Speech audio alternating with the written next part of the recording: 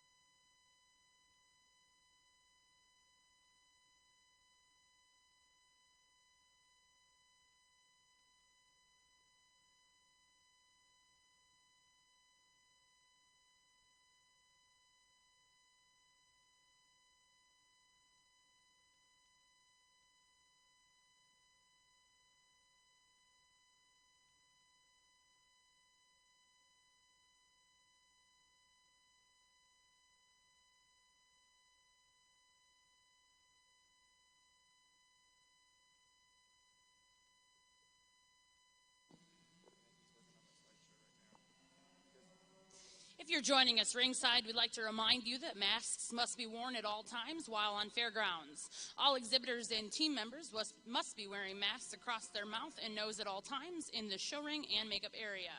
We thank you for helping us prevent the spread of COVID-19, as your health and well-being is our first priority.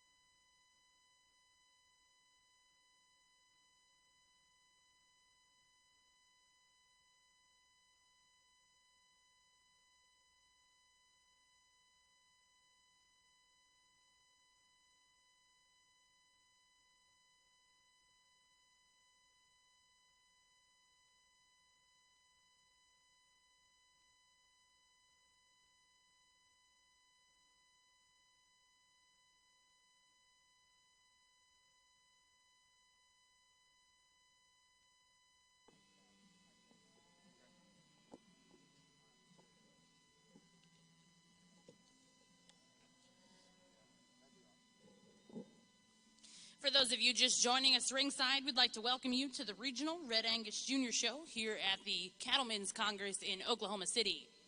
Your judge this morning is Mr. Josh Taylor of Perkins, Oklahoma.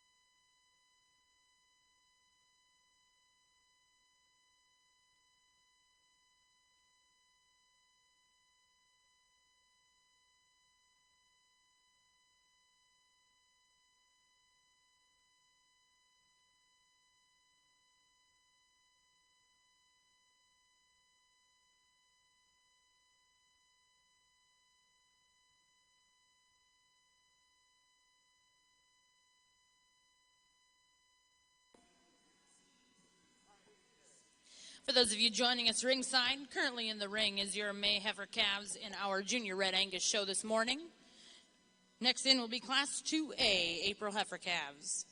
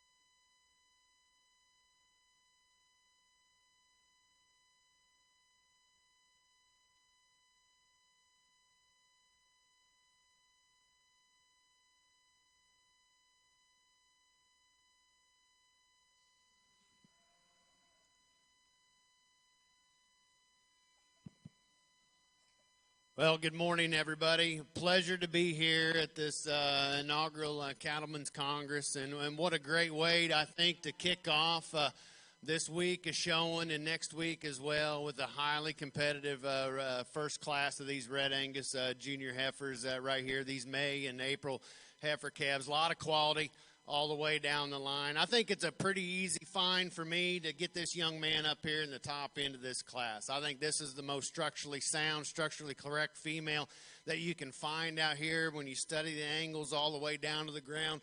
I really appreciate the way that she gets out and travels. And you study her off of both ends, you like what you see in terms of depth and width and expression of muscling down that top. Superb out of her hip when you talk about one that's square from hooks to pins. She transitions that muscularity down full in through that quarter and rear end right there. And you look at the rib shape as well, just a big and robust in through that center 1/3, and still gives you an excellent look in terms of balance and symmetry off to the side. I just think that's a really easy class winner and an awful good heifer.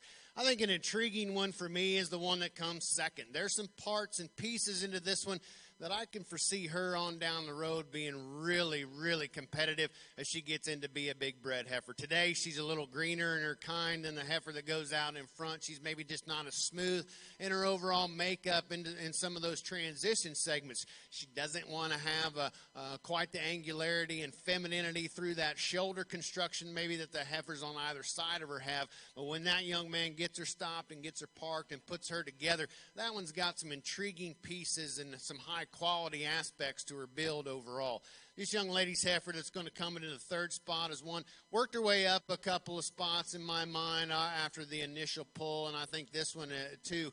Just too much quality in the parts that she puts together today. Maybe doesn't come together quite as nicely in terms of the smoothness right behind her shoulder, maybe over that top, particularly out through that pin set and tailhead set when we analyze her with the rest of them. But structurally sound and moving type of a female that's got a lot of quality and a lot of future to her as well. Young lady in the green sweater that's going to come next is one that I really like this one when we get her out and study the angles and the proportionality all the way from top to bottom and end to end. Maybe just a little plainer up through that front 1/3 than some of the other heifers that go out above her. Maybe doesn't handle her hawk quite as nicely as the two of the females directly in front, but still an awful good heifer there to stand forth in a highly competitive class. Young lady's dark dark red heifer that comes next. On the profile, this one looks like a cow. She's got the body depth. She's got the shape. She's got the design to her to really lend you to the belief that this one's going to be ultra competitive on down the road. I think for me today, she closes up in her base width. She gets a little narrower pinned. She gets a little narrower gauged when we talk about those underpinnings. I think we could fix her in some of those aspects, pull her apart at the ground, just see more natural width and natural rib shape. The dark red heifer that comes after her is one that's a big broody type of a female. It's got a lot of mass and got a lot of power. Just doesn't shape up quite as nicely in terms of balance and symmetry. Wants to run downhill ever so slightly and doesn't handle her rear two with enough authority today. Same can be said about the next couple of heifers within the lineup. We'd like to stouten them up at the ground, give a little more circumference and size and shape to that feet and legs as we watch them get out on the go. We can certainly see a little more accurate angles when we talk about the hock shape and the knee shape when we get them out on the move as well. Maybe just see a little more volume and natural softness to that lower 1/3. The next 2-3 heifers there in the lineup, good females that have some length of body and some length of side, some feminine look and some attractiveness to them. Maybe just don't have quite the overall mass and quite the overall power and substance today to move them up any higher. Good class to start off our Red Angus Junior Show. Well, thank you, Mr. Taylor. First place in Class 1, May Heifer Calves, is going to go to back number 713, Miss J. Key, Martha Devine. H501, exhibited by Jaron Goki of State Center, Iowa. Second place will go to back number 493, TC Ellie, 135H, exhibited by Tucker Bayer of Ringgold, Wisconsin. Third place will go to WLTR Prada 3H, exhibited by Kyla Walter of Elk City, Oklahoma. Fourth place is going to go to DKBF Priscilla 680H, exhibited by Kaylee Shine of Watauga, Oklahoma. Fifth place will go to back number 555, SSR Morgan 18H, exhibited by Clara Henderson of East Troy, Wisconsin. Sixth place is going to go to Danielle Brooks, Wilson, Oklahoma. Seventh will go to Zachary Griffith of Justin, Texas. Eighth place is going to go to Rex Howard of Lattimore, North Carolina. Ninth, Clint Harrington of Nottawa, Oklahoma. 10th place is going to go to Paige Van Dyke of Louisville, Illinois. 11th is going to go to Haley Lawley of Callisburg, Texas. 12th place will go to Willow Schenkels of Marietta, Oklahoma. And in 13th will go to Barrett Allen of Ardmore, Oklahoma. Your next class in the ring will be Class 2A, April Heifer Calves. After this class, we will look for Class 2B.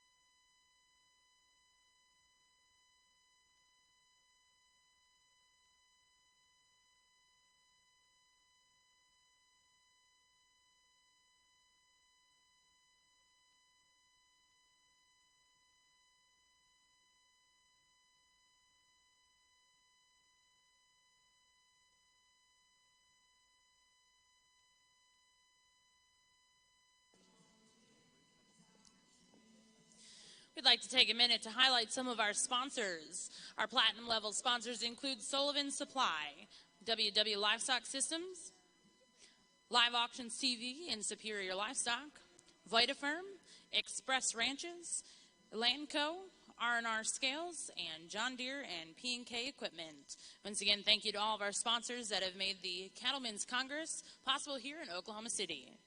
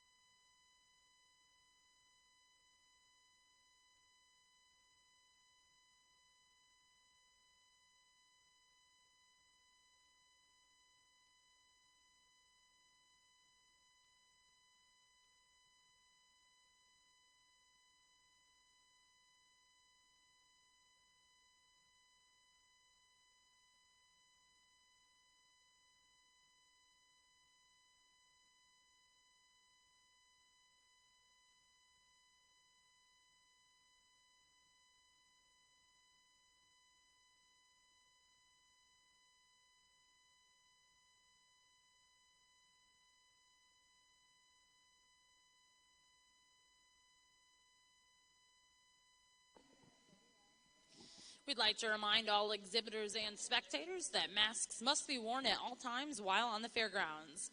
We do expect all exhibitors and team members to wear a mask across their mouth and nose while in the show ring and in the makeup area. We thank you for helping us prevent the spread of COVID-19, as your health and well-being is our first priority.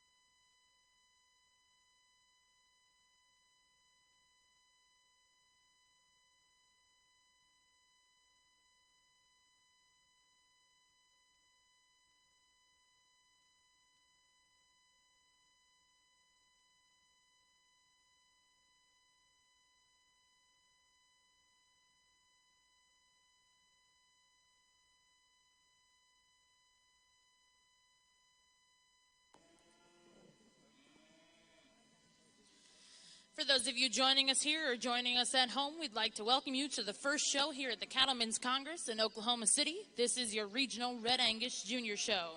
Your judge this morning is Mr. Josh Taylor of Perkins, Oklahoma.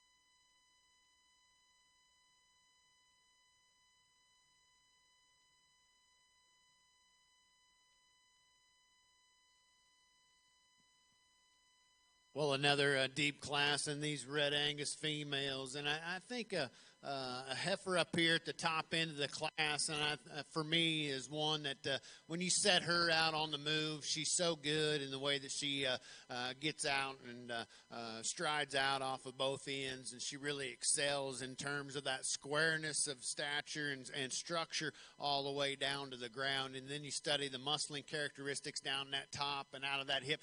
This one really explodes and pops with a lot of freshness, with a lot of expression and definition of muscling, all along while being extremely smooth made from end to end, elegant up through that front end as well. I like the rib shape and I like the design in this young heifer calf. I think this one's going to be a contender for a long time to come. The bigger bodied, maybe a little bit stouter bone female is the one that comes into the second spot. Not wanting to get out here and move quite appropriately enough for this young lady, but when she does get out and go finally, you can see a lot of structural base within this one, and you like the angles and you like the balance and symmetry to her as well. I'd like to change her up there through that front 1/3, maybe broaden her through that breastplate and chest floor and set her out a little square off of those front two. She gets a little inward right there in between the knees and in between the 2 points of that shoulder. I think we could fix that aspect and more align her correctly up through that front end and maybe give her just a little more elegance and suppleness up through that front 1/3 could certainly add to the balance dynamic of how we view her with the heifer up above her. The female that comes into the third spot, one that's extremely long-spined. I love that about her. I think this female really shows herself off in true fashion when you set her out on the move. She looks so good when she gets out and floats around the ring. Her angles are super correct in the way that she can get out and maneuver herself through that knee and through that hock. She really elevates up through that front end when you set her out on the move. It's just when we get her parked, she wants to get a little downtrodden through that front end, maybe just not quite the look that we'd like to see out here today to get her up any higher, but still an awfully good heifer with a bright future in front of her. The young man's heifer that comes next is one that's a little shorter coupled than the heifer that precedes her and maybe even follows her, but I like the rib shape and I like the dimension of muscling when we study her from off of those off of the rear view.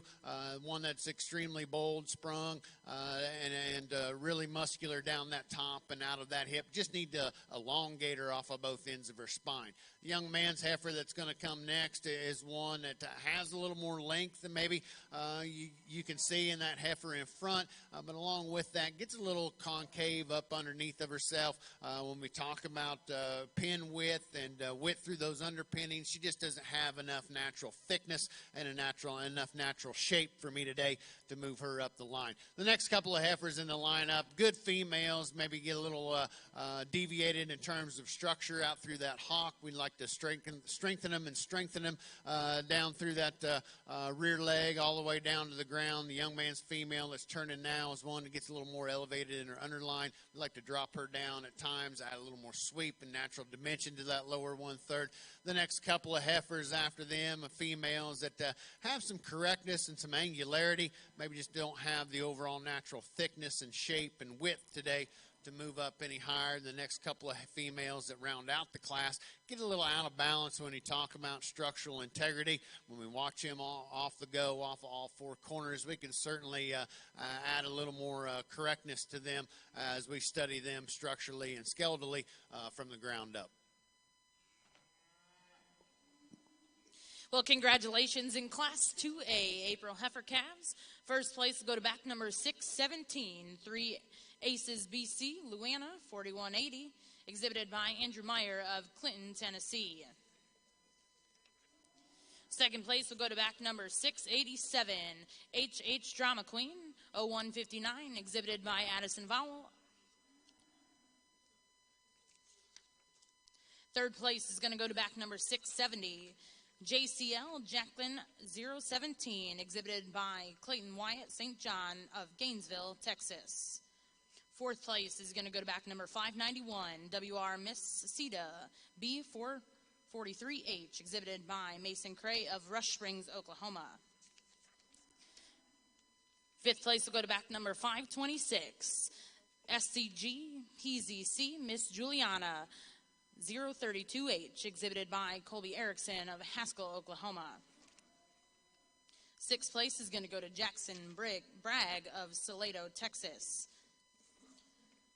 7th place is going to go to Luke Pladson of Harpers Ferry, Iowa. 8th place is going to go to Caleb Williams of Fort Cobb, Oklahoma. 9th will go to Cade Sweeney of Perkins, Oklahoma. 10th to Hayes Baker of Purcell, Oklahoma. And 11th to Chase Wood of Big Cabin, Oklahoma. Once again, congratulations to all of our exhibitors in Class 2A, April Heifer Calves. Now entering the ring will be Class 2B, April Heifer Calves. We will be starting in Ring 1 with our Galvey Balancer show here in just a few moments. Once again, we'll be starting here in Ring 1 in just a few moments.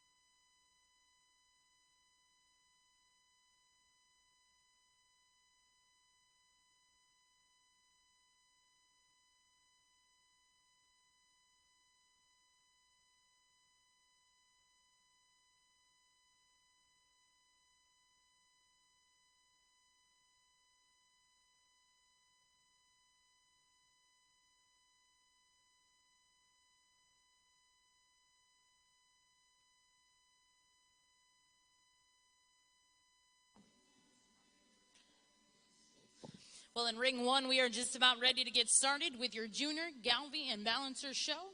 Your judge this morning will be Mr. Brigham Stewart. Brigham is a 6th-generation stockman from Washington, Kansas, where he was born and raised. He attended Butler Community College on a livestock judging scholarship and continued his education at Kansas State University, where he earned his Bachelor of Science in Animal Science and Industry. He was a member of both schools' livestock judging teams and ended his career by winning the high individual at Louisville and setting a reasons record there as well. He now resides on the family farm and ranch and enjoys the farm life. He works alongside his father, Greg, and mother, Debbie, in the operation. He, along with his family, operate a diversified farming and large cow-calf operation with 3 annual auctions. The family operation, better known as Mid-Continent Farms or Jones Stewart Angus, run over 1,000 head of mama cows and registered cattle in 7 different breeds. They have produced numerous state fair and major show champions over the last few years nationwide. If you're joining us ringside, please put your hands together and welcome Mr. Brigham Stewart to the Cattlemen's Congress here in Oklahoma City. Your first class to work in Ring 1 will be Class 1 Spring Heifer Calves here in our Junior Galvey and Balancer show.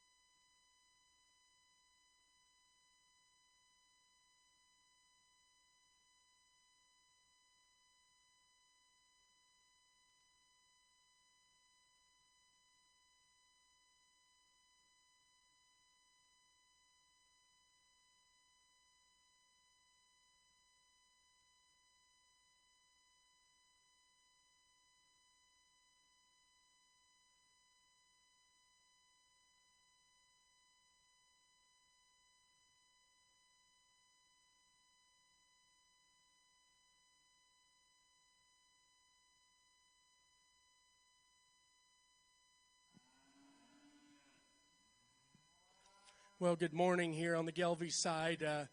I think a really nice class of heifers right down to the very bottom. And honestly, this top trio will throw some challenges at you because I don't think there's one even close to exactly the same as you study them. But initially, I think the best built, the best structured, the one that in terms of her maturity pattern in relation to her age probably fits me the best is a young man that's going to go ahead and win this class. And I guess, yeah, she maybe's pushing just a little bit lower shoulder. But when we study this one out in motion, her angles, her looseness of skeleton, her looseness of top, ever so slight, you could say she's a little more uncoordinated in how she hits her hawk to the ground from behind as the heifer in second and third. But I think from a balance and eye appeal and look standpoint and softness of skeleton and her upper skeleton, that this one probably needs to surface in my mind rather handily.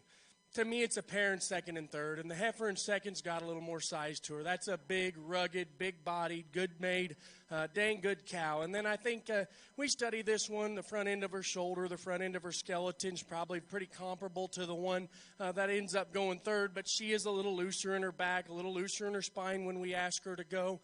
Even though she's maybe just a little robotic in the way she handles that hind leg, she is better footed in terms of squareness of toes, squareness and depth of heel than the heifer that'll be in third here today.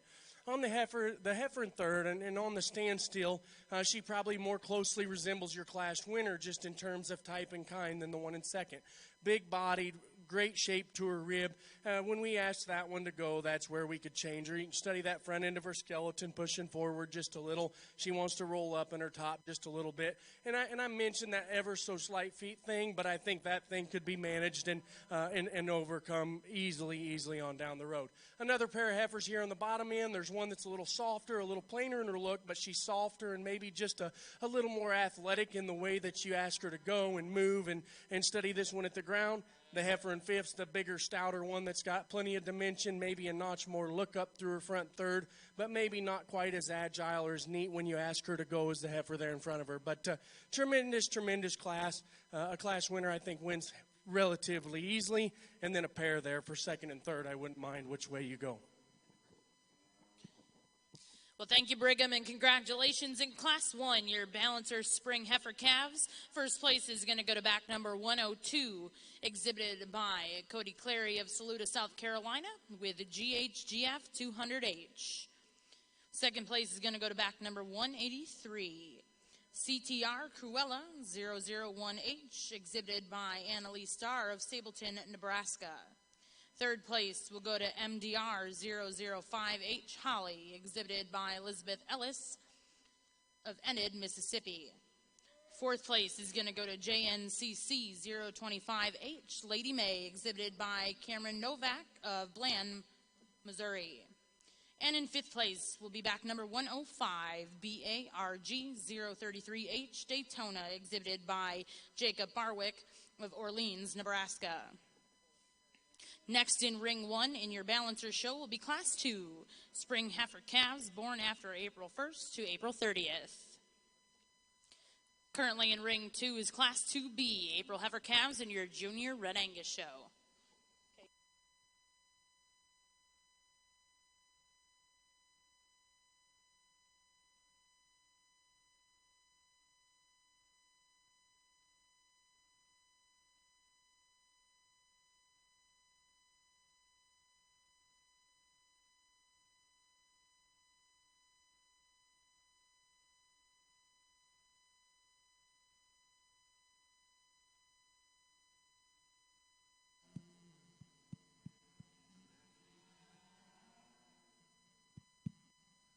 Well, another good class of these Red Angus females right here. This young man's dark red heifer that's going to come out and win the class quite easily in my mind. Does so, I think, on structure alone, you can get her up here in the top end.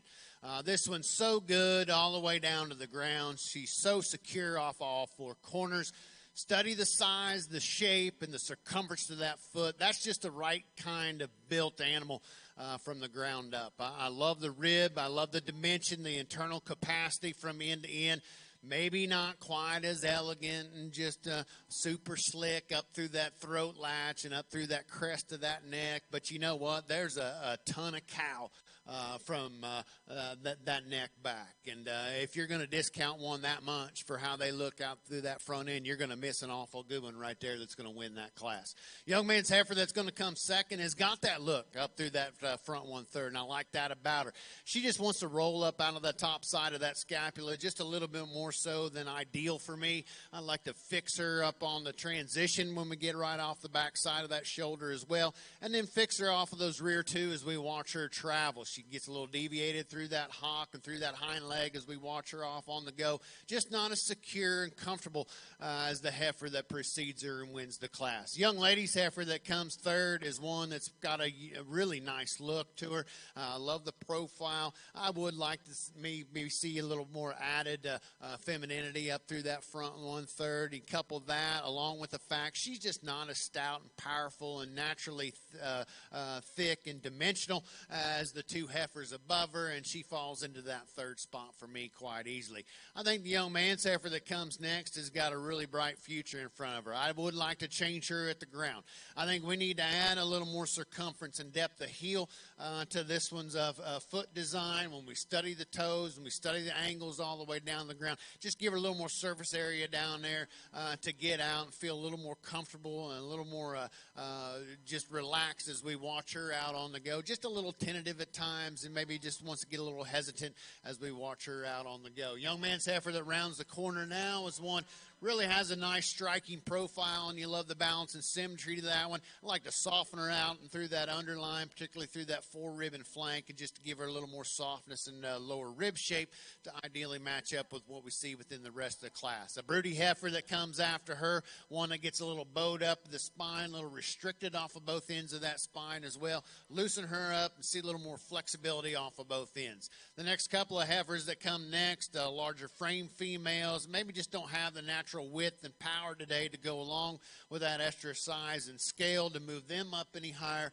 And then a pair of cattle that come after and round out a really good set. Just not enough dimensional muscularity throughout, and not enough width and volume and mass to really compete with the rest of them within the lineup. Well, thank you, Mr. Taylor, and congratulations in Ring 2, Class 2B April Heifer Calves.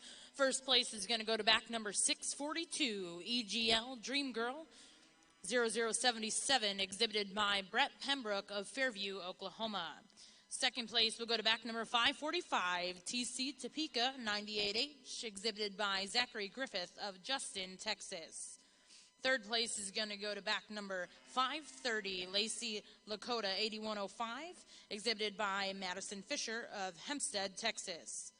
Fourth place will go to CJRJ Warcraft's Baby 411H, exhibited by Colton Jones of Mountainville, Missouri. Fifth place is going to go to back number 539, 7KZG Heirloom Rose Y02H, exhibited by Zachary Griffith of Justin, Texas. Sixth place is going to go to Newt Hutchinson of Canton, Oklahoma. Seventh will go to Madison Moldenhauer of Valley Center, Kansas. Eighth place, Cade McCracken of Elva, Oklahoma. Ninth, Dylan Odell of Chillicothe, Missouri. 10th will go to Wyatt Kofi of Stillwater, Oklahoma. Once again, congratulations to all of our junior exhibitors in Class 2B April Heifer Calves. Currently in Ring 2 will be Class 3A March Heifer Calves. For those of you that are joining us ringside, in Ring 1 is currently Class 2 Spring Heifer Calves in your balancer show.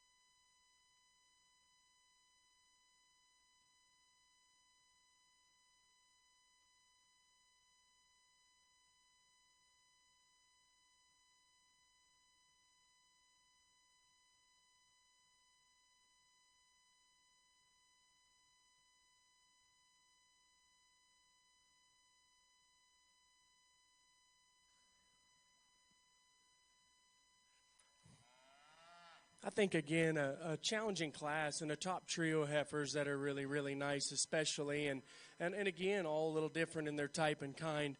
The one that does the least amount of faults of the two more advanced or the two stouter ones is the one I used to win the class. And again, she comes with just a little more throat latch. If someone's going to have to manage that on down the road to make sure that stays thin and true and cowy. But from there back, she's just really good in terms of shape. She's really eye-catching in terms of the flatness of bone and the way that hind leg carries down into her foot. And then when we ask her to go, she still gets down and plants that hind foot right in terms of stability, even though she's acting a little odd here today, not necessarily just giving you a great look on the move, but all her angles read good, her foot reads true. And I think that thing, again, when you get her slowed down and just let her go, she gets out and reaches and travels the way that she's supposed to with all the extra glam and look.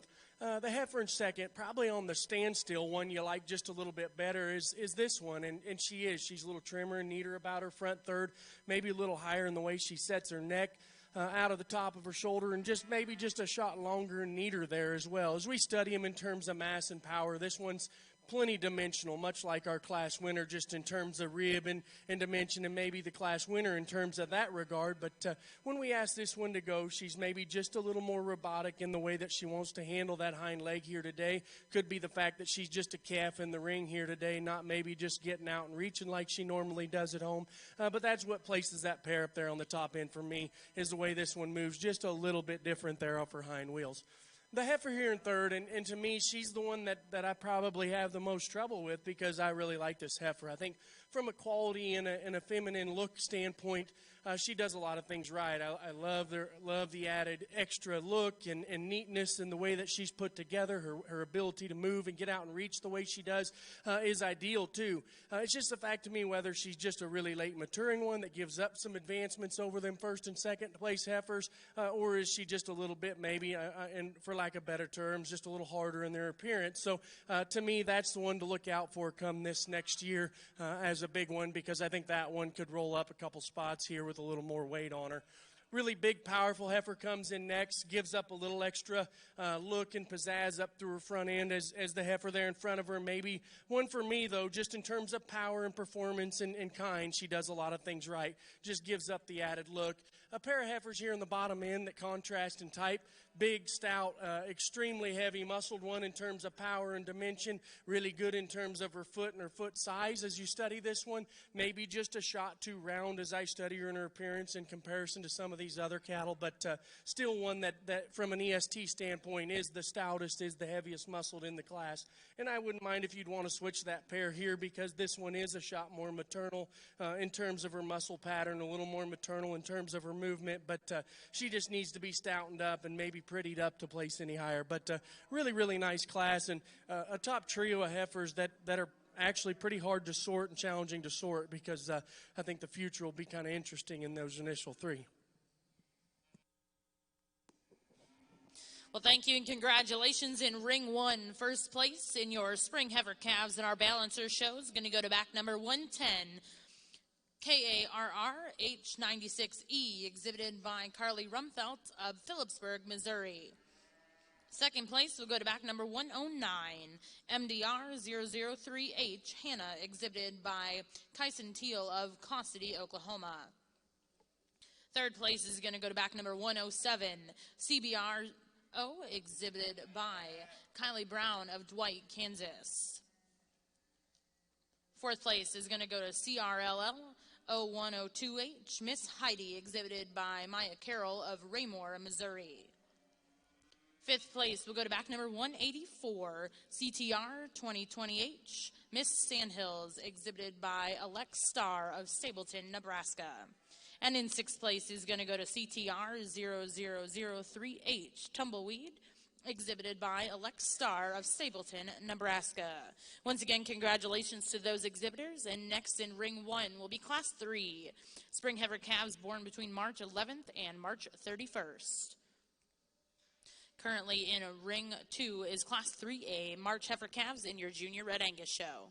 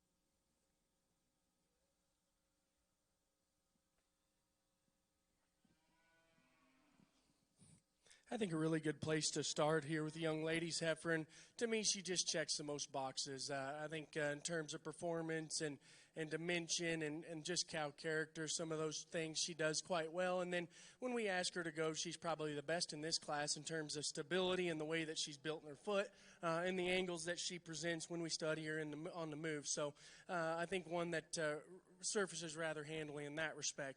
Second and third's kind of challenging to me because they're so different. And the Effort second's the big, stout, big bone, really big-footed one that's got the most dimension and most power of any of these three heifers. And I think that's what makes it so challenging is because she's got so many ESTs, but yet she's still put together good and still functional enough in terms of her build, even though we could relax her just a little bit off of that hind leg.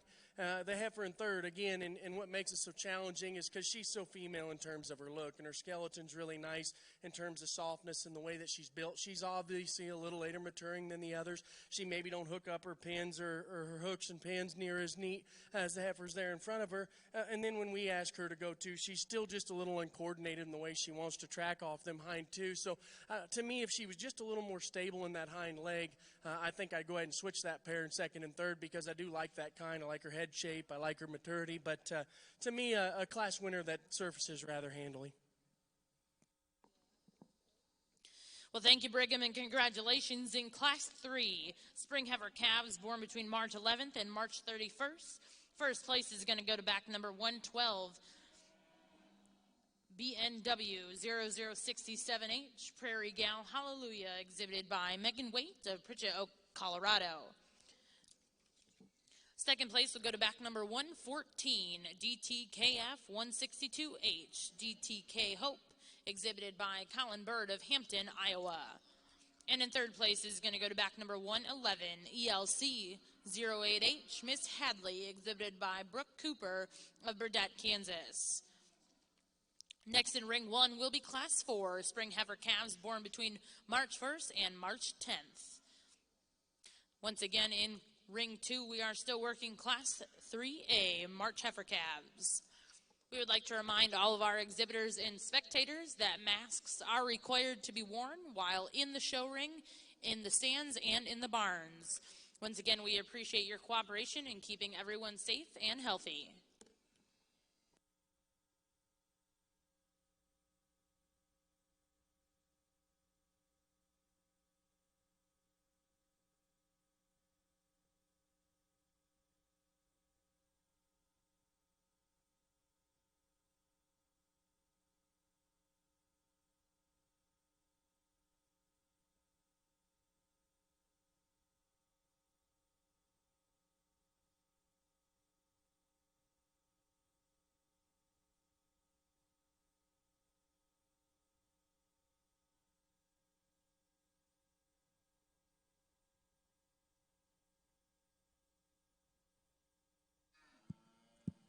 Well, they just keep bringing the heat over here in the Red Angus show, and another one of these classes that from top to bottom, just quality cattle all the way down the line. I think the young lady's darker red heifer here that's going to lead off does so quite handily in my estimation. This is a combination heifer for me within this lineup.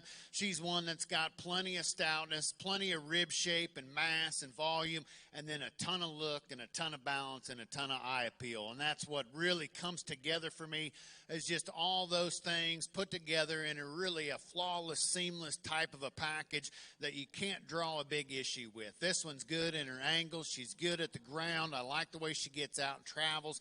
She handles her hock and her hind leg appropriately when we set her out on the move and view her from behind. I think this one's just an awful good heifer here to start off this lineup. The next couple of heifers within the lineup here, maybe just a little stouter boned and a little stouter featured in parts and pieces than the female that leads off this lineup. And I think this young lady's heifer that's going to come second is just shows me more rib shape and natural dimension, particularly through that fore-rib and flank than the heifer that comes into the third spot for me. I love this one in terms of that feet and leg design and how big-footed she is, the circumference and the size and the shape to that foot. Maybe not quite as elegant in the way that she's designed through her transition segments versus that heifer that leads off the class, but an awful good female in her own right to be second in a highly competitive lineup.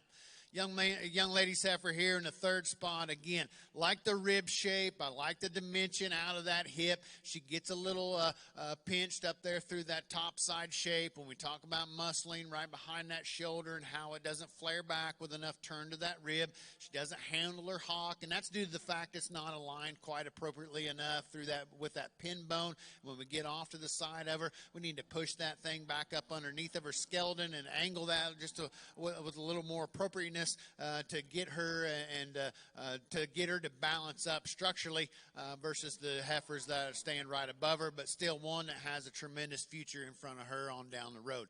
Young lady's heifer that comes next, really tall at the point of her shoulder and the point of her hip, and I appreciate that extra size and scale. Along with that, maybe just need to open her up underneath when we talk about base width at times and watch her view, watch her travel away from us. She gets a little concaved, a little flatter about that stifle versus the heifers within the lineup on either side of her. I think one that can certainly mature into a nice bred heifer for this young lady on down the road.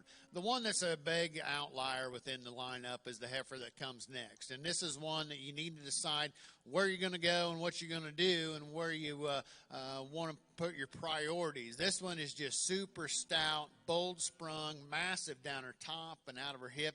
Tremendous amount of power. When you talk about muscle expression and definition of muscling, this one has it. Just a little bit too much within this lineup and within this breed for me today to feel comfortable moving her up any higher. She gets a little round at times and a little coarser at times due to the fact that she's just so stout and powerful, but that's an intriguing breeding piece for a program on down the road.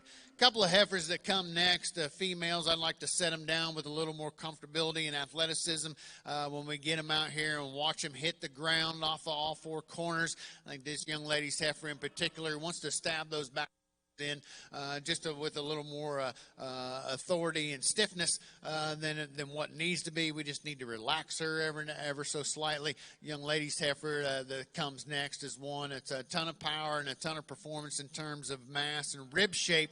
Just need to maybe open her up at times when we talk about one all the way down to the ground. The next couple of heifers within the lineup get a little plainer in their makeup for me, maybe not quite as smooth in their transitioning, and some of their balance points can be shifted as well as giving them a little more natural thickness in their overall mass.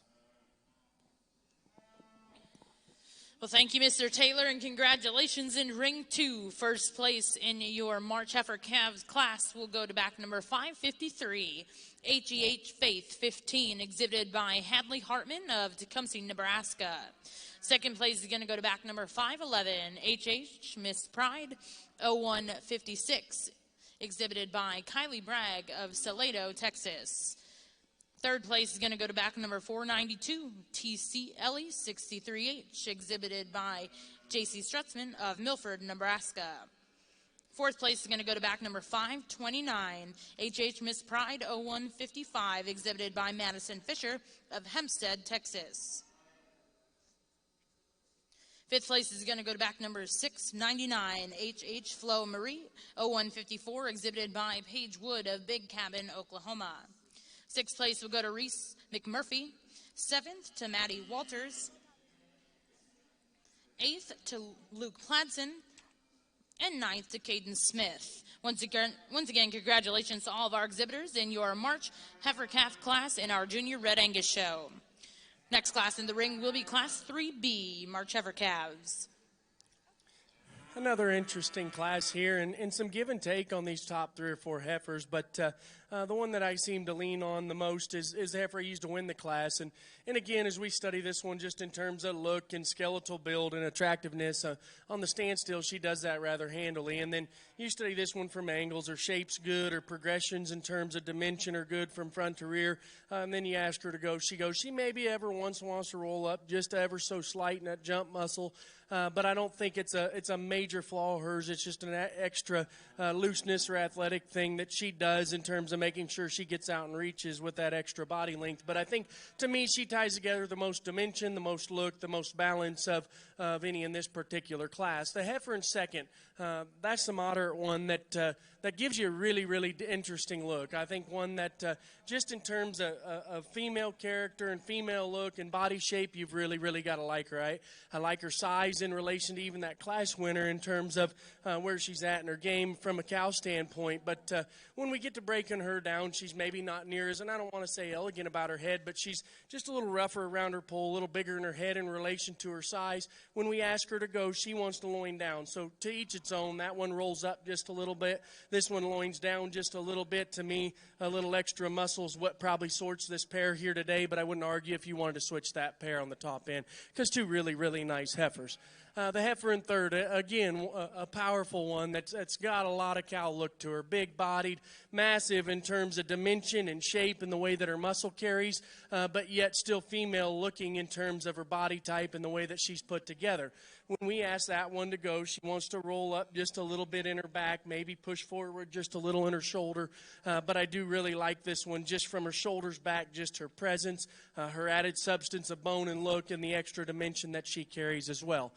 The heifer in fourth is kind of interesting, and to me, there's some pieces of this one that make you want to maybe think she could win the class, and there's pieces of her that make you say maybe just rein her in just a little bit. But to me, we either need to just stouten her up just a little bit more just in terms of true width and true dimension in terms of rib and muscle, or we need to tone her down just a notch in terms of size just to balance her out, because I think her extra look, I think her athletic ability is good. I think the way she's put together in her lines is really good. She just don't have that fill-in shape or that bloom that them heifers that roll above her have, and because of that, she's just a little more uncoordinated on the move. A bottom pair of heifers here that just give up the extra performance to the rest of the class here today. The red heifer's got a touch more look, a touch more neatness up through her front end. Maybe as we study that one, a little bit leveler as we study her in terms of her top line. And the heifer that rounds out the class, maybe a notch more body, a notch more performance than the red one. But as we study her, she's a little plainer up through her front end, maybe just a little coarser as we study her in terms of her points, but still one that's got to this point and is athletic when you ask her to go. So really nice class, top trio heifers that I think are intriguing.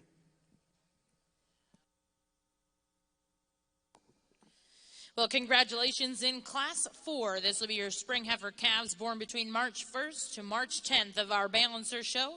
First place is going to go to back number 121. GHGF 814H Julia, exhibited by Cody Clary of Saluda, South Carolina. Second place is going to go to back number 120. OGSG 020H, over Highly Confidential, exhibited by Bryson Kirkland of Jasper, Missouri. Third place is going to go to GDV 129H T-Bar SMS, exhibited by Hadley Ketterside of Cuba, Missouri. Fourth place will go to SEPT Abso-Freakin' ET, exhibited by Keisha Alber of Guide Rock, Nebraska. Fifth place is going to go to GALG 5H1, exhibited by Racy Abney of Shawnee, Oklahoma.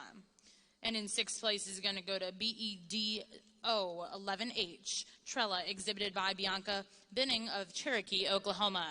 Currently in Ring 1, we are welcoming back all first and second placings to select your champion and reserve champion, Spring Heifer Calf, in our Junior Balancer Show. Currently in Ring 2, we have Class 3B, March Heifer Calves, in your Junior Red Angus Show. Go ahead with the music whenever you're ready.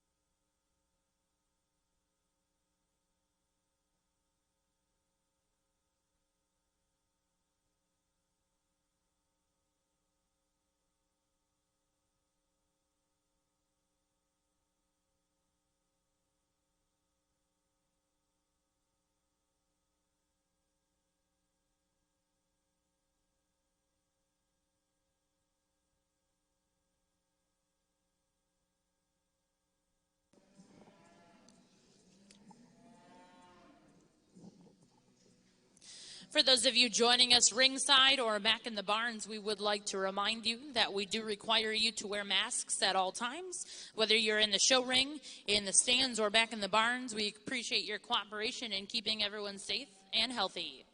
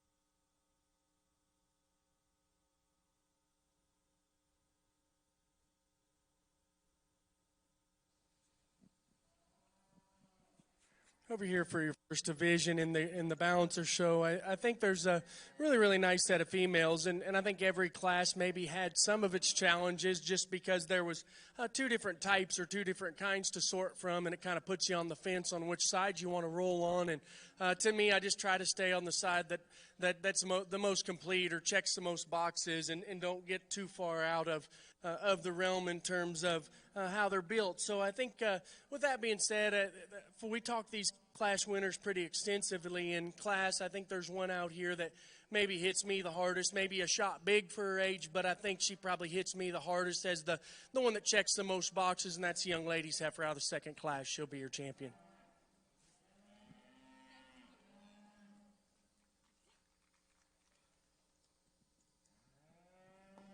Well, congratulations to your division champion. That'll go to Carly Rumfelt of Phillipsburg, Missouri with KARR H96E.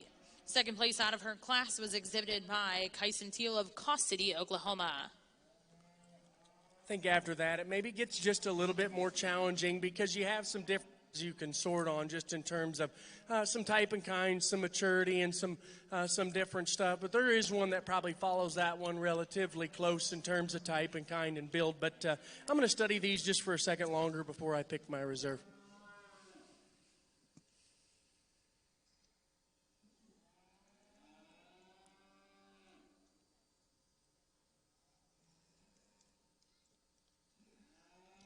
Jacob, go up with the music just a little bit.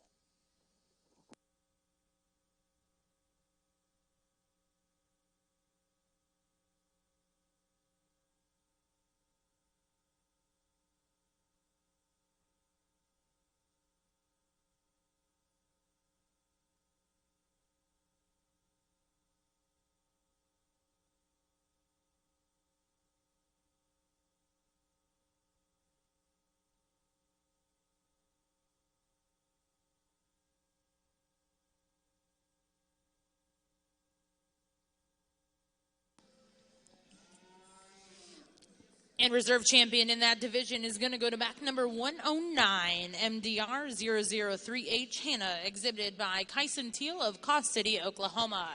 Once again, congratulations to all of our exhibitors here in our spring heifer calf division here in the Balancer Show.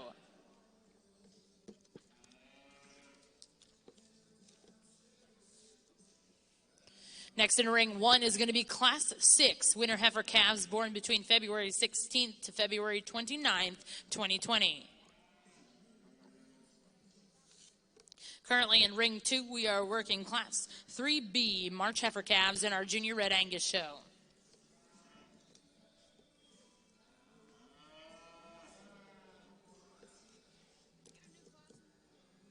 This one?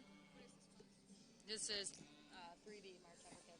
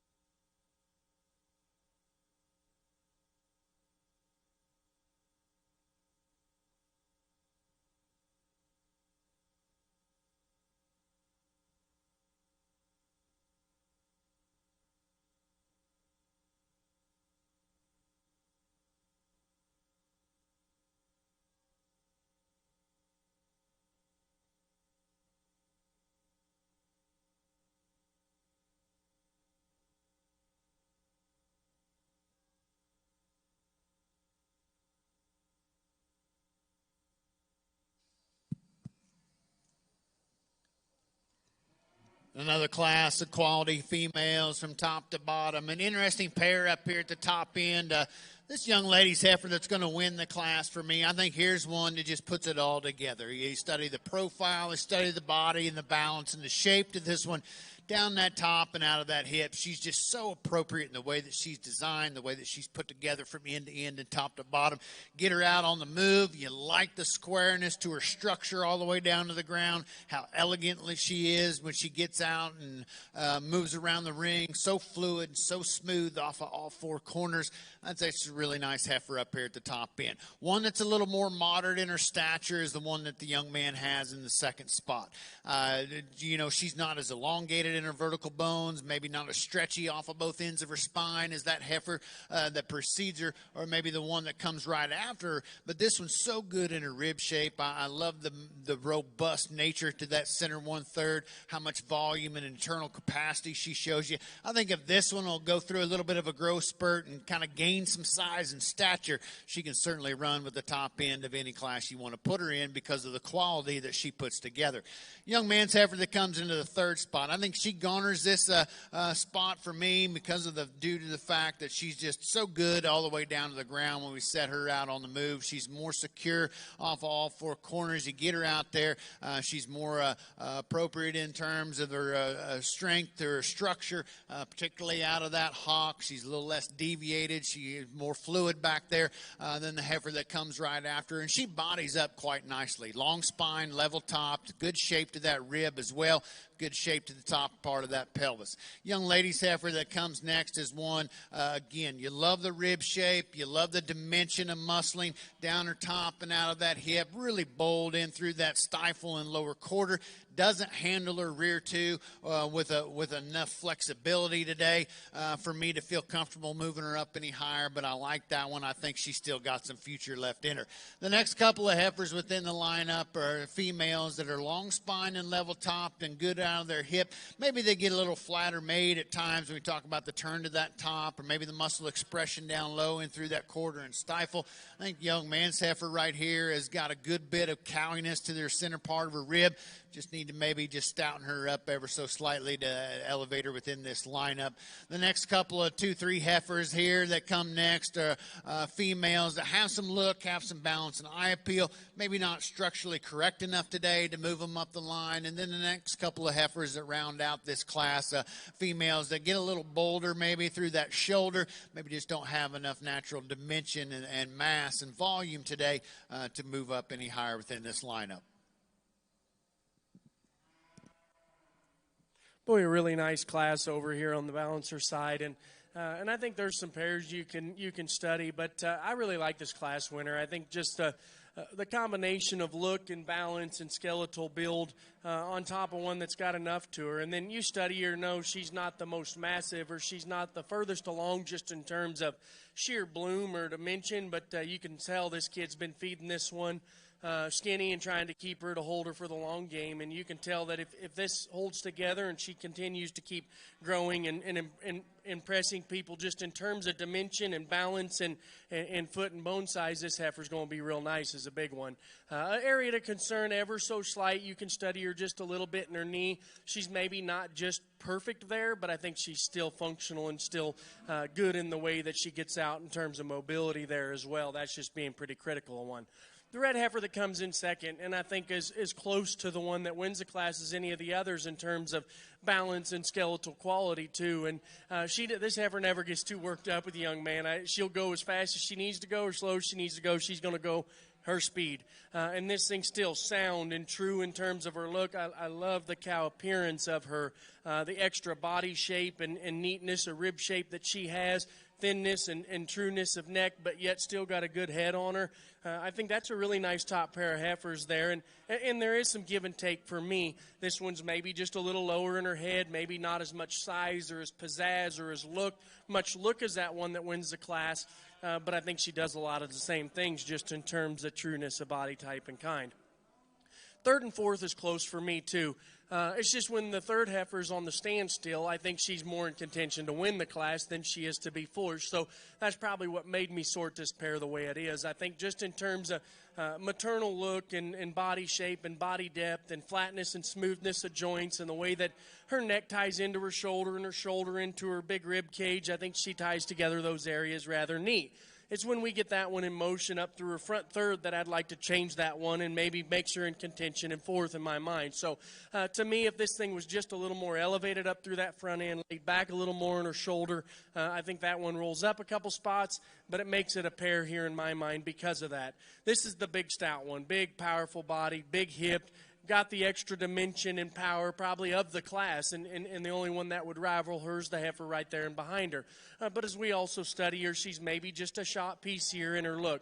She's a little thicker and bolder about her neck and shoulder, carrying a little more chest than them heifers there in front of her. But I wouldn't argue with you. She's good-footed. She's got the right shape to her body. To me, if she was just a little sleeker and a little more, feminine in terms of her shoulder and the way that she's built up through that front third, she could roll up a few spots. But I do appreciate the added power, the added dimension, and the way that she actually gets out and moves better on her front end than the heifer right there in front of her. So if that switches the pair, I wouldn't argue one bit. Red heifer that finishes out the class, again, one that's plenty stout. The extra muscle, extra dimension, all the way through. That thing's wide and bold in her chest floor and still right in terms of her rib shape and her design. Again, when we study this one, though, she gets a little PC on the move, wants to roll up just a little bit in her back and her jump muscle. Maybe don't get out and track or handle that knee or front third of her skeleton quite as nicely as the heifer right there in front of her. But again, she's functional still in terms of her build and her structure, and that's just getting critical. One that's got a little extra power, and those pieces maybe just don't align quite as neatly as some of those that win the class. So really, really nice class of females. Top pair, I think, is really nice.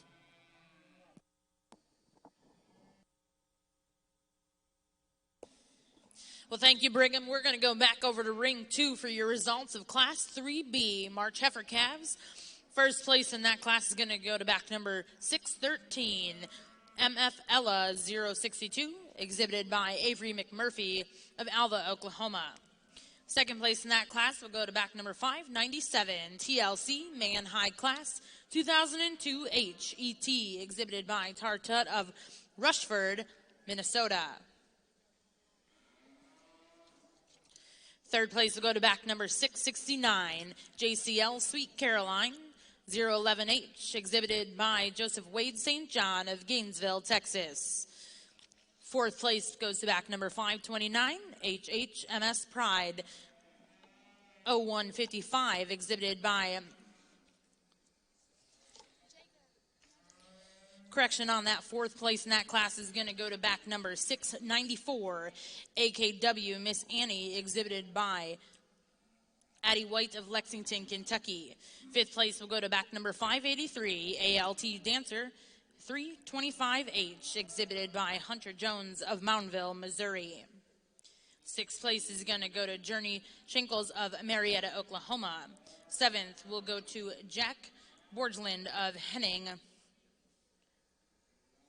Minnesota. Eighth place is going to go to Carter Holton of Cisco, Texas. Ninth will go to Wyatt Kofi of Stillwater, Oklahoma.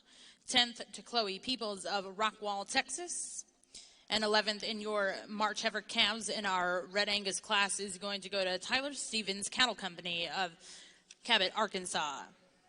Your results in Ring 1 out of your Junior Balancer show, Class 6, winner Heifer Calves. First place is going to go to BRAXH11, Miss Harley, exhibited by Braxton Murray of Kingfisher, Oklahoma. Second place will go to BABR1201H, exhibited by Owen Spencer of Perry, South Dakota. Third place is going to go to DTKF 124H, exhibited by Tinley Bird of Hampton, Iowa. Fourth place in that class will go to BAG 42H, Miss Dave, exhibited by Casey Martin, Oregon, Illinois. And fifth place in that class will go to BARG 012H, Hannah, exhibited by Jennifer Housden of Alma, Nebraska. Once again, congratulations to exhibitors in both classes in Ring 1 and 2. Currently in Ring 1, We have Class 7 winter heifer calves born between February 1st and February 15th. And currently in Ring 2 is Class 4A February heifer calves in our Junior Red Angus show.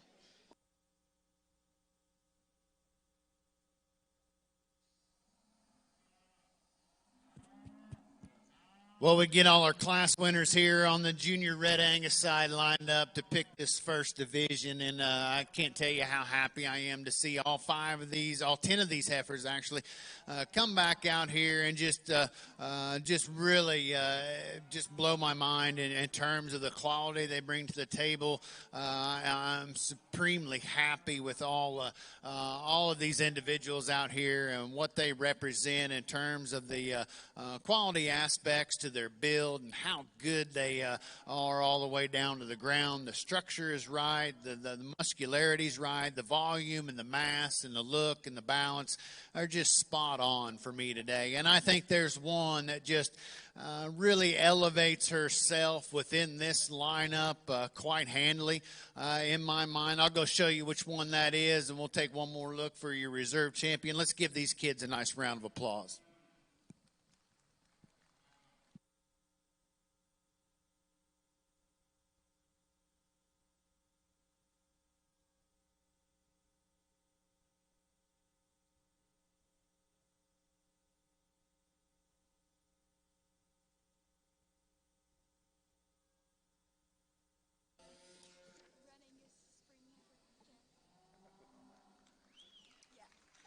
Class 4, 1, 2, 3, 1, 2, 3, 4.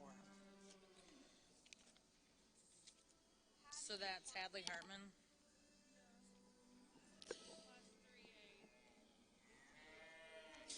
Well, congratulations in Ring 2. Your champion spring heifer calf is going to be exhibited by back number 553, Hadley Hartman of Tecumseh, Nebraska, with HEH Faith 15. Second place in that class exhibited by Kylie Bragg.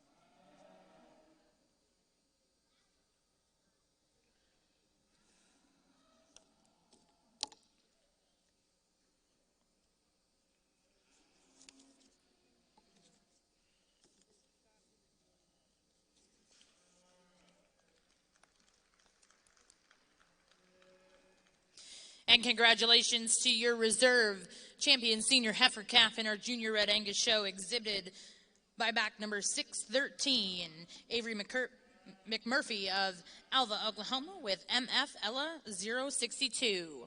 Once again, if you could join me in putting your hands together for our Junior Red Angus exhibitors in our spring heifer calf division. Next to work in Ring 2 is going to be class number 4A, February heifer calves. We'd like to remind all of our exhibitors and spectators that we do require you to wear masks, not only in the stands in the barns, but as well as in the show ring. Once again, we do require you to wear masks while here in the show ring, spectating our shows, and in the barns. We greatly appreciate your cooperation.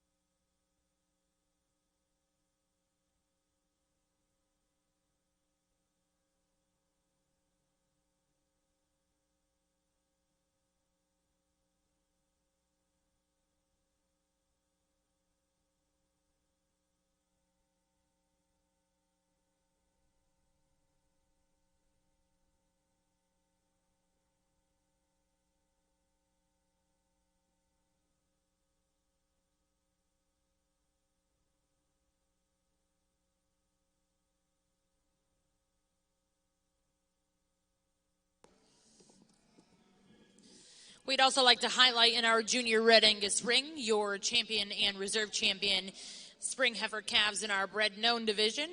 Champion is going to go to Hadley Hartman of Nebraska, and reserve will go to Jaron Goki of State Center, Iowa. Once again, congratulations to those exhibitors as well.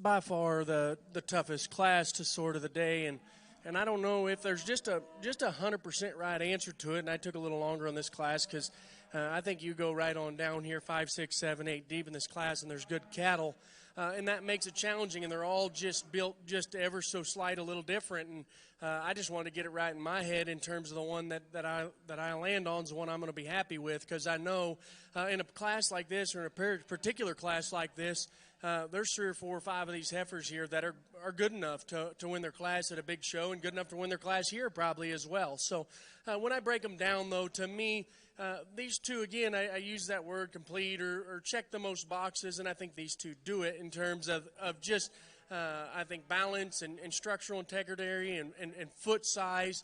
And then yet we're getting up into these older heifer calves. There's some substance and some dimension to them and some shape to them like they should start kind of exposing themselves as well. So with that being said, I think these two kind of surface up because of that reason. And it's probably a little bit of a maturity advantage, but I think it's just a stoutness advantage that probably rolls them on up a little quicker. The heifer I used to win the class, to me, is just more mobile. Like, you study that thing's foot shape and her foot design, it's the best in the class and as good as any we've seen today, just in terms of trueness and squareness of toe and depth of heel and the way that she gets out and handles that thing when you get her in motion. And then you study her there from there up. She's the big, bold, stout one that ties together the most muscle shape, but does it smoothly in a female package. And I think, you could maybe round that tail head just a little bit more to kind of balance out that hip and make it not look so rigid in relation to some of these other heifers in second and third. But when we study this one's joints and her mobility and the way she gets out in tracks and hits the ground, I think that one, to me, surfaces in this class, in this particular class, especially against the heifer in second.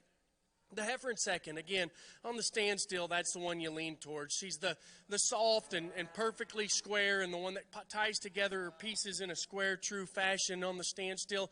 And then yet you get her in motion. She's functional and she gets out and moves. But I think if you'd ask her to go, if she was a little bit longer bodied or a little bit taller, or she had to take a 3-inch longer stride, the other heifer would do a better job of doing that. So in my mind, and that's the advantage in terms of her foot size and her squareness of toe. This one we study, both them heifers have just a little more throat than the females in third and fourth, but it doesn't bother me. I think them things are functional in terms of their build and really, really good. So that's a nice top pair of heifers, and I wouldn't argue if you'd switch the pair or even roll one of these up. Third and fourth are almost built the same. One has hair and one doesn't have hair. And honestly, to each its own. This heifer in third's just real smooth. I think you study this one's structure, and her skeletal integrity is really, really good. Again, she's not as fluffy. She's not as stout boned. She maybe is a shot more cavernous in terms of her look than the heifers on either side of her. But you study her skeletal build. You study her head shape. You study her female look. She's got it all. And still, she has enough power. You study her top line. That thing connects like it should. It doesn't invert or exvert anywhere. And we study this one again in motion, and I really, really love this one. She holds her top as good as any in this particular class. And with that, if she was just a shot more mature, just a shot stouter, I'd use that one and roll her up a little bit more. The heifer in fourth, again, probably on the standstill, one that your eye just draws to immediately, just in terms of freshness and look and added volume that she has in terms of density of muscle and foot and bone size in relation to the one right above her. But as we study her, she's maybe just a shot more mature in her belly design and in the way that she's spread in terms of her belly, and as you study her against them class winners. And then the heifer right there in front of her, this one maybe wants to roll up just a pinch in her top, maybe doesn't quite handle her top line or her skeleton quite as neatly as the slicker haired heifer there in front of her. But to me, those two are built from a very, very similar mold, maybe the shot more female looking ones. Big, stout, powerful cow comes next, moderate in terms of her kind and build. And again, one that just from a cow standpoint, moderation, rib, body, volume, and still yet functional in terms of her build is the one that comes next. But as we study her, just ever so slight, she wants to get a little pigeon-toed up front. Ever so slight, too. She wants to roll underneath herself a little when you get her on the move. So when I walk them that second time, I probably roll her down here into fifth when she's probably as good a cow as any in the bunch, but she maybe don't balance up quite as neat in her skeleton as them heifers right there above her when we ask her to go, even though she's functional and sound. Big stout red heifer comes next. And honestly, when she first come into class, I was like, wow, like that thing. And it made you probably study her a little harder than a guy probably should because of the added pieces that she has. Because that thing's long neck, big bodied, square and big and true in terms of her hip. But when we watch this one go, she is a little out up on her front end. We need to correct her just a little bit from knee to ground when we watch her go. And I'd just like to see her get out and reach and go and just use her joints like she should. Because a big, eccentric, good-looking one like that needs those pieces to kind of solidify the deal. And to me, we just need to change her just a little bit down there in her lower joints. Pair of heifers here on the bottom. Young ladies heifers, big-bodied and stout, but maybe just a little plainer when we study her in her neck, a little straighter in her shoulder. We could change that about her. The red heifer that rounds out the class is probably sounder and a little neater in her angle to her shoulder. To me, honestly, this is probably as nice a last place heifer we've had all day. And the reasoning why is because her skeleton's good, because her shape's good. But when you get her in a class like this with that many stout powerhouses, it gets challenging. So to me, I study this class because I truly believe that there's 5 or 6 in that particular class that could surface up to the top no matter how you place your judgment. So to me, that's the way I like them today. Well, thank you, Brigham, and congratulations in ring 1. First place is going to go to back number 119, REA 07H Cherry, exhibited by Rochelle Anderson of Jamestown, Kansas. Second place is going to go to back number 135, CBRO 2008 H Jessica, exhibited by Cody Brown of Dwight, Kansas. Third place will go to TLRR H45, exhibited by Justin Herlin of Blue Jacket, Oklahoma.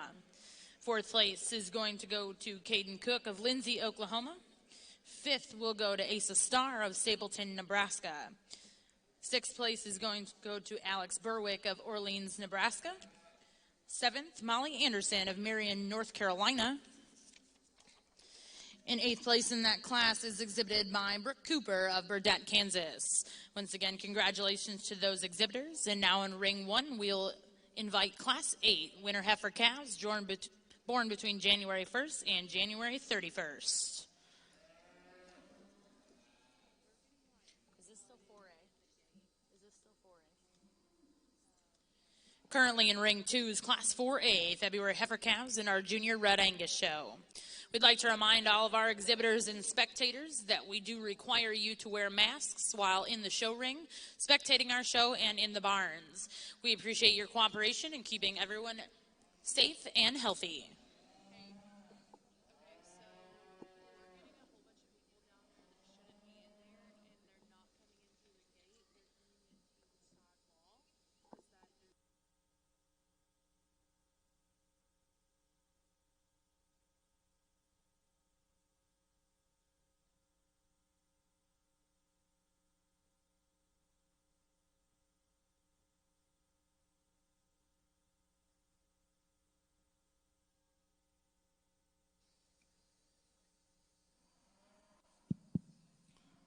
Well, a complete made female to lead off this class. I think for me, she's the one that shows us the most structural base, the most correctness all the way down to the ground.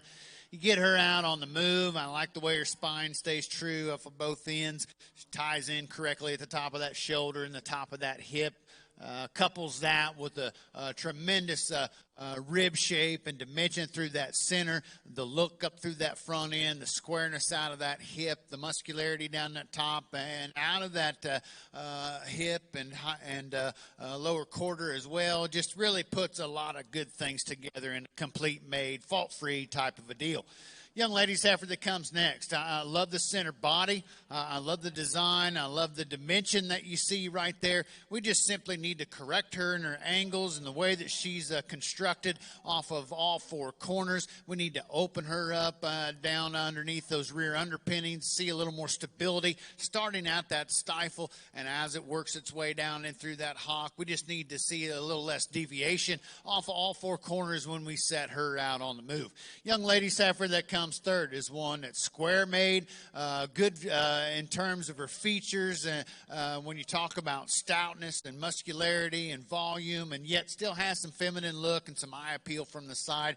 Maybe just gets just a little flatter and a little plainer off of those rear 2 and out of that rear muscling pattern versus the 2 heifers in front of her. But that's still an awful good female. Young man's heifer that's going to come next is one. I like the body shape, particularly from the top side down. Maybe you could open her up underneath and just see a little more natural sweep to that underline to ideally match her up with what comes above her within the class. Young ladies heifer that comes next draws out a really nice profile. Maybe not quite as supple and quite as elegant at the top of that neck or down in through that throat latch and chin and jaw as maybe some of the heifers ideally above her. And I think more importantly for me, she gets a little flatter made, a little pinched in those underpinnings as we view her from behind as well. Dark red heifer, a little more modern in her stature. It just gets a little plainer and a little round at times off of both ends. Next couple of heifers within the lineup, we need to adjust them structurally down to the ground, see them move out with a little more authority, a little more comfortability off of all four corners, particularly off of those rear two. And then the next 2, 3, 4 heifers within the lineup, good females that have some length of side, some length of top, some angulation and feminine look up through that front 1/3. Just didn't power up for me when you talk about volume, mass, and capacity today to get them up any higher.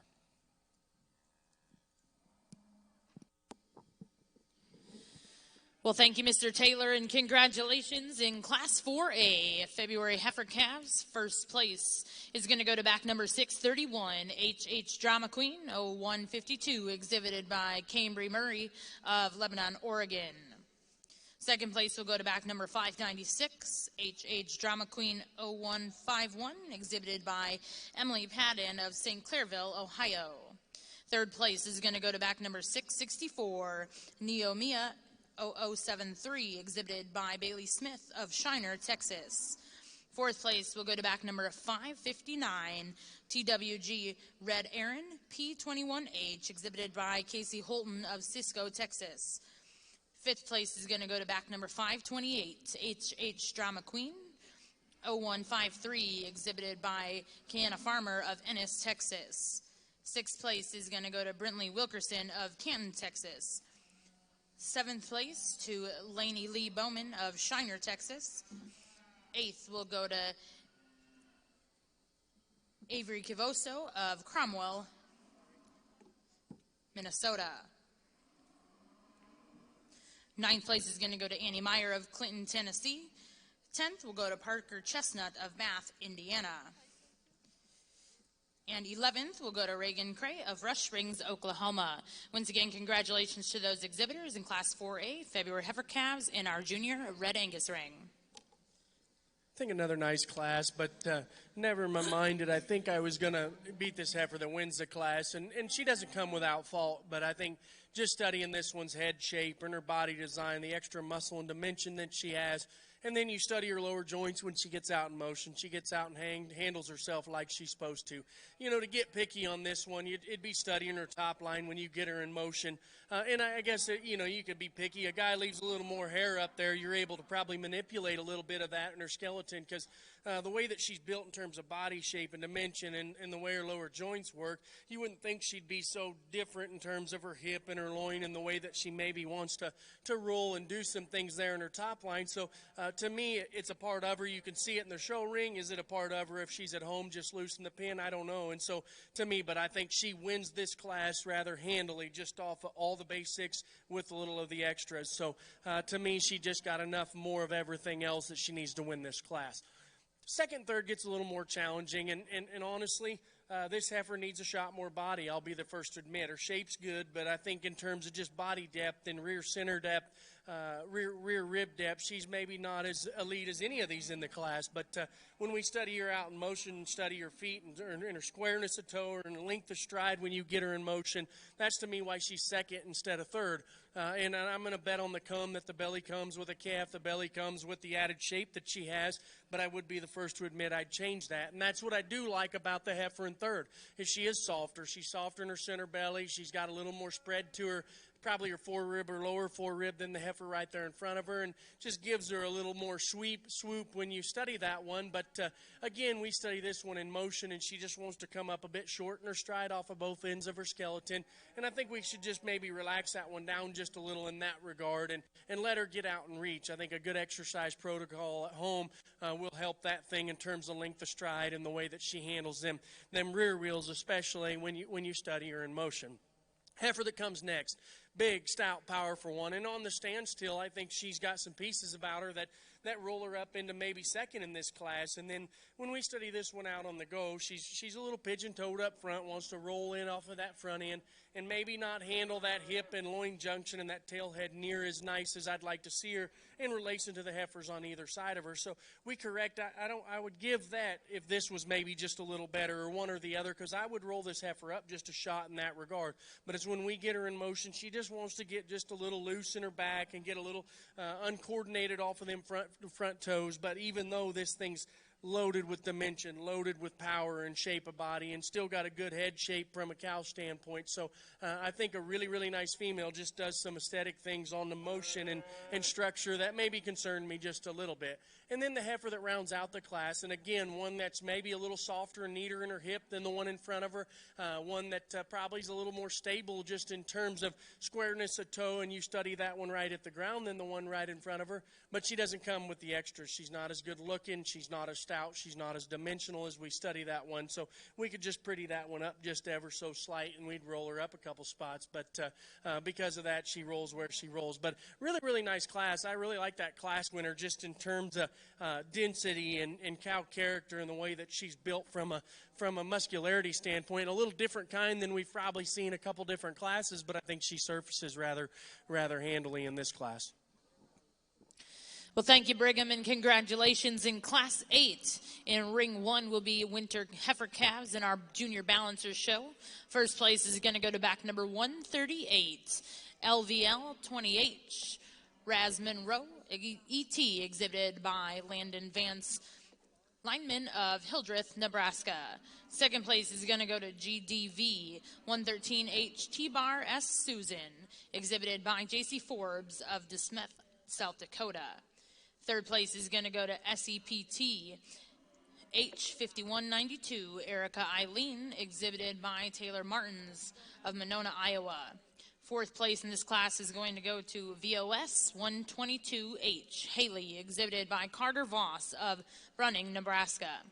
And fifth place in your winter heifer calf class is going to go to back number 142, MKGB 8H1, Hallie, exhibited by Kaylee Gilbert of Nardin, Oklahoma.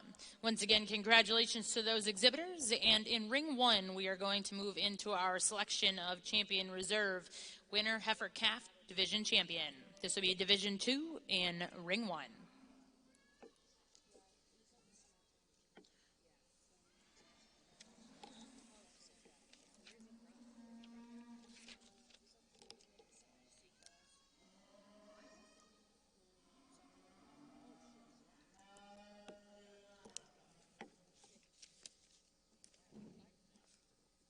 Go ahead and use them.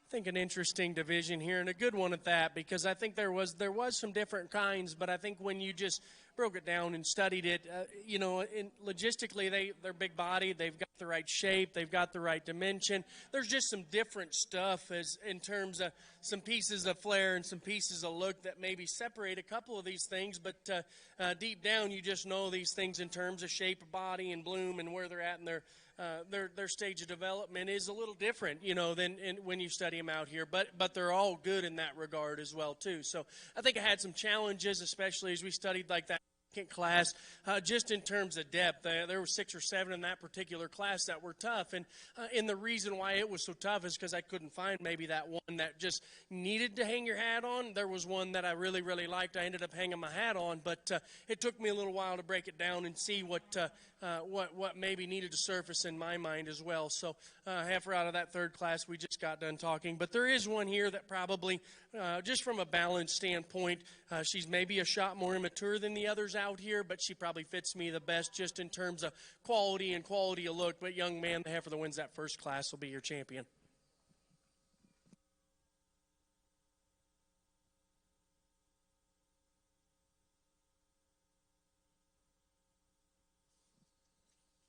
Again, I think actually when you bring this second out, you probably got a trio of heifers that are more alike as we study them. So I'm going to study these for a second or two longer, and then I'll pick your reserve in this particular division. Well, congratulations. In Division 2, your champion winter heifer calf is exhibited by Braxton Murray of Kingfisher, Oklahoma, with Brax H11, Miss Harley. Second place in Braxton's class was Owen Spencer.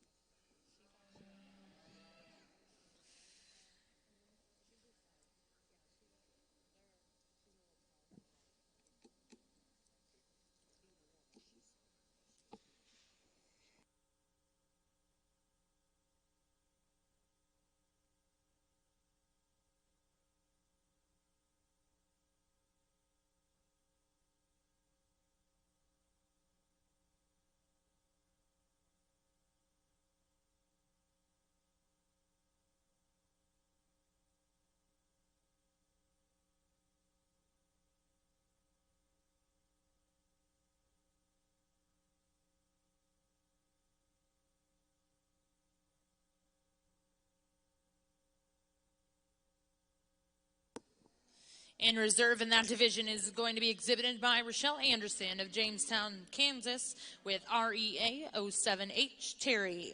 Once again, congratulations to all of those exhibitors. We will now be looking for in Ring 1, Class 10 senior heifer calves born between December 1st and December 31st. We'll be looking for a single entry in this class.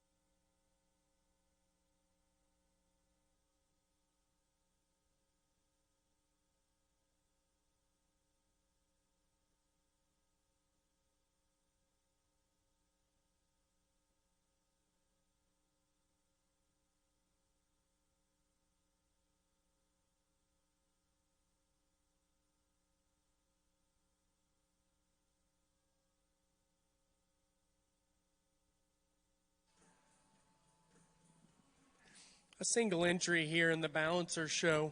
And I think one that's nice. I think she's moderate in her kind. She's good in terms of her rib and volume as we study that one, and long and flat and good in terms of that hip with enough dimension and power and wedge that she puts together some nice things. So a nice single entry. Maybe don't balance up real pretty up through her front end in relation to how cowy and good as she is in her body, but a really nice single entry that's functional in terms of her build and kind.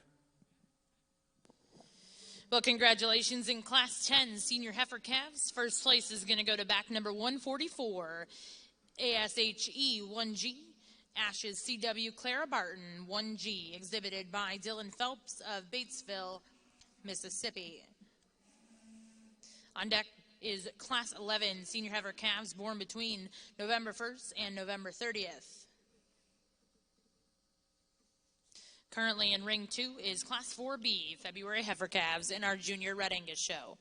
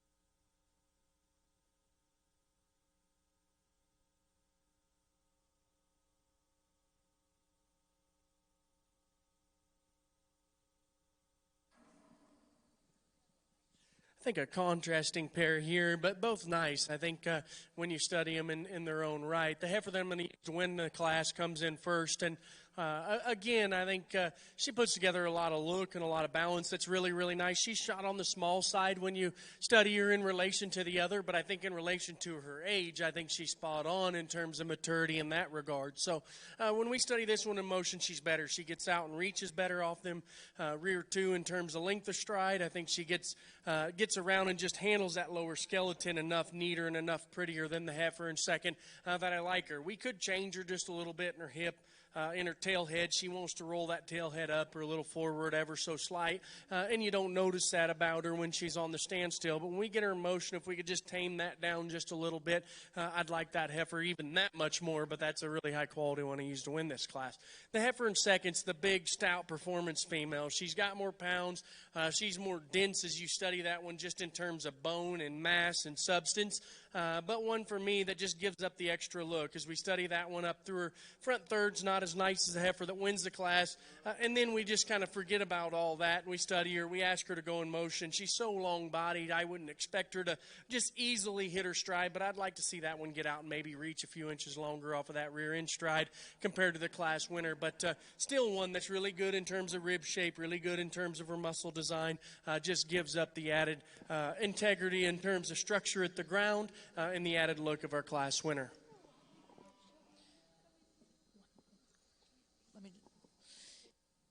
Congratulations in ring one. First place in your senior heifer calf class is going to go to back number 146, GDV 134G T-Bar Topanga, exhibited by Mackay Lambert of Midland, Texas.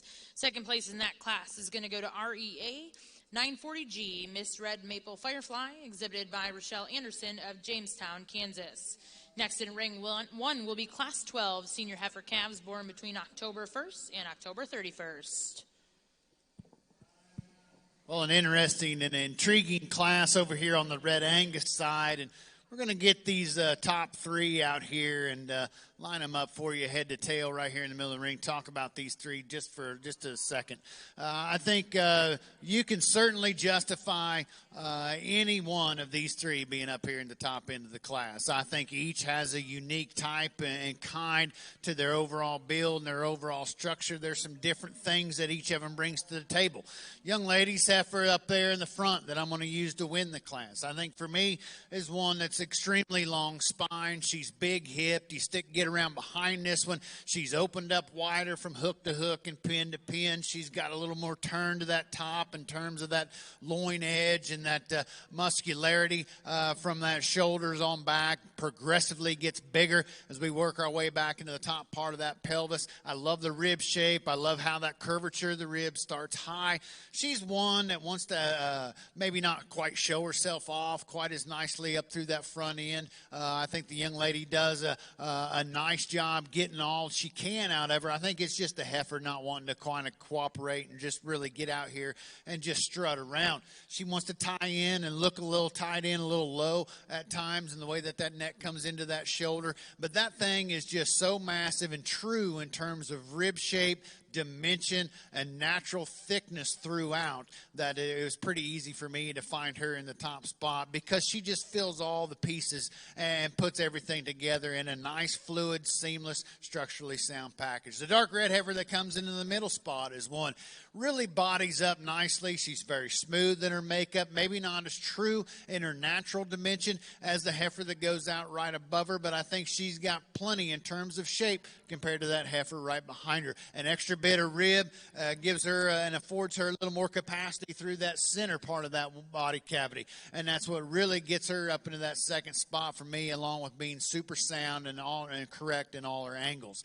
The heifer in third's a unique type of a deal. I love this one on the profile. When you finally get her stopped, parked, and put together, this one's exquisitely drawn out from the side. I love how they've got her looking today. She's so fresh. She's very green in her type and kind versus the two heifers in front of her. But I like the length. I like the balance. I like the symmetry and the look up through that front end. Just not enough natural thickness and dimension and true muscle shape today to really get out and handle herself with enough authority, particularly off of those rear two when we watch her get out and go versus the heifers right above her. The next two heifers in the lineup, one's maybe this young lady's heifer here gets a little plainer in her overall design comparative to the ones above her, but still has some rib shape and has some dimension and stoutness. This one that comes next is one that's a little more moderate in her frame. It gets a little jammed up at times off of both ends of her spine versus the heifers above her within the lineup. The next female is one that has that length of spine, maybe just doesn't have the overall natural thickness and structural integrity, particularly off the rear too, to get her up any higher. The next four heifers in the lineup, some variations in type and kind, but I think some females that are certainly got some quality aspects to their form and function and their build overall. We just need to take that one step farther to move them up any higher within this lineup.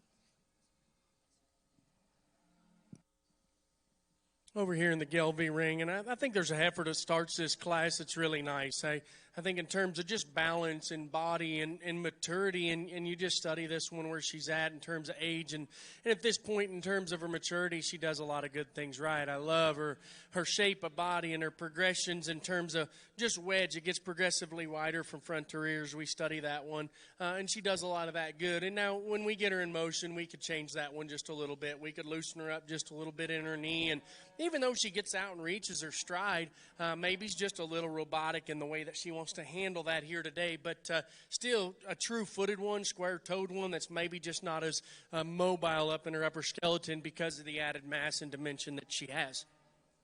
The heifer in second is definitely better in those areas. She's a little looser in her knee, and I think part of that's to blame probably because she is just leaner in her, and just a leaner female, you know, and I think that thing's allowed that thing to stay more mobile. But she is better in her knee, longer in terms of her stride off of both ends of her skeleton, but she just gives up that added mass and power here today, even though she's got a look about her and she's level and good in terms of her top line. She's just not near as massive or as dimensional as that female that leads the class. So I didn't think there was enough extra looseness there to go ahead and switch that pair, but really, really nice pair of females in that class. Well, congratulations in Class 12, senior heifer calves born between October 1st and October 31st. First place is going to go to back number 149, JLEA 977G, Miss Honey E.T., exhibited by Jaylee Pope of Ravenna, Nebraska. Second place in that class is going to go to OGSG 9701G, Overgosh, exhibited by George Weber of Lamar, Missouri. Congratulations to those exhibitors. We will now invite in Class 13, our final class in this division, single entry from Carly Rumfelt. Over in our Red Angus ring, we have the results in from Class 4B, February heifer calves.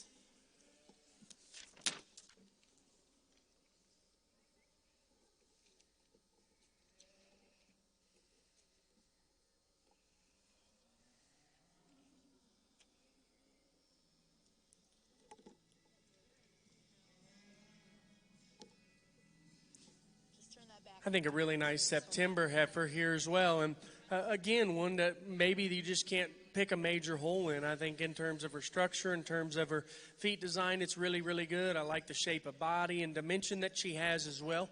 I think this is a really, really easy one to win a class of one, but obviously she does a lot of good things right in terms of my book. Very, very complete, very, very nice female. Well, congratulations in our final class in this division in Ring 1. First place is going to go to back number 154, GHGF 201G, exhibited by Carly Rumfelt of Phillipsburg, Missouri. We will now invite all of our first and second placings in for Division 3, Senior Heifer Calves. Back over in Ring 2, results from our February Heifer Calf class. First place is going to go to back number 602, Roja's Miss 112Y, exhibited by Madeline McLean of Thomas, Oklahoma. Second place will go to back number 527, L83 Hildy 006H, exhibited by Colby Erickson of Haskell, Oklahoma. Third place will go to back number 507, Red Diamond Ruby 021, exhibited by Jackson Bragg of Salado, Texas. Fourth place will go to J.K. Harley, exhibited by Jamie Gayer of Libson, North Dakota. Fifth place is going to go to back number 630, MHC Airy 2008H, exhibited by Cambry Murray of Lebanon, Oregon. Sixth place will go to Chloe Peoples of Rockwall, Texas. Seventh to Zachary Griffith of Justin, Texas. Eighth place is going to go to Mackenzie Moldhauer of Valley Center, Kansas. Ninth place in this class will go to Rex Howard of Lattimore, North Carolina. And 10th place to Reagan Worthington of Frederick, Oklahoma. Once again, congratulations to all of our junior Red Angus exhibitors in your February heifer calf class. Currently in Ring 2, we have Class 5 January heifer calves. After this class, we will be selecting your champion and reserve champion junior heifer calf.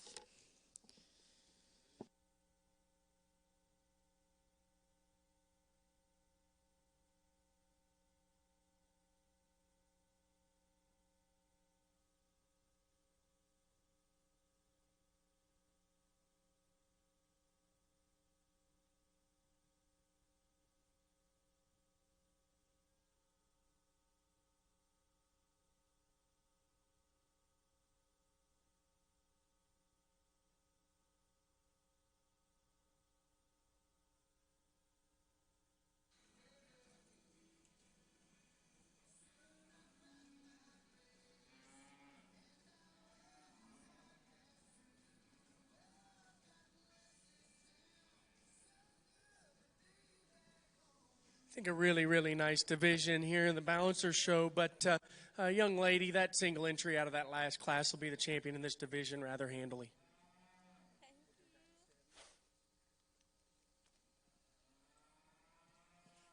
To me, it probably gets just a little more challenging for reserve because there's some give and take in these two females. And the black heifer's maybe a shot looser at the ground and gets out and reaches just a little better in her lower joints. And I'm talking the heifer out of that second class versus the red heifer that comes out of that third class that on the standstill probably does the most good for me just in terms of kind and her body shape. But when we ask that one to go, she's ever so slight, just a little more rigid in the way that she wants to get out and reach compared to the one there in front of her. So to me, I'm on the fence on where to go and which direction to kind of land on, but I like both these females rather handily. So I think as we study them, to me, there's one that I probably just got to use just a little better, and it is probably her skeleton and her lower skeleton. So young man, heifer out of that second class will be your reserve. Well, congratulations in your senior heifer calf division in your junior balancer show. Champion's going to go to Carly Rumfelt of Phillipsburg, Missouri with GHGF 201G. And reserve champion in this division is going to go to GDV 134G T-Bars Topanga, exhibited by Mackay Lambert of Midland, Texas. Once again, congratulations to all of those exhibitors. Now in Ring 1, we will be looking for Class 15 intermediate heifers born between March 1st and August 31st. Currently in Ring 2 is our final class before our selection of champion and reserve champion junior heifer calves in our Red Angus show.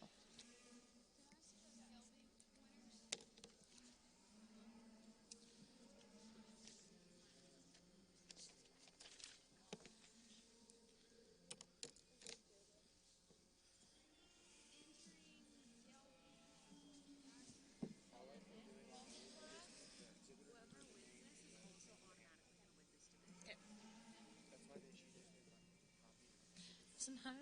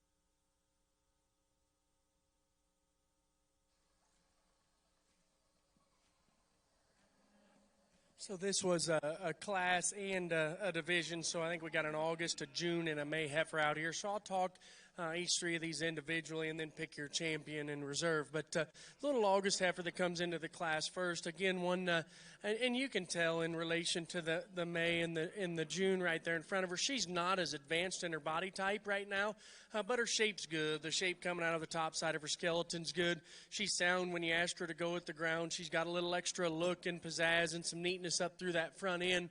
But she's just not as advanced here today as the ones behind her. But I think as you study this one, the differences in maturity, the differences in age, I think that one's still in the next 60 days. Could be as burly or as far along as some of these others.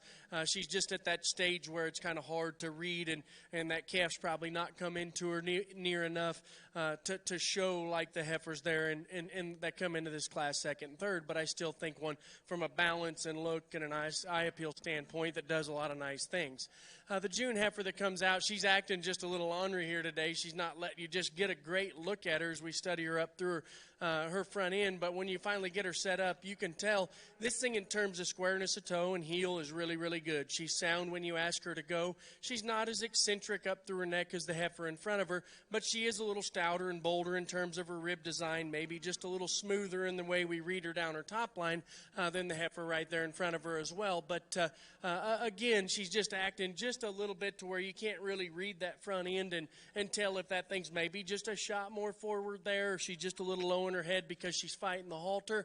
But I do think she's functionally sound, and we study her at the ground, her knee and everything like that. She does the right things in that regard as well. But very, very nice heifer there that comes second in this class. And then the May heifer, that's obviously the furthest along as we study him in terms of body and rib and dimension, and super, super powerful. I think one for May, she's plenty advanced for me, but at the same time, when you just break her down, her angles are good.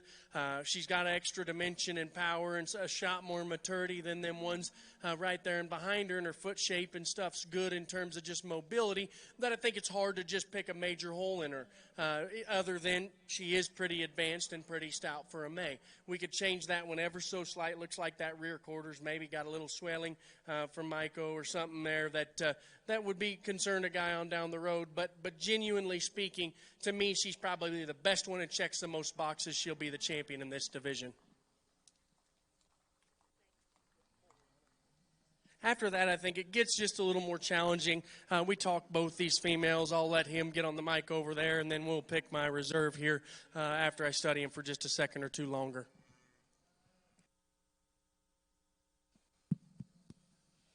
Well, interesting class again in this Red Angus side. And the top two heifers in the lineup, I think there's some give and take, and there's some things that you can certainly build upon with each of them.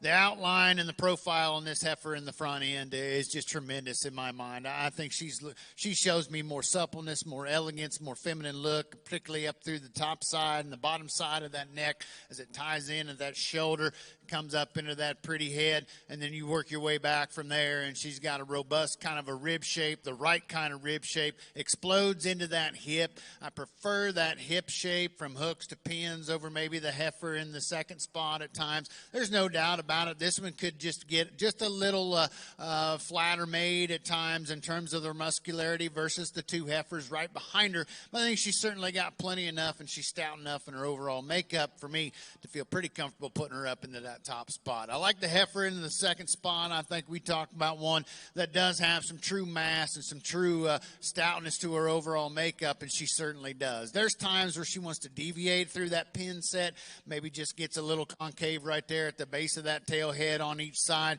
versus the heifer that's right above her, and that's why I prefer that one that wins the class from hooks to pins.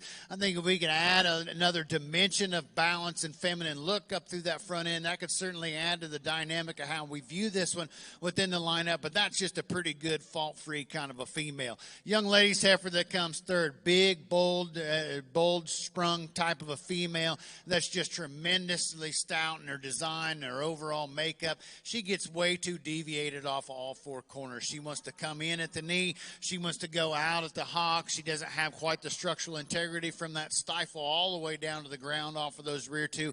Fix that aspect of this one, and I think she can rise and fight for for that top spot within the class. The couple of heifers that come next, different in their type and kind. We like the young lady's heifer from that elevation and length standpoint, just not enough mass and body and volume to go along with it. Then the young man's heifer, a little more moderate in her frame. She gets a little flatter made when we talk about rib shape, particularly right behind her shoulder. She gets a little more A-frame and concave up there. We'd like to open her up through that center 1/3 and afford her a little more volume and capacity. The next three heifers that round out the class maybe just get a little plainer in their overall design and makeup today versus the females that precede them within the lineup. But there's some good functional aspects to all their builds within this class from top to bottom. Well, congratulations over in our balancer ring, Class 15, intermediate heifer calves born between May 1st and August 31st. Your division champion in this division will be back number 157, GCRK, and 903G Vicky, exhibited by Molly Anderson of Marion, North Carolina. Reserve in this division is going to go to MIDGG 6114G, Melania, exhibited by Georgie Retzliff of Las Animas, Colorado. Third place in that division is going to go to back number 155, exhibited by Keisha Albert of Guide Rock, Nebraska. Congratulations to those exhibitors. And in ring one, we are welcoming in Class 17 junior heifers exhibited born between April 1st and April 30th, 2019. Over in ring two in our junior Red Angus ring, we have the results from Class 5 January heifer calves. First place was back number 532, TG Hollywood 5H, exhibited by Madison Fisher of Hempstead, Texas. Second place went to back number 616, 3 Acres Tinkerbell 1100, exhibited by Alyssa Meyer of Clinton, Tennessee. Third place went to back number 512, Red Diamond Mimi 006, exhibited by Kaylee Bragg of Salado, Texas. Fourth place went to back number 689, Red Cuber Laminga 10H, exhibited by Camden Walter of Elk City, Oklahoma. Fifth place went to back number 540, 7 KZH Havana H298, exhibited by Zachary Griffith of Justin, Texas. Sixth place in that class went to Landry Layton of Welch, Oklahoma. Seventh to J.C. Baker of Purcell, Oklahoma.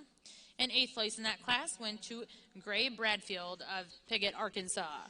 Once again, congratulations to those junior Red Angus exhibitors. Currently in ring two, we are selecting your division champions in our junior heifer calf division.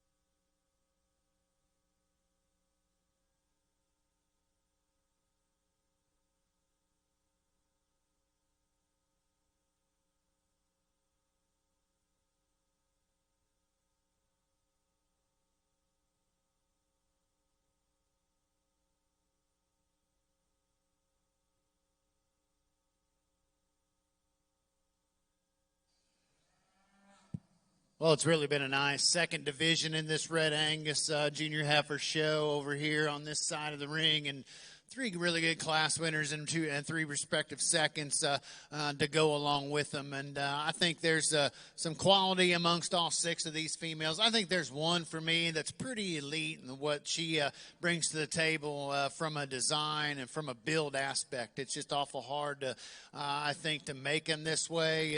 And you know, and this saying goes, there's not one of them that's absolutely perfect in my mind. You could certainly change and adjust certain things about all of these individuals. But I think here's one that just elevates herself to the forefront of this lineup just because of how elite she is in her total package and her total makeup. I'll show you which one that is, and we'll pick a reserve after that. Let's give these kids on our Red Angus side a nice round of applause, if you would.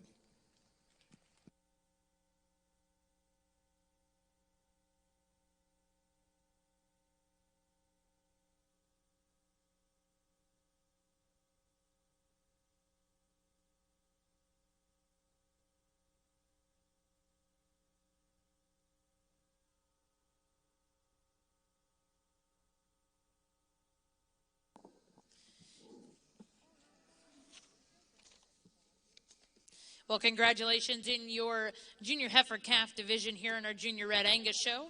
Champion is going to go to back number 532, TG Hollywood 5H, exhibited by Madison Fisher of Hempstead, Texas. Second place in Madison's class was exhibited by Alyssa Meyer.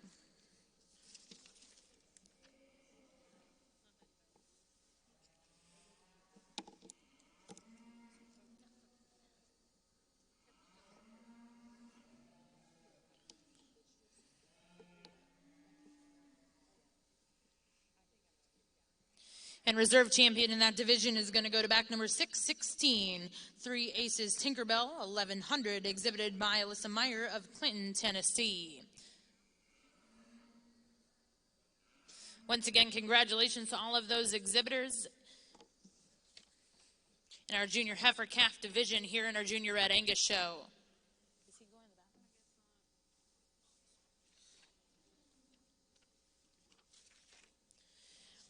Next in ring 2 is going to be Class 6 winter heifer calves born between November 1st and December 31st. Currently over in ring 1 in our Junior Balancer show, we have Class 17 junior heifers born between April 1st and April 30th, 2019. Okay, go ahead with the music.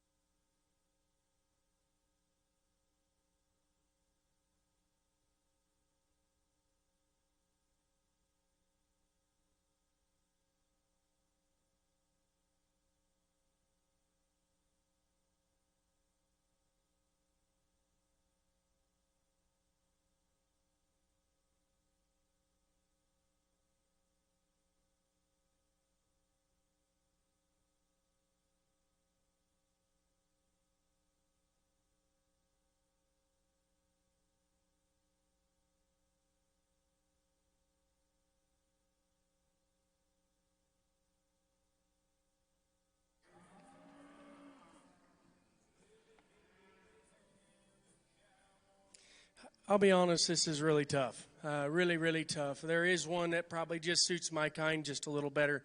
And to me, that's where I land. And it's just because just a shot more quality. We study this one about her head and neck.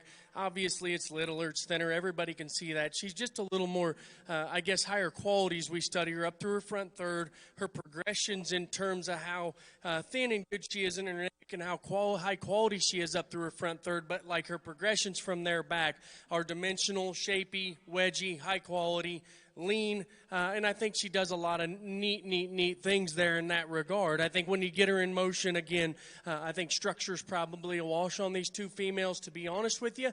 I think substance and muscle and dimensions pretty close to a wash on these two females. And so to me, it just comes down to some little things and some little sorts. But in my mind, I would land on that heifer most days of the week just because of her extra presence, her extra look up through that front third, the extra dimension that she has in relation to how neat and cool she is up through her front end is where it lands for me. The heifer in second, again, at times maybe just a little softer as we study her in terms of her spine right in behind her blade or in behind her shoulder. She is definitely deeper and probably a shot further along as we study her in her rear rib shape and her rear flank. I like the flatness of bone, the density of foot, the extra substance that she has. But for me, she just don't probably wow you as much, or she don't draw to you as much as that heifer that wins the class. And for me, on two females that do a lot of similar things in terms of power, shape, body design, I got to go with the one that's just a shot higher quality. Third and fourth's a tough pair. I think, again, there's one that maybe looks better on the standstill, and there's one that looks better on the move. Heifer in third looks better on the move. I love her angles. I love the way that she gets out and moves in terms of her feet, her squareness of toe, and the way that she's built at the ground. She's very functional in terms of her hip design, in terms of athleticness as well. When we study her on the standstill, obviously, she's not as pretty neck. She's not as long neck. She's not as long from pole to shoulder. And that's the advantages of the heifer here and behind her. This heifer, too, is probably a shot deeper as we study her from the side, maybe a shot longer in her spine. And because of that, she maybe just don't get out and reach or handle that hind leg quite as neatly as the heifer right there in front of her. And that's why I probably switched that pair there late in the game. Red heifer that comes next, again, very, very functional, just good cow. Nothing about her just overreaching, but her skeleton's good, her pieces are good, her shape's good. As we study her in relation to those ones right above her, she just doesn't have the extra balance. She's maybe got a little more chest floor than them, and maybe just don't bloom up or square up quite as neatly in her top shape of them two heifers right there above her, or the heifers on either side of her.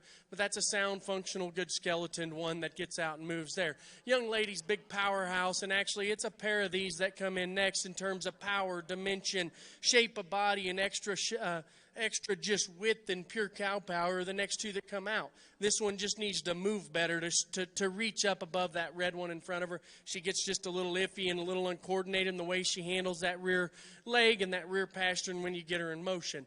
The stouter cow, probably the stoutest one in the class just in terms of sheer width and sheer mass, probably moves a shot better than the one in front of her. But when we study her, she don't balance up quite as neat in her shoulder or her fore-rib attachment when we study her, and maybe don't balance up quite as nicely from a two-dimension when we got them on the standstill as well.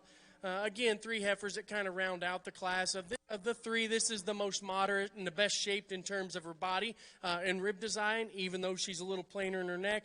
Two leaner ones come out next that got plenty of dimension, plenty of shape in terms of the way that they're built. They just got stuck in a class with ones that are even shapelier, even stouter, even better looking than they are. So to me, they just don't balance up quite as well in terms of their belly attachment and the way that they're built in that midsection of the rib. Even though they got the raw density and raw power, they just don't have that extra mass as we study them in through their middle third.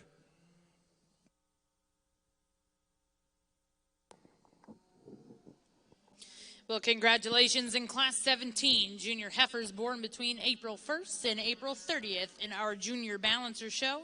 First place is going to go to back number 163, VLK G952, Tenley, exhibited by Aiden Rabb of Markley, Indiana. Second place is going to go to GDV 113G T-Bar Miss Casino, exhibited by Harley Sargent of Denison, Texas. Third place will go to TTT 919G Southern Charm, exhibited by Cole Youngblood of Columbus, Kansas. Fourth place exhibited by Gabrielle Hammer of Wallace, Kansas. Fifth place was exhibited by Taylor Martins of Monona, Iowa. Sixth place exhibited by Sarah Carroll of Raymore, Missouri. Seventh place exhibited by Tegan Bird of Hampton, Iowa. Eighth place exhibited by Owen Morris of Batesville, Mississippi. Ninth place in that class was exhibited by Lily Weber of Lamar, Missouri. And 10th place in your junior heifer calf class is going to go to Megan Waite of Pritchett, Colorado. Once again, congratulations to those exhibitors. And now in ring 1, we have class 18 junior heifers born between March 1st and March 31st. Currently over in ring 2, we have class 6 winter heifer calves in our red Angus division. Your champion bred known of our junior heifer calf division was exhibited by Jackson Bragg, and reserve bred known to Brentley Wilkerson. We'd like to remind everyone ringside or in the ring and back in the barns, we do ask that you have a mask on at all times, and we appreciate your cooperation in keeping everyone safe and healthy here at the Cattlemen's Congress.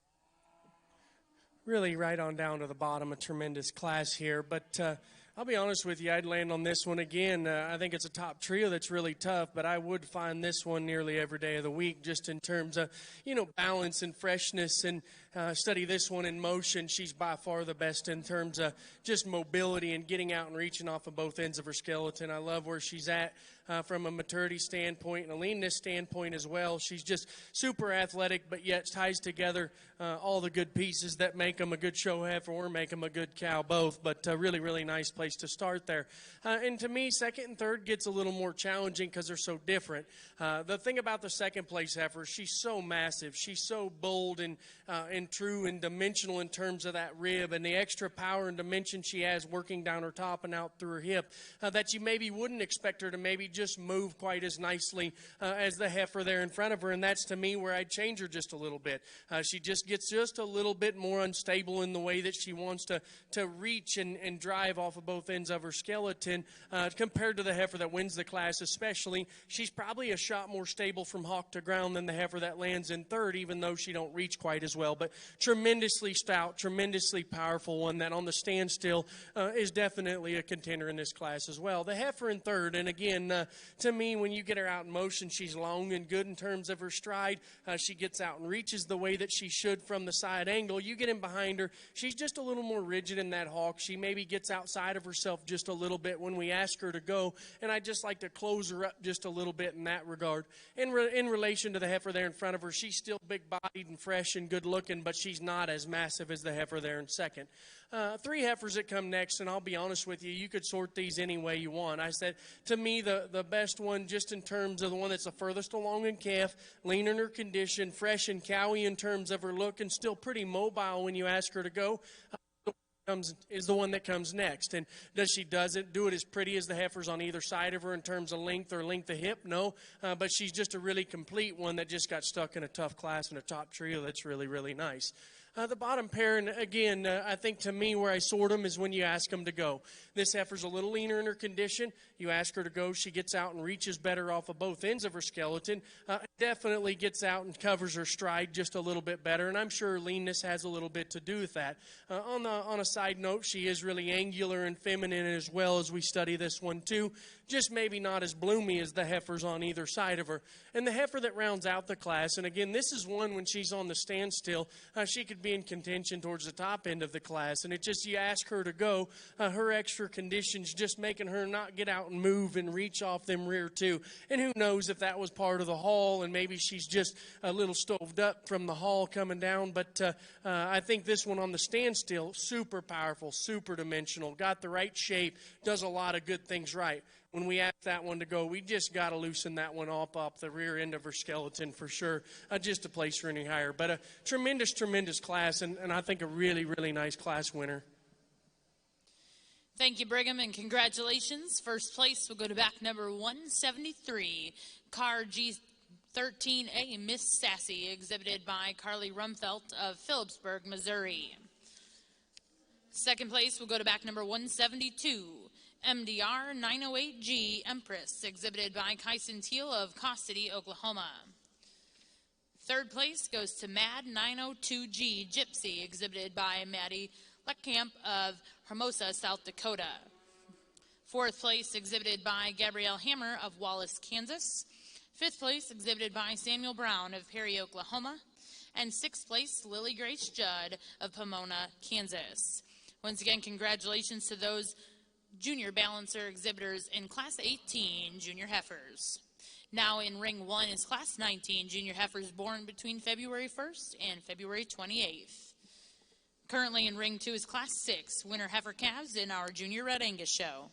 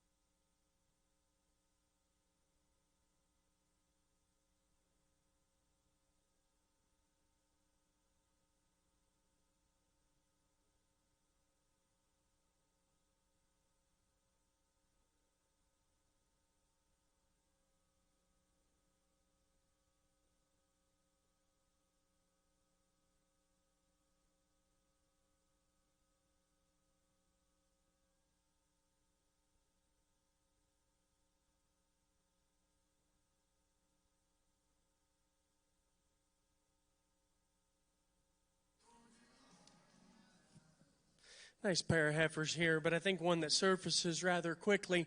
She's a brute, man. She's stout, like extra dimensional, extra wide in terms of just power and dimension and muscle, and she does a lot of things in that regard really, really nice. And again, for one that's that stout and that dimensional, she obviously still sets down on a big old foot, big old square foot as well, and I like that about her as well. We could probably lean her up just a little bit in terms of her condition, but there's a fine line on one that's that stout, is keeping her bloomy enough to balance up and stay smooth, or lean her out too much to where she gets a little piecey. And I think you've probably managed her just right in terms of the way that she's built, and I think that's a good thing about her, because that added dimension, the added power she has, she still gets out and reaches and moves and flexes the way that stout can and should. The heifer in second, again, one that's a little better in terms of her condition, a little smoother and more angular as we study her, just not near as much to her in this pair. She's pushing a little chest floor as well, and just gives up the added mass and dimension to that one there right in front of her. But we study her. She blends her pieces extremely good. She's level and square in her hip. She's right in terms of her rib shape. She just gives up the added dimension, the added power, that class winner in this particular lineup. So nice pair of heifers.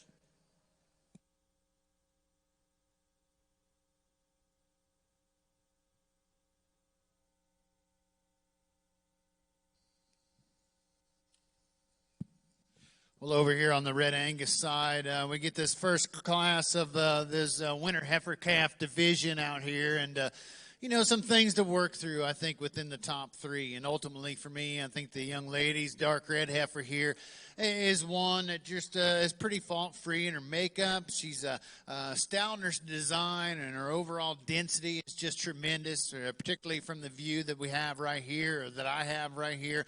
I like her down her top in terms of muscularity and turn to that loin edge, and yet she still remains feminine up through that front end. Tremendously bold and square made out through that hip from hook to hook and pin to pin. Transitions that muscle shape down full and through that stifle and through that twist, and that affords her a lot of stability on those feet and legs when we watch her out on the move. And that's where she really excels, is on the move. I think she's just so free-floating and easy off of all four corners in both ends that she really comes to the forefront in that direction. You're going to pick on her just a little bit.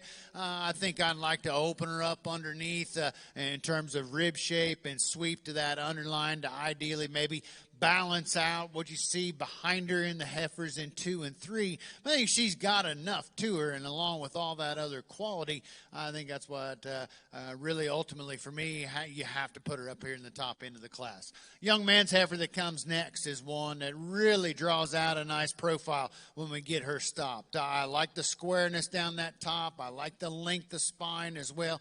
Just need to simply see her move out freer and easier off of both ends, particularly to a higher degree off of those rear two. See a little more flex, a little more cushion off all four corners. You do that to that heifer, that one wins the class hands down.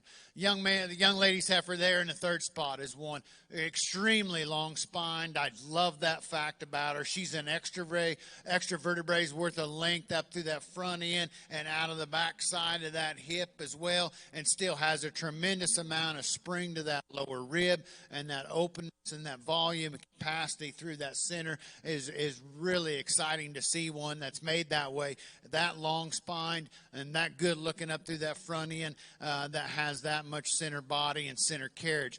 She wants to get a little flatter right behind her shoulder. We fix that. Let that spine tie in a little truer at the top of that scapula, fix some of the downhill look that we see off to the side. I think that one can run up there and fight for the top spot in the class. A big stout-ended heifer that comes next. I love the muscularity. I love the shape. Still has enough feminine look, maybe not to the degree that we see above her within the lineup, but still has enough to let you know she's a female. Big, bold sprung type of a heifer. You talk about rib shape. We need to correct her out of her hock. See the alignment a little neater and a little tighter and symmetrical with that pin line. And then we have some issues up through that front 1/3 as well. She wants to roll up out of that shoulder construction at times. We need to set her back a little flatter and a little smoother about that scapula from point to point. The dark red heifers that come next, some females that are a little off in terms of structural integrity and muscular density for me to move them up the line. Then we work our way down within this last half of the class. And some really good heifers down here in terms of that form and function and the build. Maybe not quite as maternal looking at times when you talk about underside shape, maybe flank softness and heart girth as well. Some heifers that we could adjust structurally when you talk about hip to hock alignment, maybe how they get out and move with a little less restriction at times would certainly add to the benefit of them within this lineup as well. But a good class of those winter heifer calves from top to bottom. Congratulations.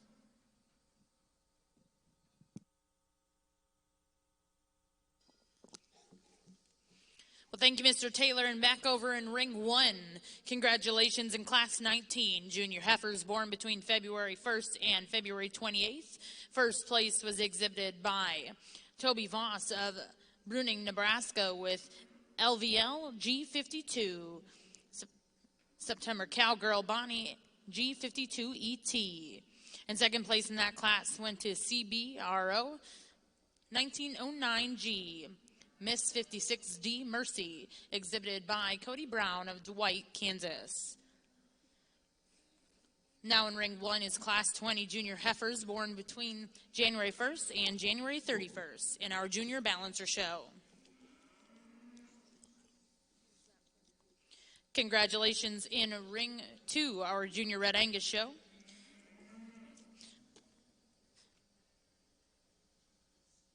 I think a really easy place to start with this one. And again, this one, just in terms of athletic ability and foot size and squareness of toe and the way this thing just gets out and moves and handles her entire skeleton is extremely, extremely good. There's not a hole you can pick in that at all. Yeah, I like that she's further along in calf.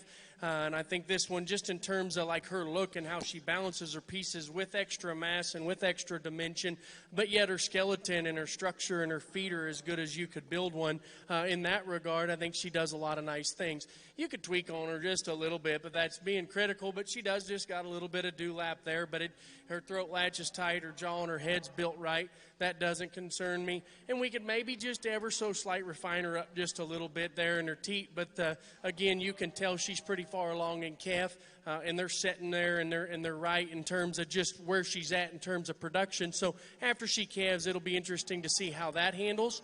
But besides that, I love her skeleton, I love her balance, I love her angles, and I just love the way that thing gets out and reaches and drives and grabs for as much dimension and power and look that thing possesses at the same time. So you can get a little critical on one like that, and a guy needs to just because that's an area I noticed. But I think that one's extremely high quality and wins this class rather handily. This should make for a really tough division. The heifer in second, and really second, third, and fourth are a wash. It's really, really hard for me. And I think this one is the combination of being a little further along in calf and yet still smooth and good and neat in terms of her rib and body design. I think this one of the remaining is the next best looking one to our class winner in terms of look and eye appeal. And yet she's far along in calf. She's dimensional in terms of her rib and body. And then we study her structure like one that's a little more elegant and a little more female in her look. She's still smooth and good in her joints and gets out and moves rather nicely. The heifer in third's the big stout one. I mean, this thing's overloaded with dimension and power and extra muscle. I think that one, too, is big and square at the ground.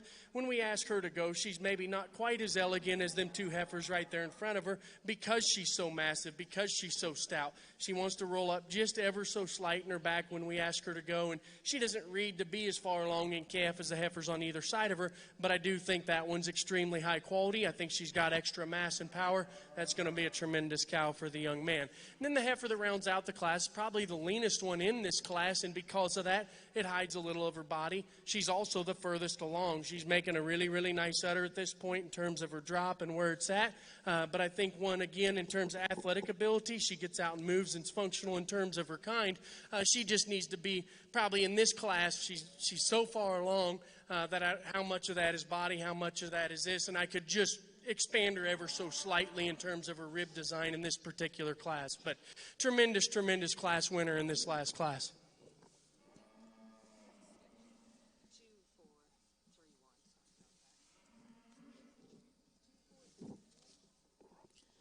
Well, congratulations in Ring 1, our Junior Balancer Show. First place is exhibited by back number 180, BCFG 730F, Butler's Miss Greta, exhibited by Braylon Schaefer of Hagerstown, Indiana. Second place goes to back number 177, RUP 902G, Golden Girl, exhibited by Molly Mae McClure of Hougton, Kansas. Third place is exhibited by Landon Lineman. In fourth place to Helena Fowler. Now in Ring 1, we will be selecting your champion and reserve champion junior heifers of our Junior Balancer Show. Back over in Ring 2, we have the results of Class 6 winner heifer calves in the Junior Red Angus Show. First place went to back number 534, TG Elena, 329 G2, exhibited by Madison Fisher of Hempstead, Texas. Second place exhibited by back number 677, DDAD Olivia, exhibited by James Tripp of Nardin, Oklahoma. Third place was back number 248, 5RR Plush 182G, exhibited by Maddie Jenkins of Crandall, Texas. Fourth place went to DMDL Abby Grace 9429G, exhibited by Dade DeLozer of Adair, Oklahoma. Fifth place went to Vogue Marta 1578, exhibited by Jaden Johnson of Blossom, Texas. Sixth place in that class exhibited by Alyssa Worthington of Frederick, Oklahoma. Seventh place went to Brant Allen of Ardmore, Oklahoma. Eighth place to Gavin Grigsby of Welch, Oklahoma. Ninth place to Carter Holton of Cisco, Texas. 10th place exhibited by Kent Tripp of Nardin, Oklahoma. 11th place went to Carlin Brett Sturgeon of Rocky, Oklahoma. 12th place to Jaylee Kelso of Quinton, Oklahoma. And 13th went to Chase Wood of Big Cabin, Oklahoma. Once again, congratulations to those exhibitors. And currently in Ring 2 is Class 7 Senior Heifer Calves. Back over in Ring 1, we are selecting your Division 5 Champion Reserve. That'll be Champion and Reserve Champion Junior Heifers of our Junior Balancer Show. A reminder that after we select our champions in our Junior Balancer Show, we will take a brief break to photograph our champions and return back with your Junior Galvy Show.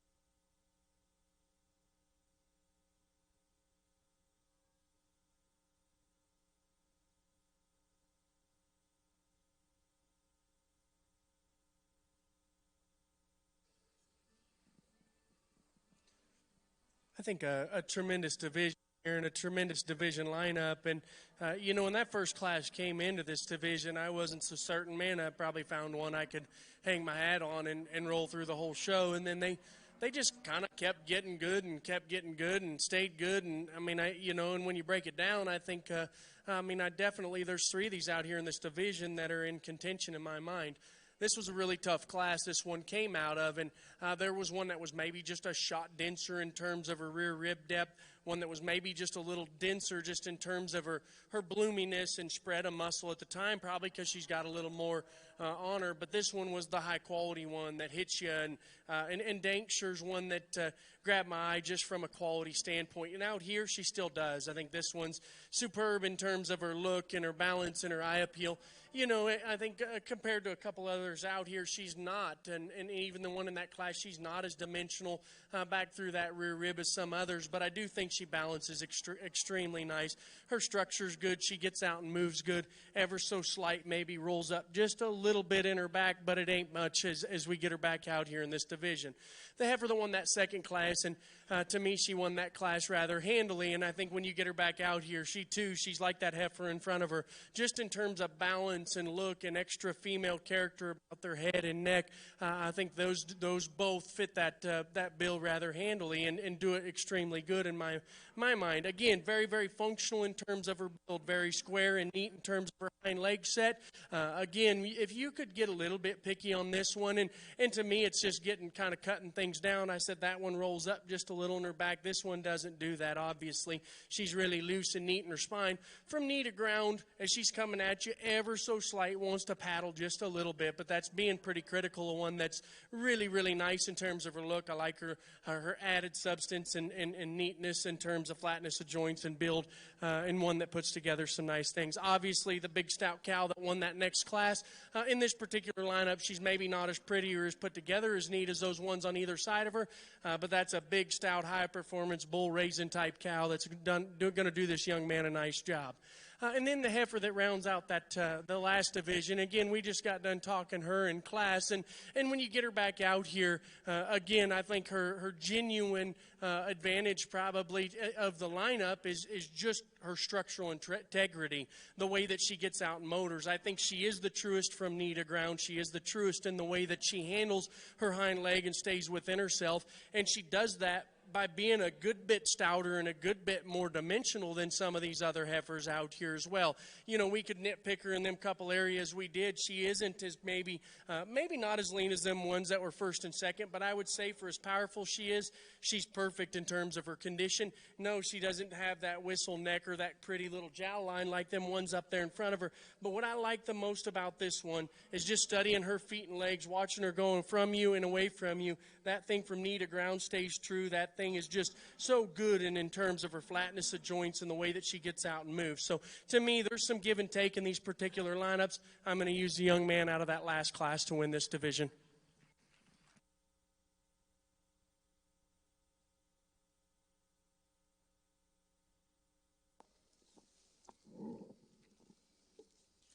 Well, congratulations to your champion junior heifer exhibited by Braylon Schaefer of Hagerstown, Indiana.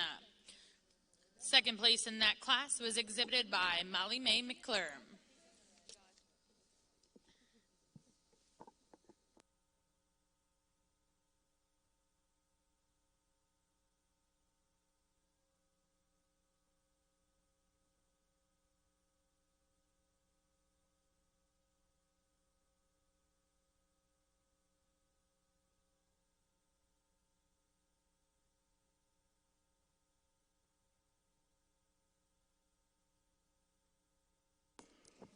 And congratulations to your reserve champion junior heifer exhibited by Carly Rumfelt of Phillipsburg, Missouri with car G13A, Miss Sassy.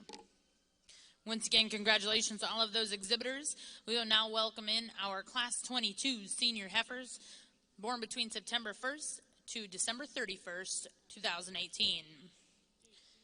After this selection, we will be selecting your champion junior balancer heifer champion and reserve. Currently over in ring 2, we have Class 7 senior heifer calves in the junior Red Angus show.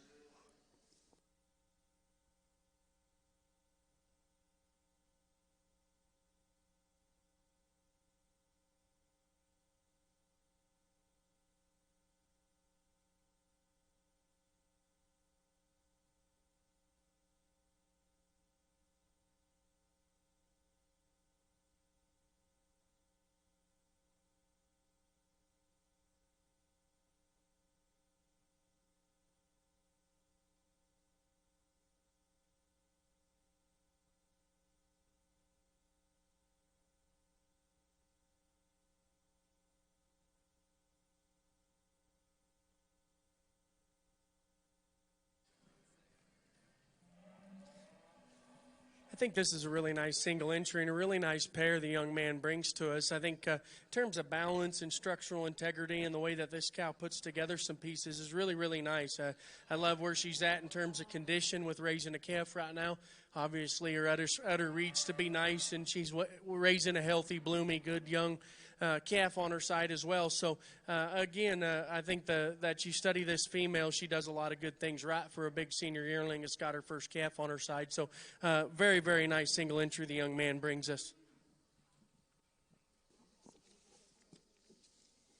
Well, congratulations to your champion senior heifer in our junior balancer show, exhibited by Kyson Teal of Caw City, Oklahoma, with MDR F72 Friday ET.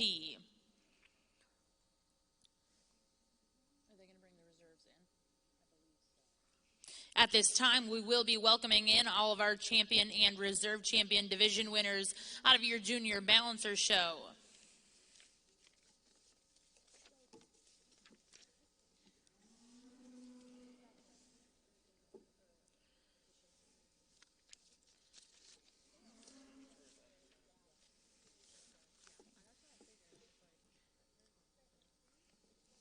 At this time, we are going to welcome in our champion and reserve champion division winners. Your champion senior spring heifer calf was exhibited by Carly Rumfelt of Phillipsburg, Missouri.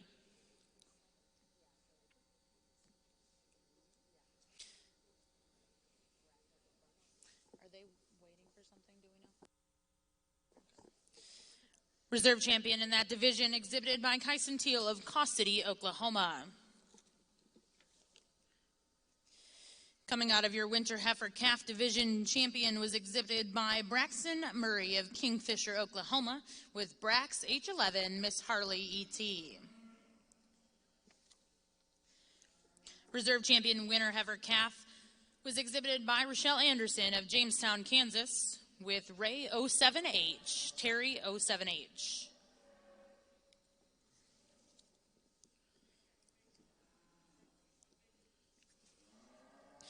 Your champion senior heifer calf was exhibited by Carly Rumfelt of Phillipsburg, Missouri, with GHGF 201G. Reserve champion senior heifer calf was exhibited by Mackay Lambert of Midland, Texas, with GDV 134G T-Bar S Topanga. Out of your intermediate division, your champion intermediate heifer was exhibited by Molly Anderson of Marion, North Carolina, with GCRK 903G Vicky. Reserve intermediate heifer was exhibited by Georgie Ratzliff of Las Amnes, Colorado, with MDGG 614G Melania.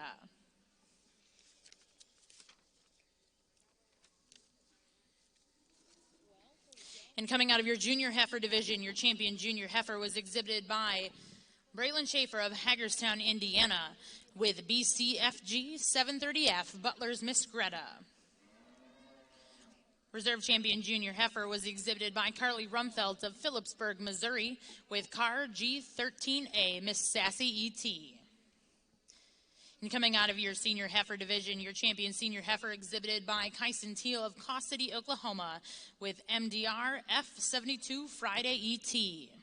For those of you at ringside, please put your hands together and congratulate all of our junior balancer exhibitors here at the first ever Cattlemen's Congress.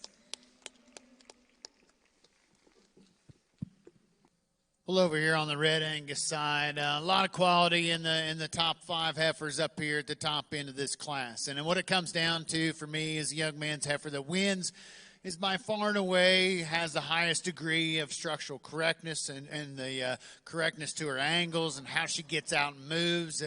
She just sound her off of all 4 corners, and particularly out of that front 1/3. You study the shoulder design and the construction of this one. She's laid back a little flatter and a little smoother at the top of that scapula. She's more correct in the way that those points are aligned all the way from the knee down to the ground. Then you study this one on the profile, and she really draws out a nice, exquisite picture, very well balanced and symmetrical in her makeup and in her overall design as well. I like the rib shape. I like the strength down her top, the width out of the front portion of that pelvis. You could pick on her just a little bit and say that we could just extend her in terms of definition of muscling and expression of muscling. Maybe when we get right around behind her and view her down low and through that lower quarter and stifle. But there's plenty of shape and plenty of dimension back there, and couple that with all that structural integrity, that's what gets her up there in the top spot. Young lady that comes into the second spot, I'll be quite honest with you, I want to use this heifer to win the class.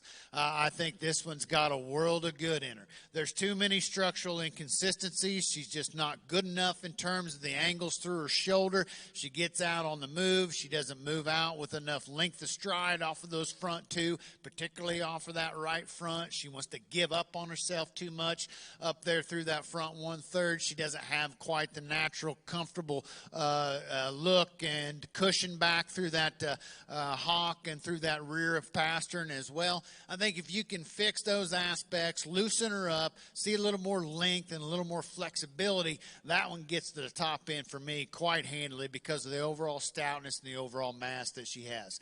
The next two heifers that come in the lineup now, maybe just not quite as fresh in their overall conditioning as the two heifers that go out above her. We could certainly lean them up just a little bit, see a little more freshness, a little more look and to their overall design today. But good females, stout in their carriage, good in their feet and legs. Maybe just we could adjust them structurally through that hock at times as we get them out on the move. But the angles are near enough to right that they certainly warrant getting up here into the third and fourth spot. And the next couple of heifers in the lineup give up some natural body shape and width and dimension today with the rest of the lineup, but still good in terms of their form and function. Then we work our way on down the rest of the heifers within this lineup, the next 4 or 5 of them that come now. Females that get a little flatter made, a little flatter muscled at times when we study them down their top and out of that rear 1/3. Maybe don't have quite the extension of rib horizontally that we'd like to see in terms of that overall volume and capacity. Just gets diminished too much to move them up any higher. Well, over here on the Gelby side, I think, again, a tremendous day here sorting these things. And there was some complications. There were some differences. And, again, when you're looking at a balancer or allowing some other breeds into those cattle, there's going to be a variety of different kinds, and you're going to see it. I think in general they should be pretty stout. They should be pretty dimensional in terms of body just by the breeds they're allowing in at that point. But at the same token, you'll also see some other things. You'll see them maybe a little cooler looking, or you'll notice some differences in terms of structure and skeleton when you get them out of motion. So it's been a very, very fun deal to sort. When they called and asked me to judge Denver, I said, absolutely, I'll do it. It's no problem. And then when they called and said Denver was canceled, I said, well, man, I was going to judge on the hill in Denver for one of the first times. Now I'm not going to. And then they followed up and went ahead and called. And when this show came together, I think it was incredible. I think the fact that Oklahoma City and these people that run OYE stepped up and said, hey, we can do this. I think we can do this. Let's do it. And that was huge. And so when they called and asked me to do this, the first ever Cattlemen's Congress, I wasn't going to say no. So tremendous. I want to thank everybody for all they've done to get us here. And I guess I was one of the first ones to get done evaluating one of these shows here at the first ever Cattlemen's Congress. So let's give everybody that came to exhibit here and everybody that made this thing happen a round of applause, and I'll go select you a champion in reserve.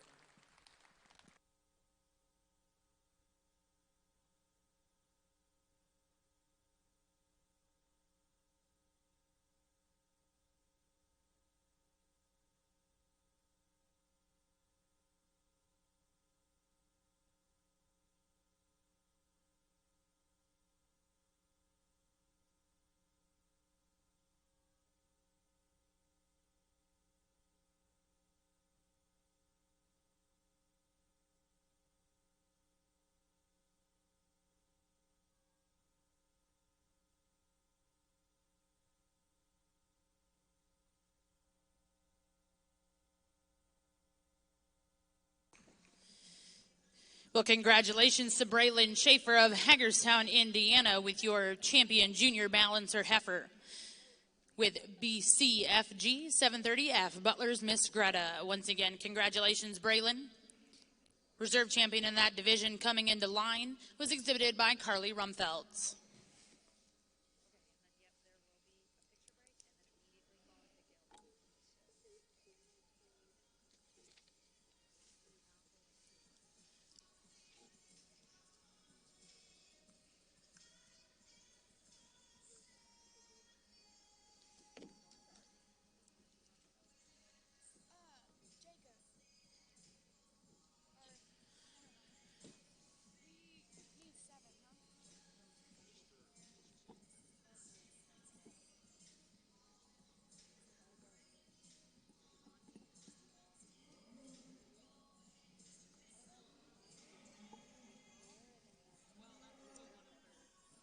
Same division.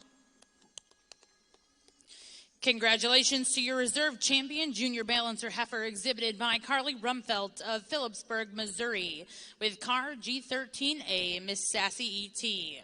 Once again, congratulations to all of our junior balancer exhibitors. At this time, we will take a break in ring 1 for pictures. After we get done taking photographs of our balancers, we will return back with our junior Galvy show.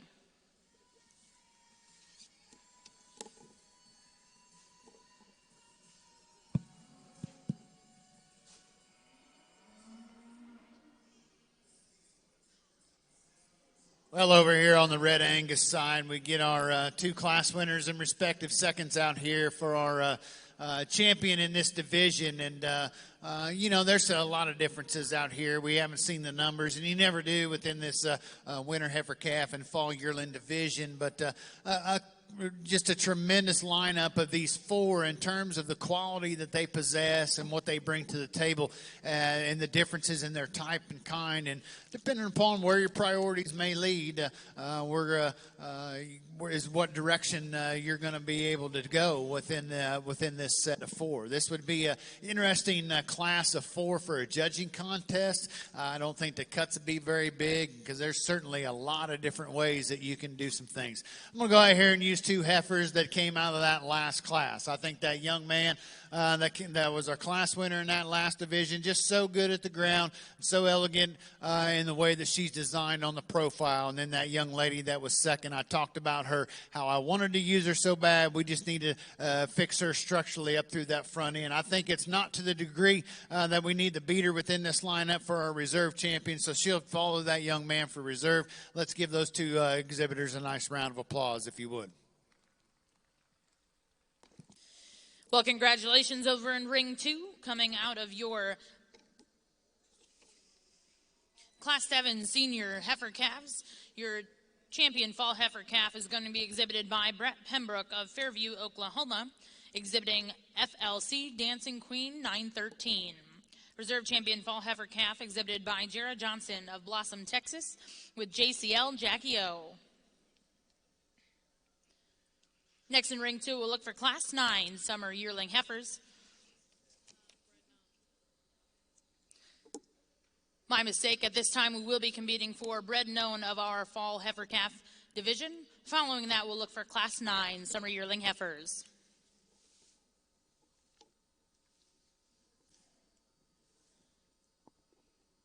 You can turn that back up, Jacob.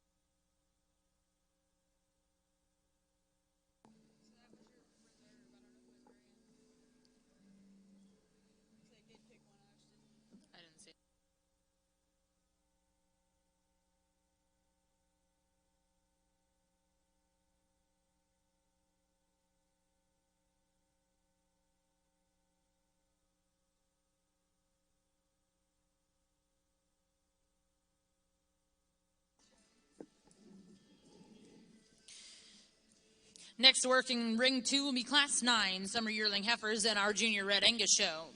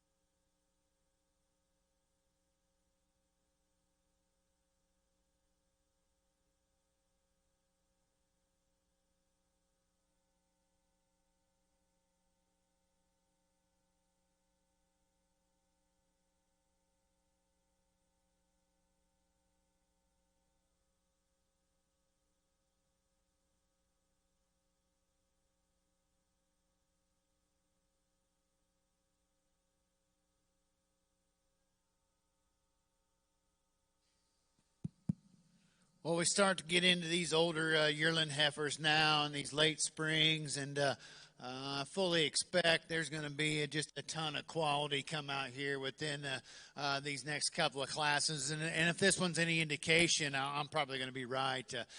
Here's a heifer up here at the top end that really fresh in her conditioning. Go ahead and turn her on, take her on out, hon. Yeah, this one's really fresh in her condition. That's what I really like about her.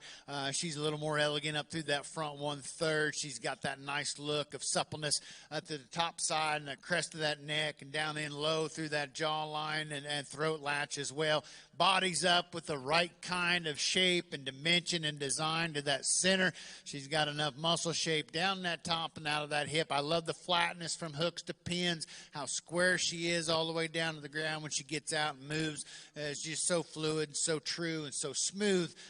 Pretty easy class winner in my mind. Young man's heifer that comes next, a little more modern in her frame, in her size and stature than maybe the heifers on either side of her. And I certainly don't hold that against her. I think what one thing you can build upon with this female is the openness through that center part of her body, and how moderate she is really lends her to have a tremendous amount of cow look. She does get a little round and a little coarser about that front 1/3, particularly in through that shoulder construction, and that's where you're going to pick on her versus the heifer that goes out right in front of her. Maybe just not quite as smooth and as quite as fluid and quite as fresh as that heifer that leads off the class as well, but that's still an awful good female there in that second spot. Same can be said about the heifer in third. I think this one, we work her back in terms of her conditioning, take some of those layers of extra trim and trim that off. I think this one's there's a high quality female underneath all that winter coat, if you will. This one's good all the way down to the ground. She's got the correct amount of angle through that hock and through that knee. Just watch her as she goes right there. Everything's right. She stays good in her spine. We just simply need to freshen her up and reel back the conditioning on that one from end to end and top to bottom. The heifer that comes next in the lineup, the young lady has kind of worked her way up into here. I think this one is good in terms of body shape, dimension. You look at the center volume and capacity, and the design to that one really holds true to what a cow should look like on down the road. I have no doubt that's going to be an excellent producer for that young lady, just because of the way that she's shaped and the way that she's designed. I can project her on out as being a beautiful 2-year-old when she lays down and goes into production. I'd like to stouten her up in her bone work and open her up underneath and through that heel and circumference of foot to give her just a little more surface area to get out and really walk with a little more comfortability off all 4 corners. The next couple of heifers within the lineup didn't balance up for me when we talk about muscle to fat ratios. We can maybe extend them and see a little more natural thickness from top to bottom, particularly as we worked our way down from front to rear through that top line. Some heifers that maybe didn't body up with enough authority in terms of springer rib or balance and volume when we talk about that center carriage. The next 3-4 heifers in the lineup get a little out of balance in the way that they're pieced together for me today. We'd like to maybe see a little more curvature and natural shape to that first and second rib right behind those shoulder blades to ideally smooth them up and afford them a little extra capacity through that center. Well, thank you, Mr. Taylor, and congratulations in your intermediate heifer division. Your grand champion intermediate heifer is going to go to Roja's Miss 6100 9205, exhibited by Chloe McIntyre of Sweetwater, Oklahoma. Reserve champion in that division is going to go to TLC Geneva 196 ET, exhibited by Hans Lind of Rushford, Minnesota. Third place in that division will go to CTRH, a 906W GAL Gaddett 1958, exhibited by Danielle Brooks of Wilson, Oklahoma. Fourth place in that division exhibited by Danica Lowry of Orado Springs, Missouri, with Alt Dawn Delight 532G. Fifth place in that class goes to Presley Rushing of Canton, Texas, with LJR Miss Power Elena 948G. Sixth place exhibited by Brody Grigsby of Welch, Oklahoma. Seventh exhibited by Mason Cray of Rush Springs, Oklahoma. Eighth place exhibited by Cade Vowell of Forest, Mississippi. Ninth place exhibited by Journey Shankles of Marietta, Oklahoma. And 10th place exhibited by Grace Harrington of Nowata, Oklahoma. Once again, congratulations to all of our exhibitors.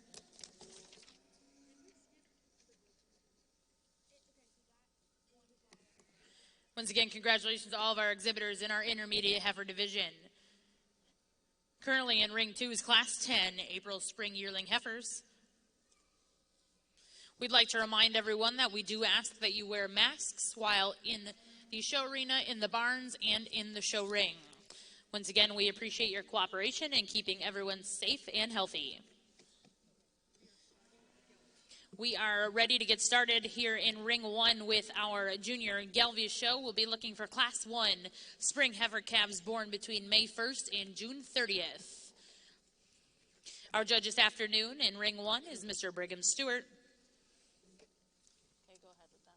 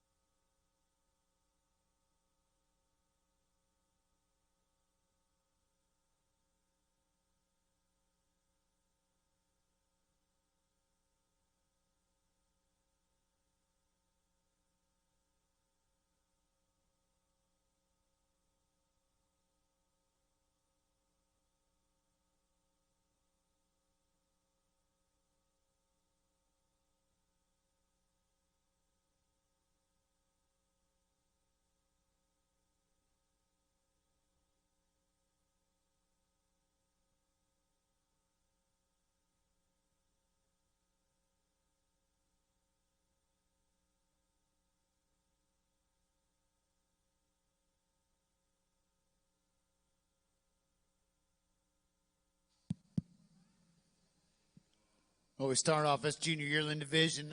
Young ladies heifer, combination female in my estimation, just really fits the bill in terms of body shape, dimension throughout, the soundness of structure, the skeletal design, the alignment's perfect. That's one I really, really like. I don't know where you're going to fault that one to a degree to ever say anything negative about her. I think you could certainly adjust her, if you will, in certain areas. But that's an awful good female right there. Congratulations to her. Young man that comes into the second spot, big, burly, stout-made, big bone, big-footed type of a heifer. You appreciate that about her. There's not very many Red Angus that used to look like this 10 years ago. That's just how far this breed has come. That is truly tremendous in the fact that you've put this much stoutness and still that much look and that much structural integrity. Probably not quite as perfect in her alignment as maybe the heifer that goes out in front of her. She wants to deviate just a little bit out of that hock at times and maybe not be quite as smooth on the reach off of those rear two. And she does get a little round and maybe a little bolder about the way her shoulder is designed versus the heifer that goes out in front. But massive hip, massive pelvis, huge amount of middle in this heifer. Truly a beast of a female right there. Going to be an awful good breeding piece for that young man on down the road. Young lady's heifer that comes next. Love the rib shape, love the natural depth of body and the deep sidedness that this one has. Really looks like a cow, very maternal in her underline. I like that about her quite a bit. Stouten her up in her bone work, give her a little more foot size and shape, let her feel a little more comfortable when she gets out on the move, and let her stretch out and strengthen that stride as we watch her out on the go, and she can fight for one of the top 2 spots in the class. A nice square made heifer that comes next just doesn't have enough volume, capacity, and sheer mass today to move up any higher, but I do like her all the way down to the ground in terms of her form and function. Young man's heifer that comes next is one just a little smaller in her stature. Nothing wrong with that. Just ran into some big horses without here within this class today, but certainly one that's got some functional aspects to her build for the long haul. Well, thank you and congratulations in Ring 2, Class 10, April Spring Yearling Heifers. First place will go to back number 679, TC Ellie 86G, exhibited by Paige Van Dyke of Louisville, Illinois. Second place in that class will go to back number 604, TLC Glamorous 914G ET, exhibited by Cade McCracken of Alva, Oklahoma. Third place will go to MF Bella 9690, exhibited by Avery McMurphy of Alva, Oklahoma. Fourth place goes to PR Prada 168 GET, exhibited by Cooper McSasprin of Yukon, Oklahoma. And fifth place in this class will go to back number 515, KJHT Miss Emily 9022, exhibited by Cash Butler of Grove, Oklahoma. Once again, congratulations to those exhibitors. And now in Ring 2 will be Class 11, March Yearling Heifers in our Junior Red Angus Show. I think a really interesting class, and I think 4 completely different types of females, too. And so it makes it a little challenging. To me, the red heifers that I sort up in the top pair are just a little sounder. They're a little better in their angles. They're a little better in the way they sit down at the ground when you study their foot and the way that pastern hits the ground. This top pair is interesting, and to be honest with you, I'd like to just mold the 2 heifers together, because if we could do that, I'd probably have my ideal. But this thing's eccentric. I mean, she's almost out there in terms of her look and in terms of her quality. You know, on the standstill at times, she don't want to, acts like a calf on a halter, don't want to necessarily just set up and display herself perfectly, but then you ask her to go, and she kind of softens up and levels that hip out and relaxes her spine when you ask her to go. And because she does that, makes me know that that thing's fine there, not too high or not too out of whack in terms of the way that her skeleton moves. But she's got all the extras. She's so pretty, so neat in terms of her look and her design, very neat in terms of her freshness. Again, you ask her to go, she's good at the ground. She's really good and deep in terms of her heel and the way that foot places to the ground, maybe not too soft, but not too over in any respect.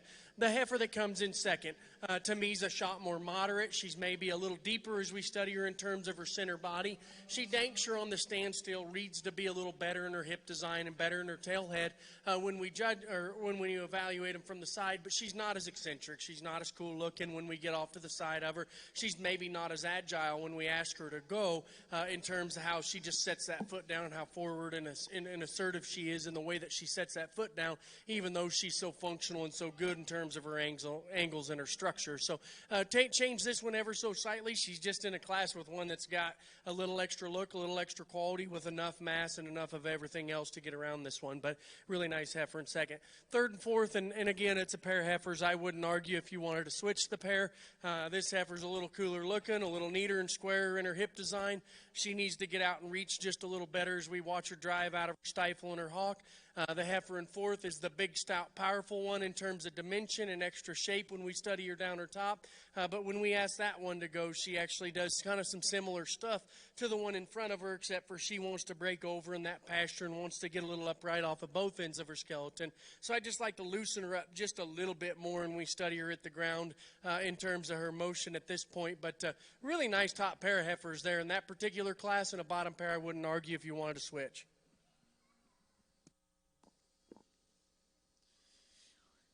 Well, congratulations in Ring 1. Class 1 in your Junior Galvey show will be first place spring heifer calves going to T-Bar S, Miss 128H, exhibited by Garrett Walden. Second place in that class will go to Miss Directive 0705 HET, exhibited by JC Diane Carroll of Raymore, Missouri. Third place will go to Jest 001H, exhibited by Kyson Teal of Cost City, Oklahoma. Fourth place in that class, exhibited by Owen Spencer with GDX 051H. Next in Ring 1 will be Class 2 spring heifer calves born between April 1st and April 30th. Currently over in Ring 2 is Class 11 March yearling heifers in our Junior Red Angus show.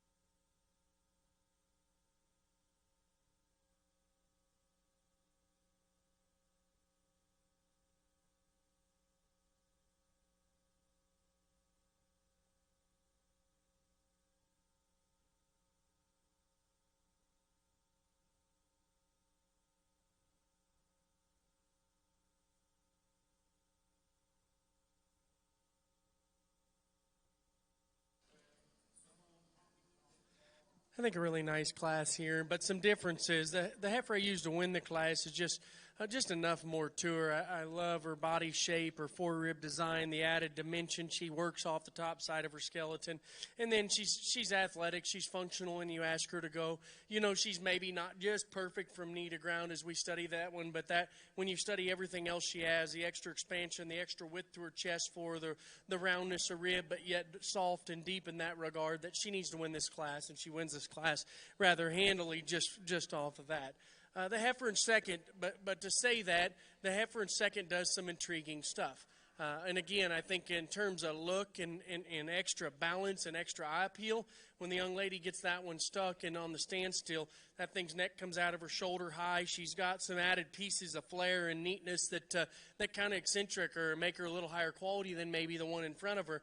Because of that, she's a little longer necked. She's maybe just a shot longer sighted. But when we get to breaking this one down, she's got a little more shoulder. She's maybe, again, like the one in front of her. We can modify her a little bit from knee to ground off the front of her skeleton. But she just needs to have a little bit more to her today for the added look and the added neatness to get around that red one. But a really, really nice heifer there in second. heifer in third, again, one that's pretty moderate. And honestly, in terms of her maturity and her age, the young lady's very, very honest in that regard. And I think her depth of rib's good. But when we study that one, she just needs more bloom, a little more look when we study that one up through her front third to place that one any higher.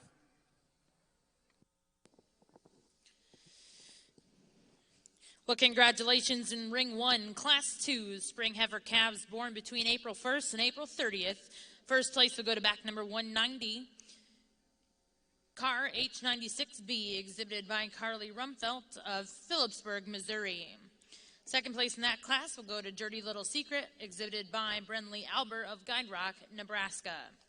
Third place will go to H90, exhibited by Sadie Morris of Batesville, Mississippi.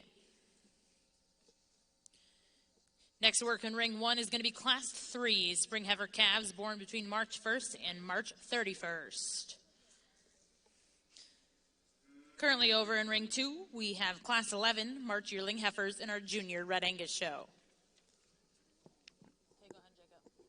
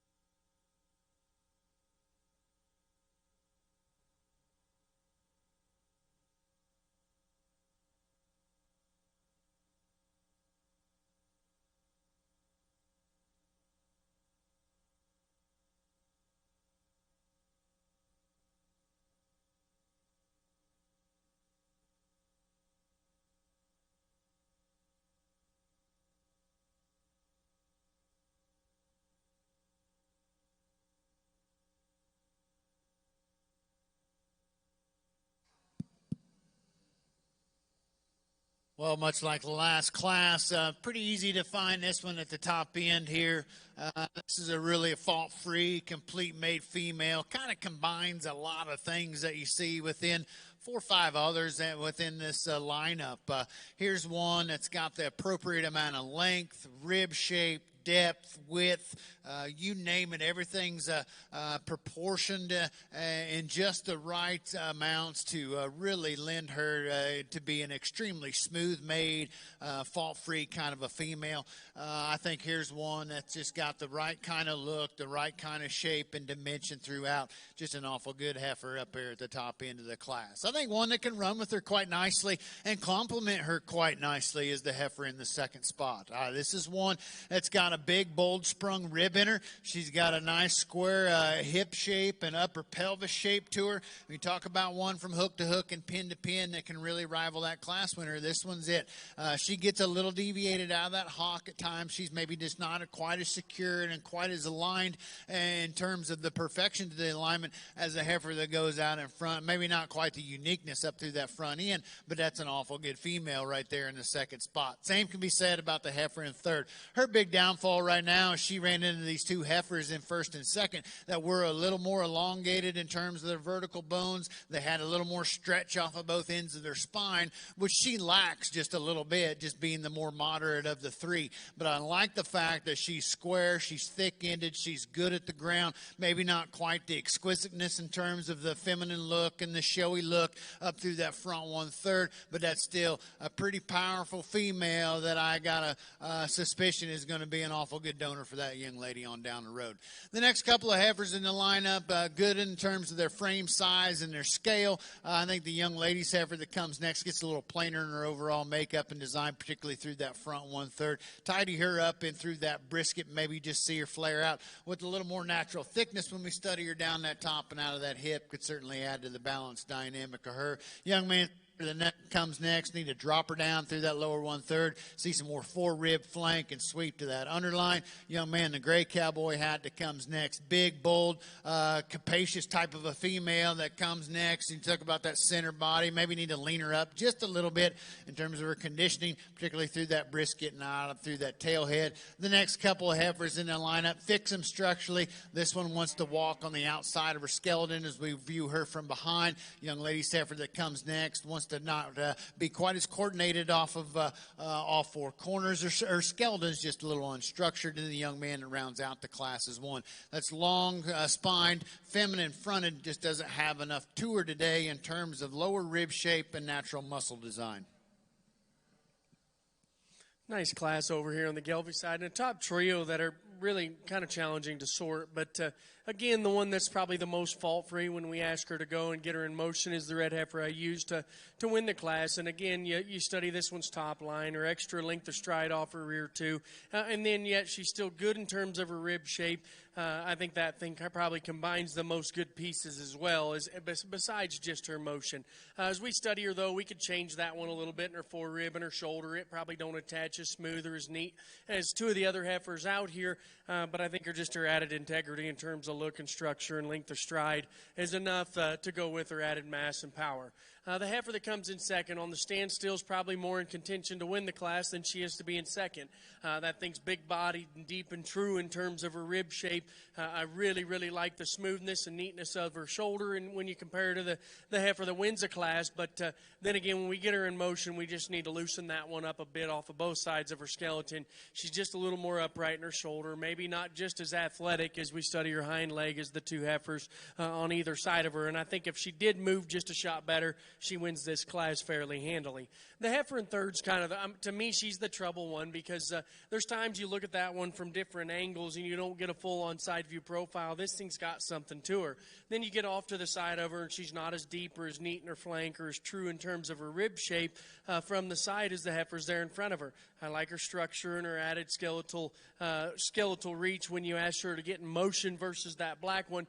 To me, if she just took the trip probably a little better, filled up, or was a little fuller in terms of her body shape and her rear rib depth, I think that one's as good of a contender to win this class as she is to be third.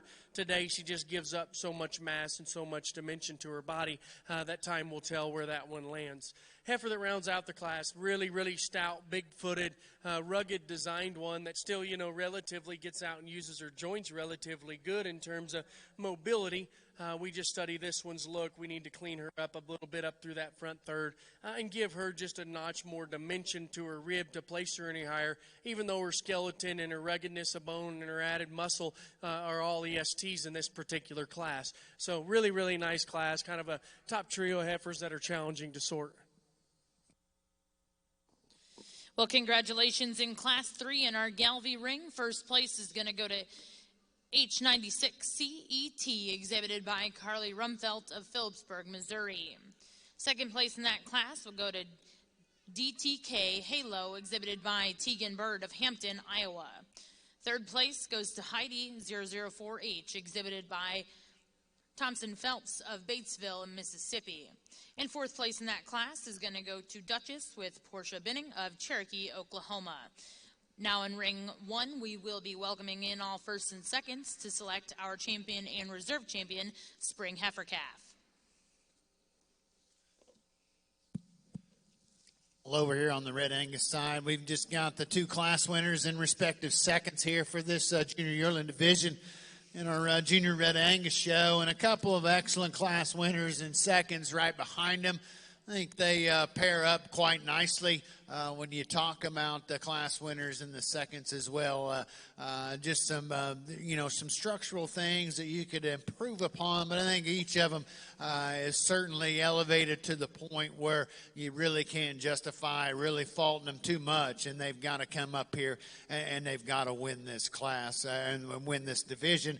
I'll go show you which two I like out here today for this division lineup. Let's give these kids a nice round of applause.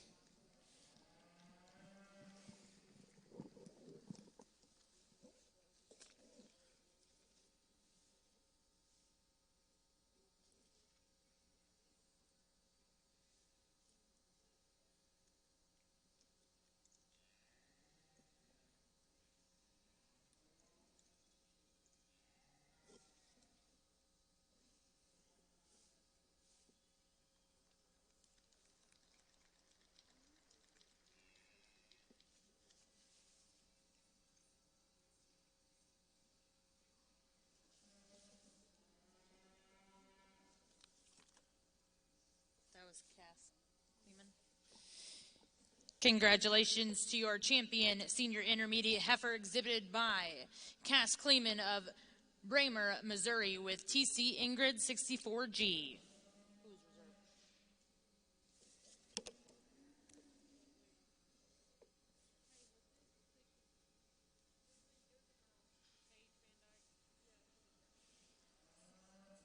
And your reserve champion senior intermediate heifer exhibited by Paige Van Dyke of Louisville, Illinois with TCLE 86G.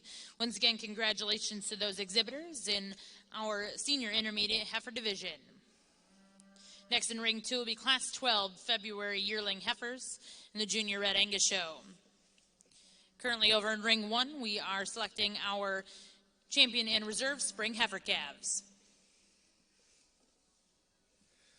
I think a very interesting division here as well, and we talked these cattle in class pretty extensively, and I don't need to reiterate that. I guess we've got them in a little different order here because the one wasn't leading quite as well. But to me, it probably comes down to these two heifers out of them first two classes, and I think they're different in their type and kind, and to each is their own.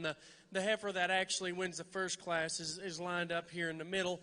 And like I said, that one for her breed, she's eccentric. I mean, that thing has got loads of quality, loads of extra look. She's so long-bodied, but yet still mobile when we ask her to go. At this point, it's where is she at in terms of development. Will that thing get enough to her? I mean, in relation to her age, I mean, there's a few months difference in age here, at least a couple months difference in age here. That 60 days alone could do some of that stuff. So it's whether or not where you land on the fence, if you think this one has got enough to her and she's going to go and she's going to be big enough bodied, and her extra pieces that would change, be probably a breed changer in that regard in terms of look, in terms of balance, or if she doesn't have enough to her, but I land on one side of the fence on that one personally. The heifer that won that second class, we'll talk her second. Like I said, that one's just a true cow. I mean, in terms of dimension of rib and body, she's kind of hard to fault 100% just because she is so nice just in terms of her body shape, her body design, the way that she's built from her shoulders back. As we study that one, though, in relation, is she as eccentric, is she as long-necked, is she as trim or neat up through her front third? No. Does she probably have, is she got a little more condition on her at this age? Yeah, maybe. And maybe it's just the fact that she's such an easy doer, too. So, to me, you kind of land on the fence on which direction to go here. I like both these heifers quite a bit. I think there's one that if she does the right things on down the road, could be a game changer. And there's one of them out here that's dank sure a cow and dimensional. And no doubt from a productive standpoint, looks like she'll do the right things as well. So I'll study these for just here a second and then pick you a champion in reserve. But I do really think this pair's pretty close because you're kind of on the fence on which direction to go.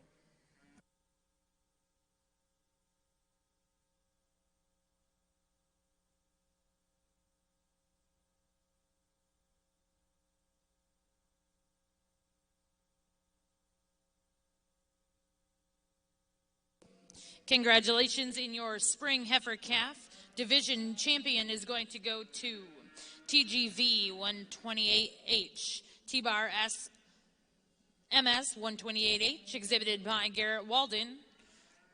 Second place in Garrett's class was exhibited by JC Diane Carroll.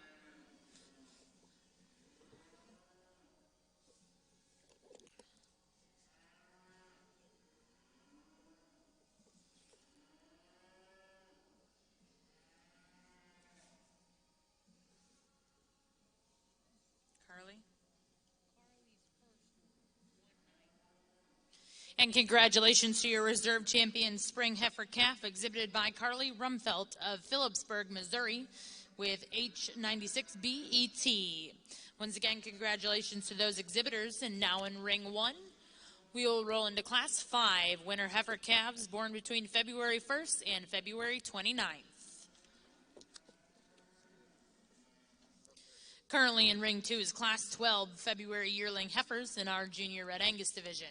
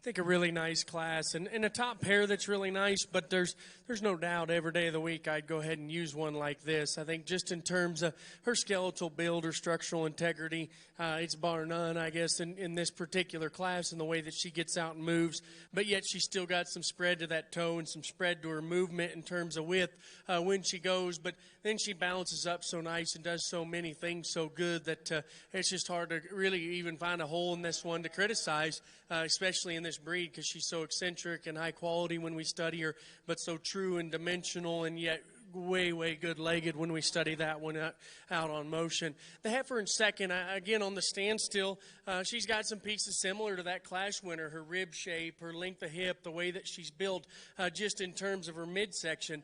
When we ask that one to go, she maybe closes up just a little bit underneath herself when she gets out and moves compared to that class winner, and she's not as eccentric or as proud as we study that one up through her neck shoulder junction, up through her front third. But I think, again, a second place heifer, that's probably as nice as any we've seen just in terms of skeletal build and body shape and female look and quality. The heifer in third, and I think this one's intriguing, but to me, we just need to give a notch more to that heifer or just downsize her just a little bit because she's kind of in that odd stage of her life where she probably don't know if she wants to keep growing or she needs to slow down. But again, big-footed, big and square in her heel, and as we study that one in motion, she's really nice. Just need to, like I said, either downsize that one just a shot or give her just a notch more to her to rival them two above her. But that's sure an extremely high quality, extremely good structured one that lands in third. Fourth and fifth, the red heifer, there's just more to her. As we study this one in terms of length of spine, length of hip, length of neck, she does those things. When we get her in motion, she maybe gets just a little more robotic in her hawk and maybe not as loose in her build when we study her in that regard. The black heifer, that rounds out the class. Again, in terms of shape and width and moderation, she does some nice things. But as we study her from a balance standpoint, she's not near as pretty or as angled up as neat through her front third as some of these heifers in this particular class. But tremendous class winner that wins that last class and a top pair that's actually really nice. Well, congratulations in Class 5 winner heifer calves born between February 1st and February 29th in our Junior and Galvey show. First place will go to Butler's Miss Harmony, H534ET, exhibited by Grace Steenbergen of Cheyenne, Wyoming. Second place will go to Honeystick H10, exhibited by Brecken Murray of Kingfisher, Oklahoma. Third place will go to Hilltops Miss Hadley HO31, exhibited by Allie Rose Gallion of Sarcoxie, Missouri. Fourth place will go to Miss Patton 064H, exhibited by Gabrielle Hammer of Wallace, Kansas. And fifth place in that class is exhibited by Caitlin Walters of Atwood, Kansas. Now in ring one will be Class 6 winner heifer calves born between January 1st and January 31st.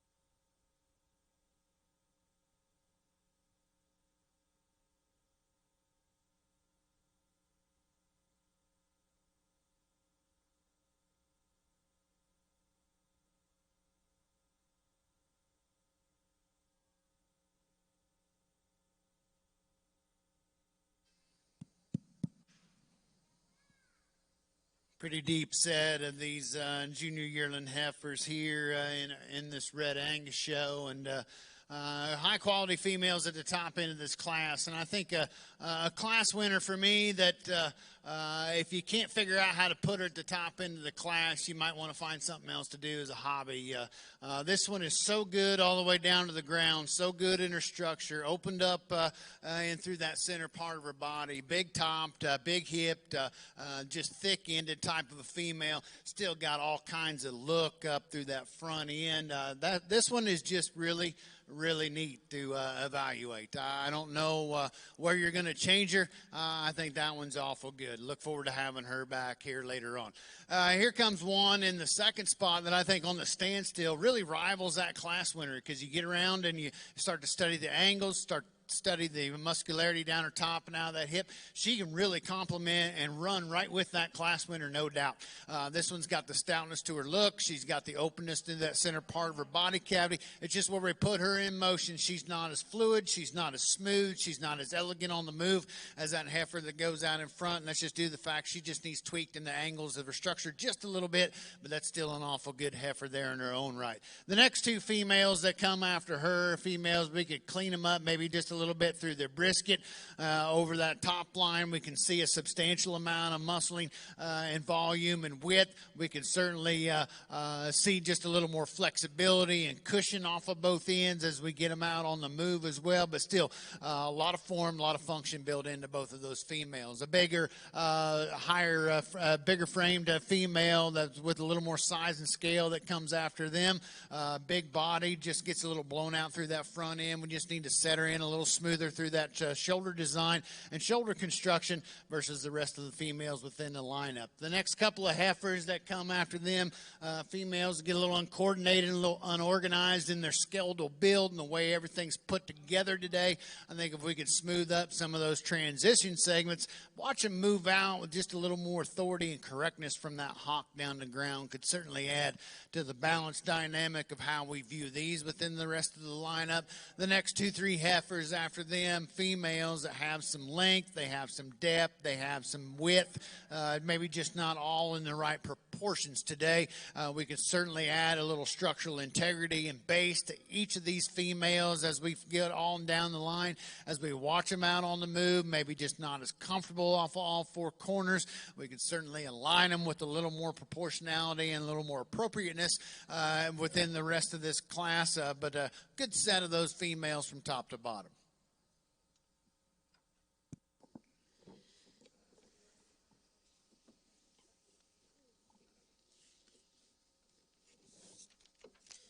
Well, thank you, Mr. Taylor, and congratulations in Class 12. February yearling heifers first place exhibited by back number 520, Ty Cullum of Perkins, Oklahoma, with Duff Red Fox, 1997. Second place will go to back number 531, Roja's It's Good to Be Queen, exhibited by Madison Fisher of Hempstead, Texas. Third place will go to J.K. Margot's Miracle, exhibited by Jamie Gager of Lisbon, North Dakota. Fourth place will go to Neo Karuba, exhibited by Bailey Smith of Shiner, Texas. Fifth place is exhibited by Hannah Miller of Woodson, Texas. Sixth place will go to Caden Smith of Shiner, Texas. Seventh, Gray Bradfield of Piggott, Arkansas. Eighth place, Clint Harrington, Nottawa, Oklahoma. Ninth place, Barrett Allen, Ardmore, Oklahoma. 10th place will go to Cambry Murray, and 11th to Miranda Hansen. Once again, congratulations to our junior Red Angus exhibitors in the February yearling heifer class. Now in ring 2 will be class 13, January junior yearling heifers. Currently in ring 1 is class 6, winter heifer calves in our Galvey junior show. Go back, Jacob.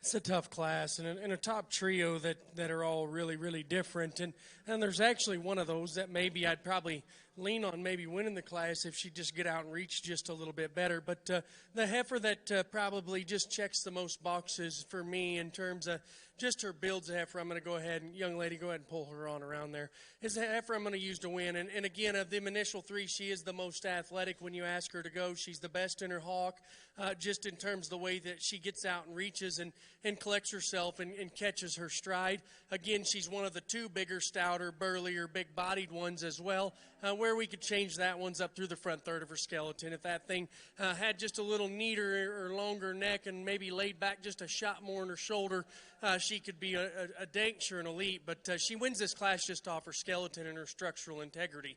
When we study that one, too, these first two heifers, I really like, and I guess the head shape or the length of face as we study them as well. The heifer in second, and again, I think this one on the standstill is not hard to pick a hole in. I think that one in terms of her angles, her head shape, her body type, her leanness at this point, you just project that one on down the road. That one's going to be a fresh, female-looking, very, very neat built one. When we ask that one to go, she comes up just a bit short in her stride. And I mean, I'll be honest with you, if that thing gets out and reaches just a little bit better, she's in contention to win this class as much as any of them out here. She's not as powerful as the heifers on either side of her, but if we study her top shape, we study the shape of rib that she has, she's at a disadvantage to those two, but she's dang sure got enough in terms of dimension. Just need to get out and reach just a little bit better. The heifer that'll surprise a guy when she moves versus the standstill is the heifer in third. That thing's big-bodied and massive and so stout when you study her. When the young lady gets her set up, she looks incredibly, incredibly good from the side as well. When you get to breaking her down, though, when we get her in motion, she wants to get just a little more rigid in that hawk and don't probably get out and reach as well as the heifer that wins the class, which makes her more in contention for second. And I just like to lay that one back just a little more in the angle to her shoulder. I think both the heifers ahead of her have just a little bit longer face or a little neater head on them, but I think that's being pretty critical of one that's so stout, so dimensional, and does a lot of good things right, just maybe don't move quite as well as our class winner. And the heifer that rounds out the class, again, one that's really long-spined, really square when we study her down her top and out through that hip. Again, one that's got some female look about her front third. But as we study this one, she just gets overwhelmed by the body and extra mass of these other heifers in this particular class. So really, really nice top trio of heifers. Kind of challenging for me to sort because I don't know if there's just one to hang your hat on. If one of those moved a little better, I think there'd be one, but it makes it so challenging in my regard, in my standpoint of just trying to figure out which one of them three fits me the best.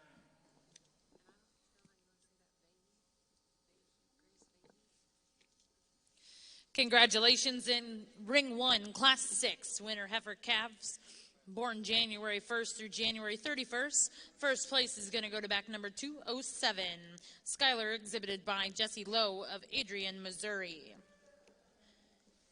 Second place go to back number 205, T-Bar S, Roxanne, 131H, exhibited by Grace Vahey of Billings, Missouri. Third place is going to go to Miss Pretty Woman, 253H, exhibited by Lily Grace Judd of Pomona, Kansas.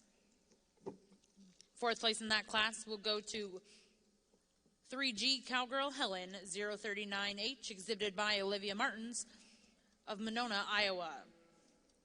At this time in Ring 1, we will be selecting your champion and reserve champion, Division II winner heifer calves.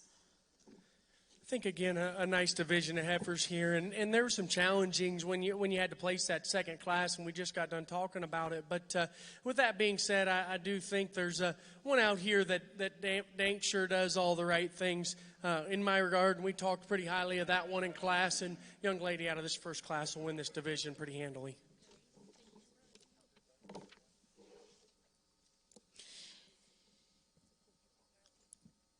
Congratulations in the Winter Heifer Calf Class Division.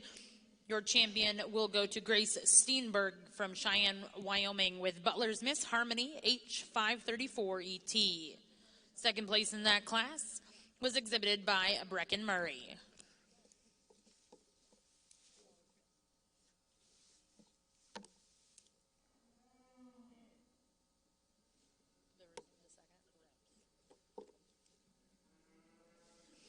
And reserve in that division is going to go to Honey Stick H10, exhibited by Brecken Murray of Kingfisher, Oklahoma. Once again, congratulations to those exhibitors. At this time in Ring 1, we'll be bringing in Class A senior heifer calves born between October 1st and December 31st. Currently in Ring 2 is Class 13, January junior yearling heifers in our Junior Red Angus show.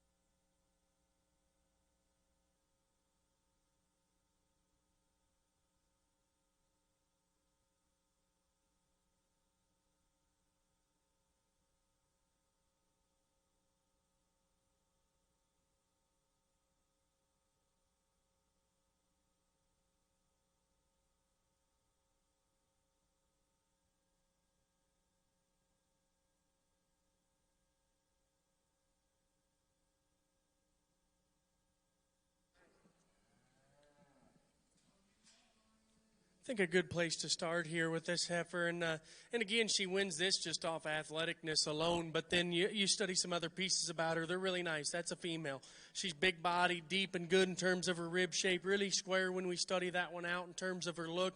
And then we just get her in motion. She just is so much more correct in the way she handles herself at the ground. She's longer strided, but also just a little more stable in the way she works that hawk and them knees to get her where she needs to go. So very, very easy class winner in my mind. It would be closer to me if this heifer just got out and reached a little bit better. This is the bigger, stouter one that's got plenty of dimension and shape. But when we ask that one to go, she wants to wrench just a little in her hip and maybe come up just a little bit short in her stride. So I think from now till the open show, maybe exercise that one a little bit, see if she loosens up. Because if she does that, she's got some really neat pieces and some intriguing pieces in terms of power and dimension and just spread of muscle and dimension that the heifer that wins the class doesn't. The heifer in third, again, I think one that is more athletic than the heifer in second. She gets out and reaches better. She's very, very functional in her build.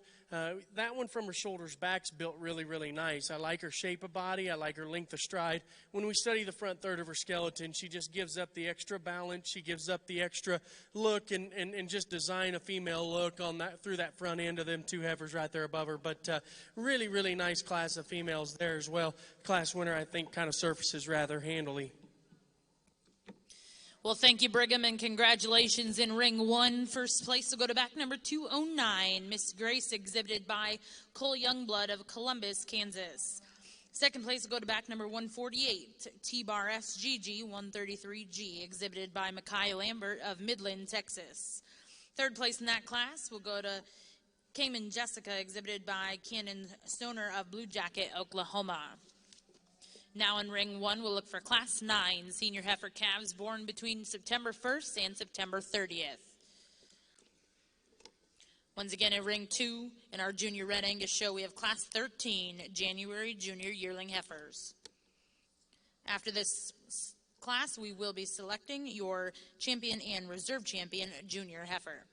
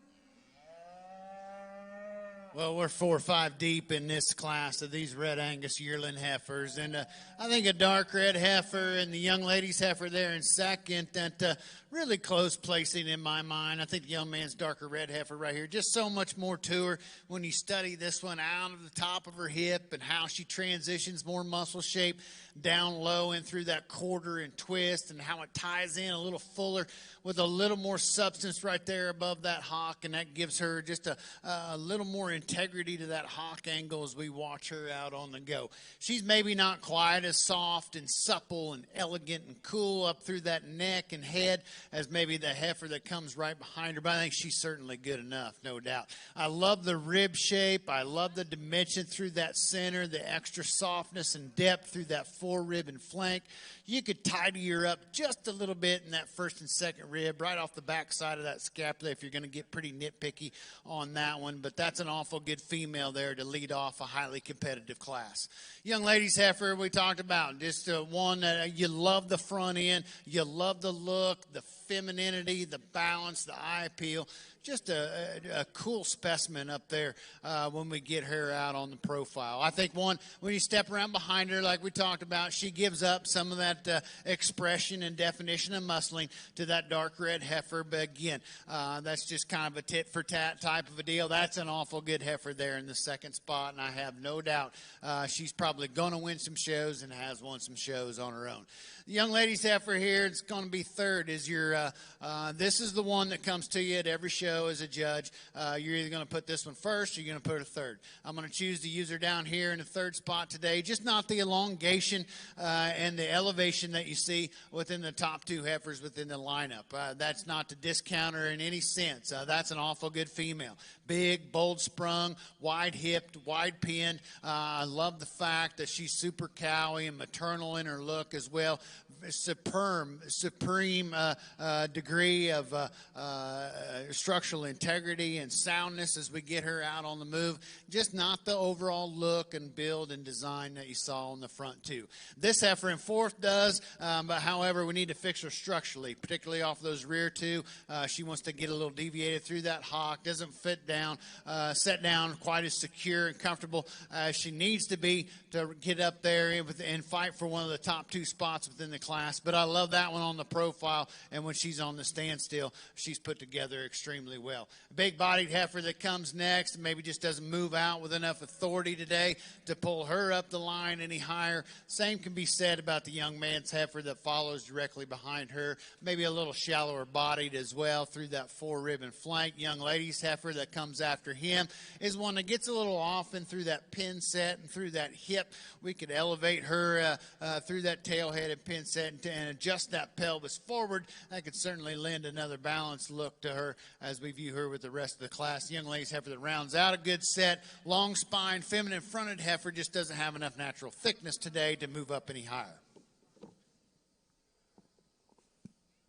Nice pair of heifers over here, but a lot different in their type and kind. The red heifer's easy to find. I think that one, just in terms of added mass and dimension and shape, when the heifer's actually acting good and the young lady can get her set up, that thing projects a look that's really, really intriguing for this breed as well in terms of quality and presence. So I think one that checks some boxes and does a lot of nice things. If you want to get a little bit picky on her, she's so long-bodied, she may be, and it may be a little of her attitude today, but she don't maybe just get out and reach perfectly in terms of stride length off them hind two, even though she's stable in that hock, stable in that foot, stable in the way that she moves that hind leg. I'd just like to see her reach out just with a little bit more length of stride as we study that one. The heifer in second, and again, I told the young lady, this heifer's pretty nice. She's just small.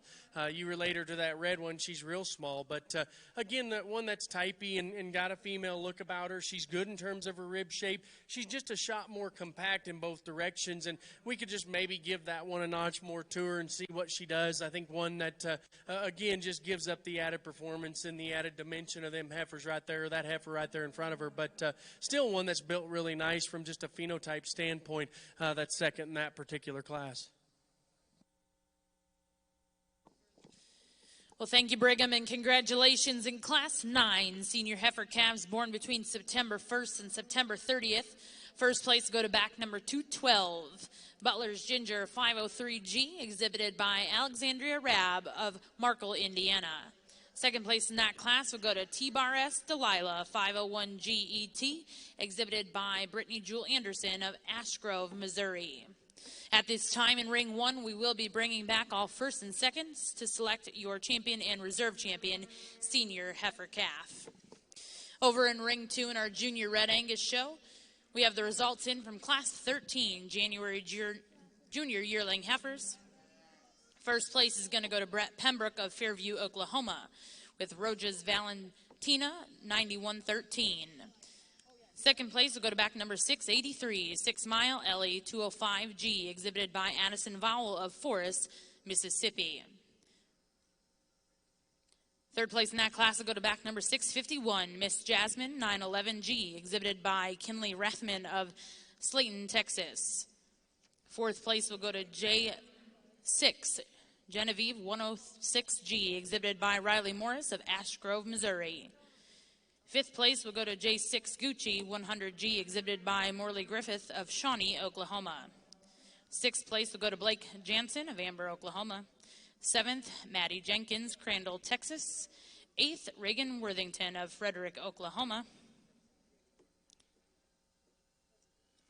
Now in Ring 2, we are selecting your champion and reserve champion, Junior Heifer Division.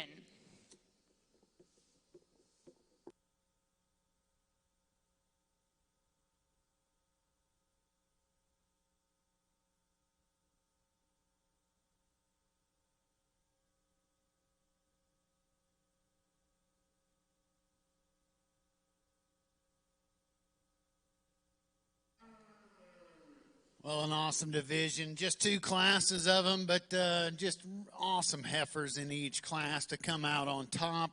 The respective seconds just really, really good themselves. And I think our two class winners in particular, I don't think you can go wrong either way. I think both of them are good heifers. There's some nitpicky things and some differences amongst them, just some subtle things that you could certainly start to talk about. But, they're both good, folks. Whichever one you like. If you don't like the one I'm going to use, I know I'm going to use probably the other one for reserve, because they're both going to get a piece of this deal. If you like them the other way, I can certainly see the justification of flipping them around. For me today, I'll show you the way that I'm going to put them. Let's give these kids a nice round of applause for a highly competitive division.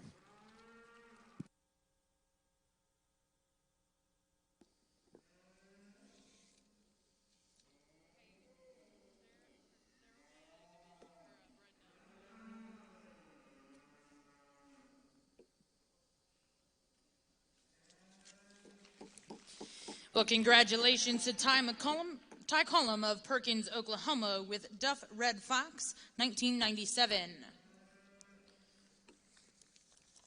I think in this division, and nothing taken against the seconds in this particular class, but it definitely lies between these two firsts, and I think there's some give and take in both of them.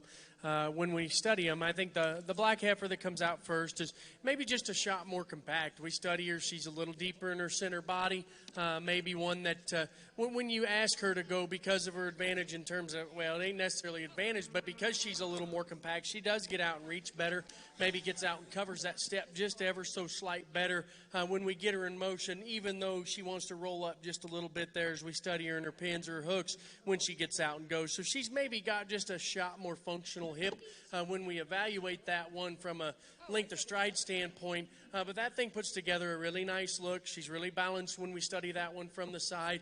She gives up just a little bit of power to the heifer in second and some other pieces as well. But I do think that one's definitely a contender because of her functionality and her ability to get out and go. The red heifer that wins the second class, and again, one in terms of look and balance and squareness, you probably can't build them much squarer or neater than that as you study her. I think that one's got an advantage in terms of body length, squareness, and length in terms of her hip. I think when you study their structure and their angles, they're very similar in terms of their functionality, in terms of just their squareness and the way they set their feet to the ground.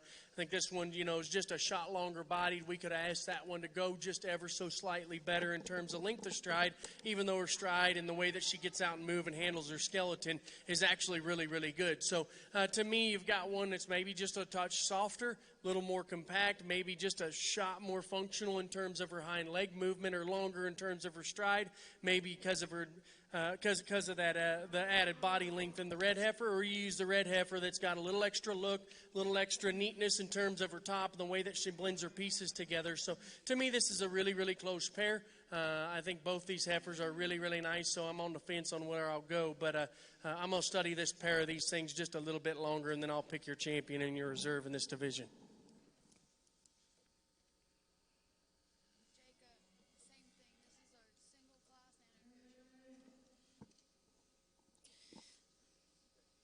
Back over in ring 2, your reserve champion in the junior heifer division was exhibited by Brett Pembroke of Fairview, Oklahoma, with Rojas Valentina, 91-13.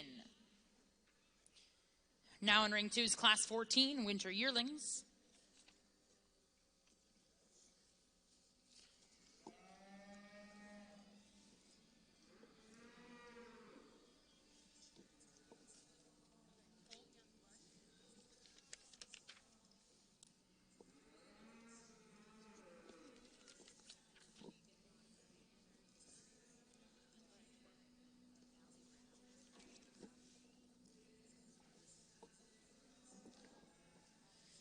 Well, congratulations in ring 1 in your senior heifer calf division.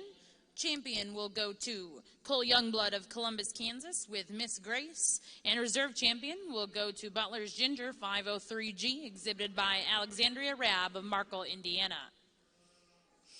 Now in ring 1 will be class 11 intermediate heifers born between July 1st and August 31st, 2019.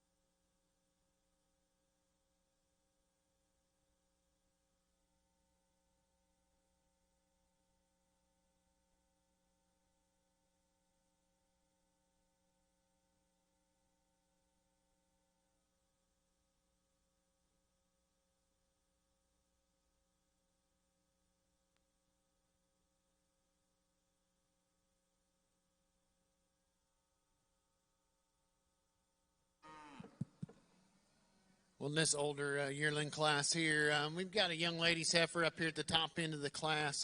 Just a bold sprung, deep-sided type of a female that you like the angularity, you like the feminine look, and yet all the power and substance and volume from there back. Just a tremendous amount of rib shape and depth of side. Really good all the way down to the ground when you talk about the angles to her feet and legs and how she gets out and travels with such smoothness and fluidity. Just really, really good. And she's got a nice udder coming up underneath of her as well. Looks to be going to be an awesome cow for her once she lays down and goes into production. And the one right behind her has gone into production, and you can see she's raising a nice bull calf right behind her. She's one that you might want to square her up and shorten up the teeth placement and size just a little bit. But there's a lot of milk flow there, and you like that. You like how good a job she's doing. Maybe just not the overall volume and capacity today to really rival what you see within the young ladies heifer, but a good pair of cattle there within this class. Congratulations.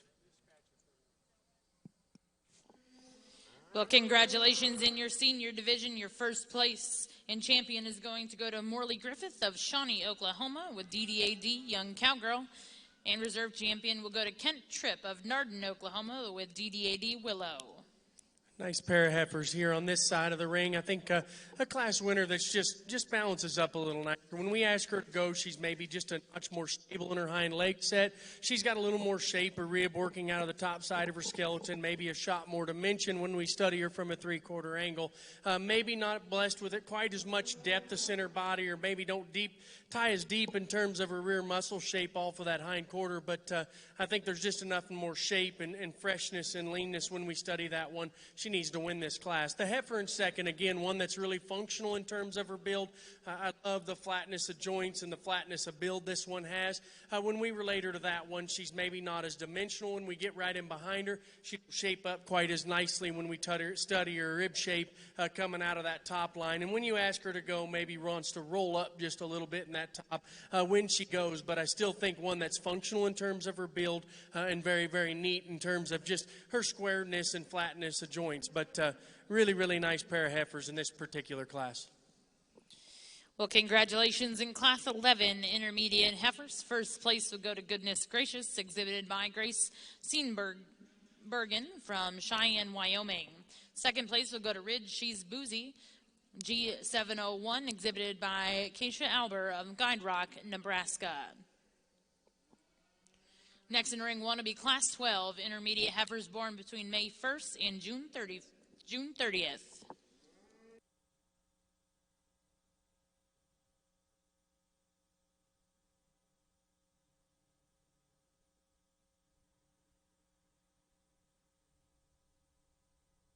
Single intro over here on the Gelby side, and again, she's not necessarily wanting to come in the ring just the best, but we study this one just in terms of power and dimension and shape. She does it good.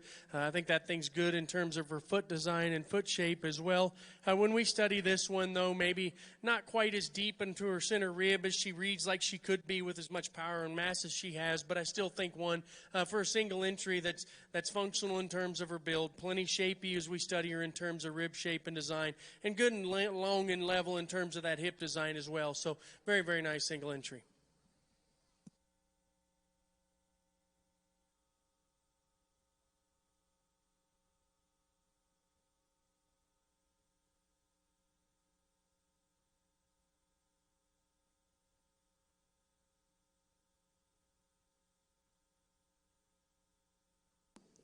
Well, thank you and congratulations in Class 12.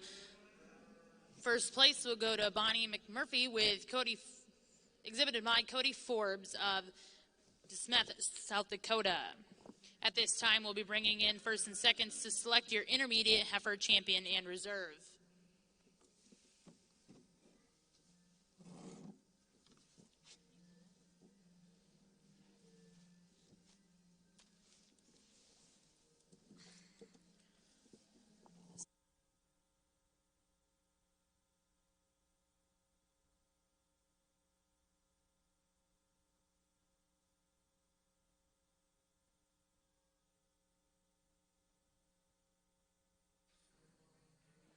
Not quite as deep a division as we've seen in a couple of these others, but I still think they're nice. I think, again, we study these things from a functionality standpoint.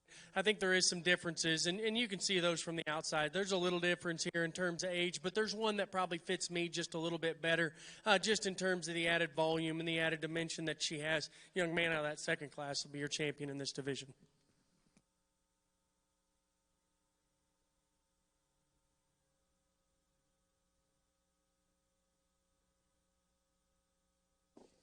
Congratulations in our intermediate heifer division.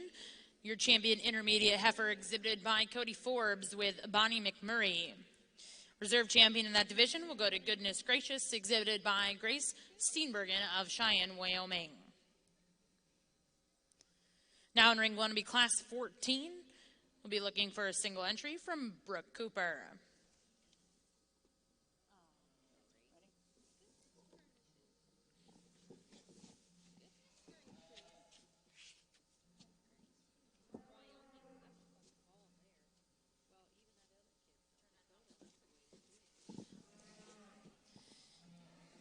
I think a single entry that comes in on this side, and again, super powerful one in terms of dimension and shape. We study that one's rib shape. It's more than ideal in terms of the way that she's built. When we study her up through her front end, though, she's getting a little more crest, maybe a little bolder as we study her up through that front third. But functionality's good, shape's good, muscle and dimensions. She's super powerful when we study her, and yet, you study her in motion. She's plenty good in terms of the way she goes because her foot size and everything rolls in there right. We could maybe just trim that one up ever so slightly up through the front third of her body, and I think it would balance her rear third even, or rear two-thirds even better. But really nice single entry the young lady brings.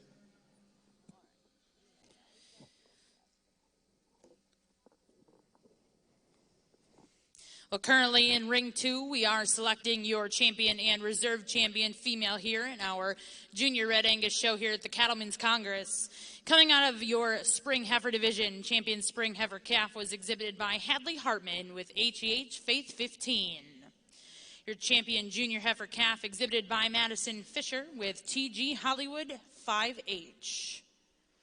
Coming out of the Fall Heifer Calf Division, that champion was FLC Dancing Queen 913, exhibited by Brett Pembroke. Your champion intermediate heifer was Roge's Miss 6100 9205, exhibited by Chloe McSentry. Your champion senior intermediate heifer went to TC Ingrid 64G, exhibited by Cass Kleeman. Champion junior heifer was Duff Red Fox 1997, exhibited by Ty Cullum. And coming out of the senior division, your champion senior female was exhibited by Morley Griffith with DDAD Young Cowgirl. For those of you ringside, please put your hands together and congratulate all of our Junior Red Angus exhibitors. Okay, turn that up.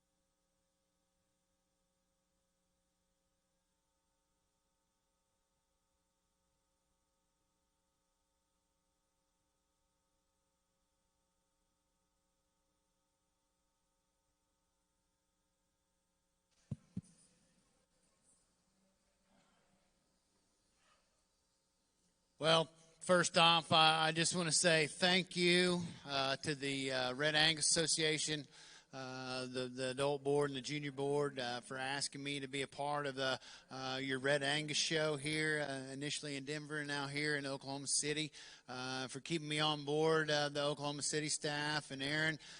It's been a treat. I knew it would be. I've had the opportunity to watch this breed the last several years and actually work on a few of these cattle out in Denver a few years ago. And just the leaps and bounds and the genetic progress that this breed has made is just absolutely staggering. It's a lot like a lot of our other breeds that are showcased at some of these shows. It's people have really latched on to them, and they've done such an awesome job as breeders and just proponents of the industry and the breed themselves, that the genetic diversity and the phenotypical progress that you made is just absolutely amazing and stunning. And I think this is an excellent representation of what some really good cattle can be, not only within this breed, but within just the realm of the seed stock industry and the show ring industry as well. Great cattle in every class and in every division today. Great group of kids. It's just been truly an honor to see this much quality to come in and out of each class every single time today. It was really fun, and I know with a lot of things going on in the world right now, we all need a little bit of that. So that certainly lifted my hopes up for the day, and I hope it did you as well, just sitting outside and watching what these youngsters can do and the cattle that they've brought to town to showcase before you. So with that, let's give all these kids a big round of applause, if you would. A great show, great set of Red Angus cattle, and a great set of kids.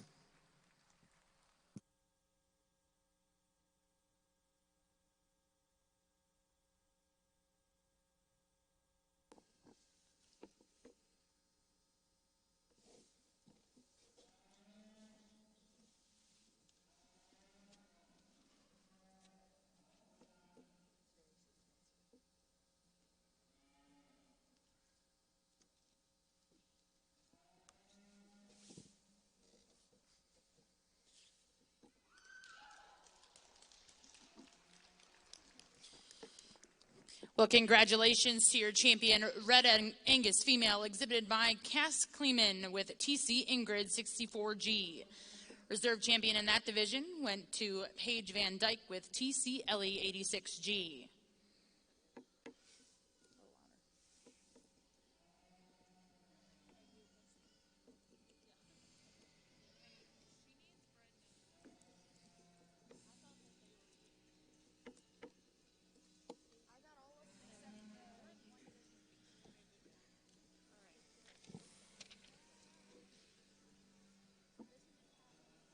I think an interesting trio of heifers over here, and I wouldn't argue if you switch a few things, but this heifer just does the most good for me.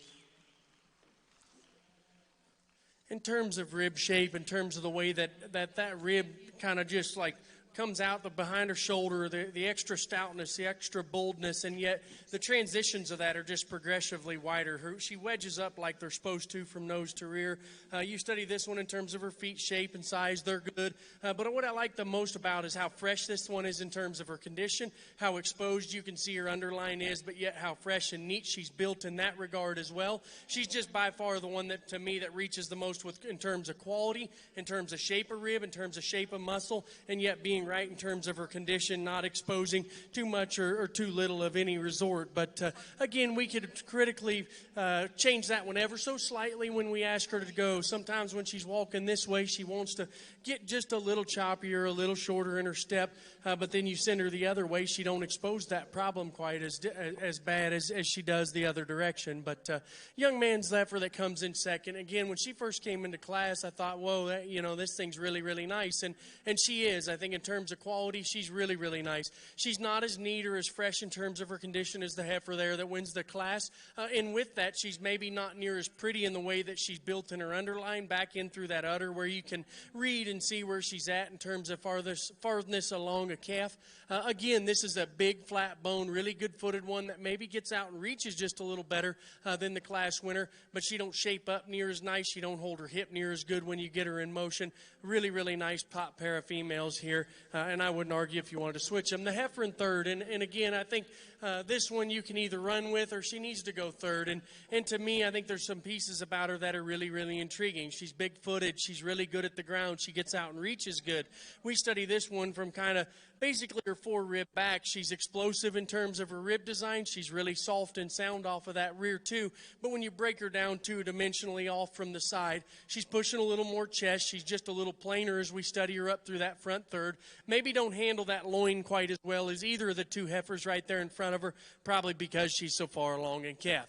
The next heifer that comes in is a big, rugged, stout one. Again, in terms of feet and legs, she fits the mold of this class in terms of just soundness. You know, she gets out and reaches good. Her shape and shape of body's really, really nice. She's maybe not quite as fresh in terms of her appearance as we study those heifers right there above her. She's a little bit plainer up through that chest form, maybe just a little plainer in her muscle shape compared to them ones right above her. But I still think that's a bulky, wide, really good structured one that just got stuck in a really, really tough class. The heifer that rounds out the class, again, you can see this one. She's lean in her condition. She's fresh in terms of her look. She just needs more to her to place any higher in this particular class. Just needs more performance, more gas, more dimension of body to place any higher.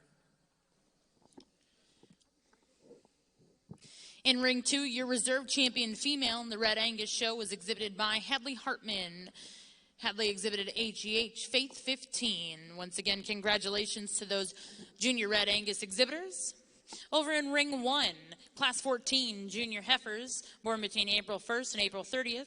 First place went to Cowgirl 942G, exhibited by Brooke Cooper of Burdett, Kansas. In class 15 junior heifers born between March 1st and March 31st. First place went to Butler's Miss Gabby 534 GET, exhibited by Carly Rumfelt of Phillipsburg, Missouri. Second place went to G233 ET, exhibited by Casey Martin of Oregon, Illinois. Third place went to Miss Scarlet, exhibited by Cole Youngblood of Columbus, Kansas. Fourth place went to Gypsy Rose, exhibited by Hayden Tabor of Agra, Oklahoma. And in fifth place went to Eileen, exhibited by Portia Binning of Cherokee, Oklahoma. Now in ring 2 is class 16 junior heifers born between January 1st and February 28th.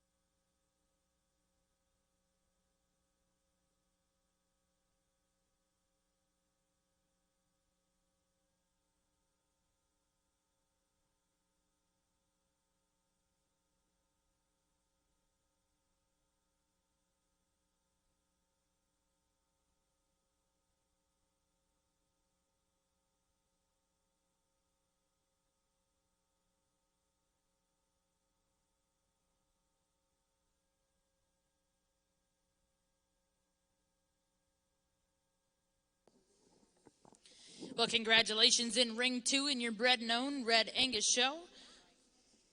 Your champion is exhibited by Hadley Hartman with HEH Faith 15. And reserve champion in our junior Red Angus bred known show will go to Kinley Rathman with Miss Jasmine. Once again, congratulations to those exhibitors. At this time in ring 2, we are breaking for pictures, and we'll start back in just about 10 minutes with our Pee Wee showmanship.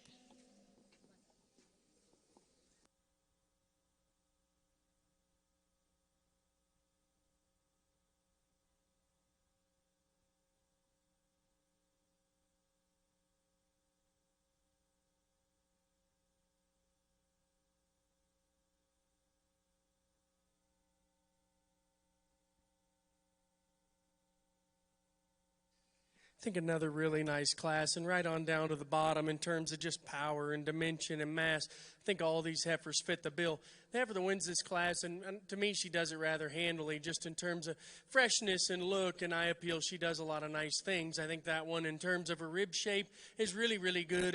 And studying that one, as lean as she is, she's still so true and neat in terms of her body design, the way she balances up, puts all her pieces together. And then still you ask her to get out and go. She gets out underneath herself and reaches and does what she's supposed to.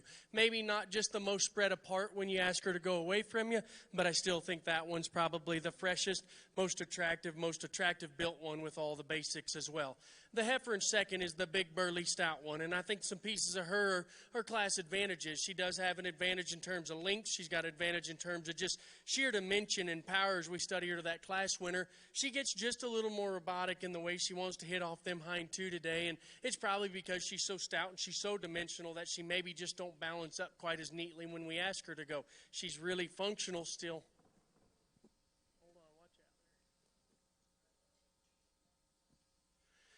But then when we study her to that class winner, she's pushing a little more chest floor, and one like her probably would have just a little bit more than that class winner. But that's a nice top pair of heifers, and if you'd like to sort them a different way, I don't argue with you one bit. I chose the extra quality, the extra look.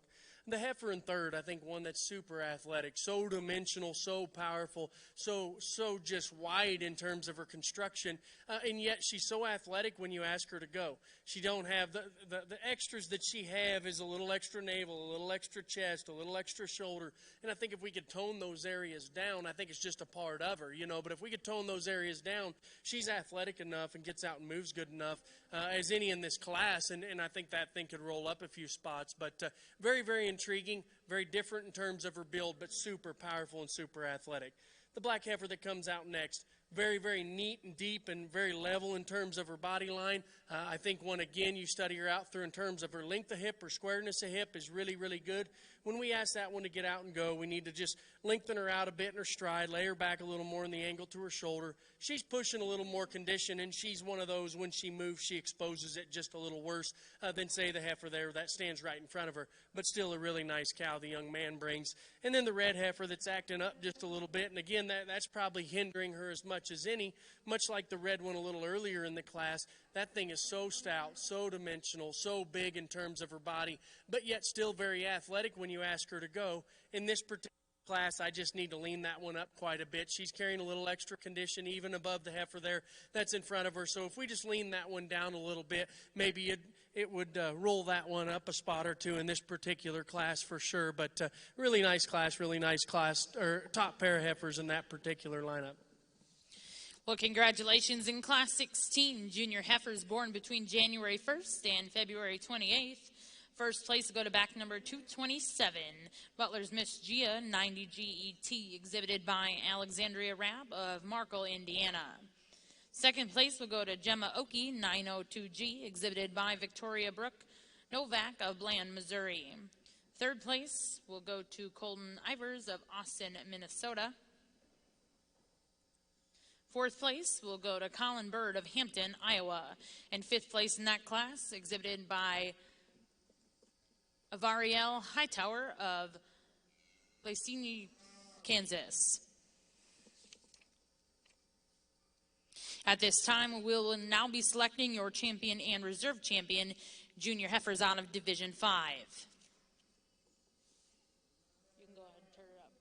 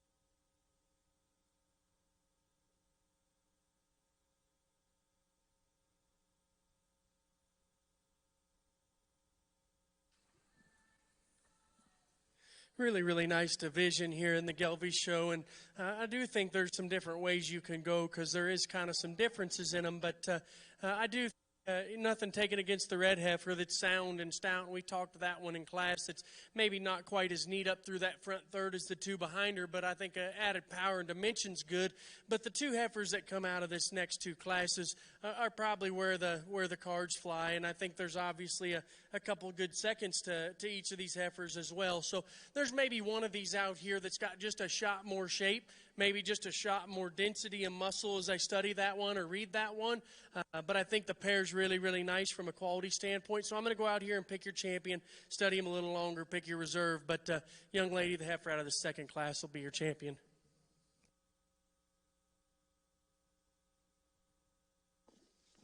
Well, congratulations in your junior heifer division. Your champion junior heifer is going to go to Butler's Miss Gabby, 534 GET, exhibited by Carly Rumfelt of Phillipsburg, Missouri. Second place out of that class was exhibited by Casey Martin of Oregon, Illinois.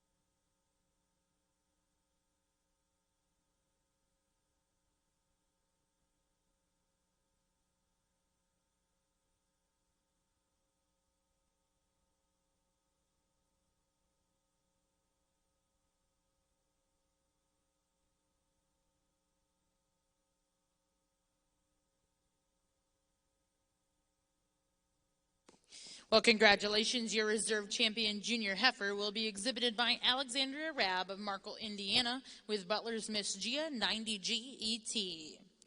Congratulations to those exhibitors. At this time, we'll bring in Class 18, senior heifers born between September 1st and December 31st, 2018.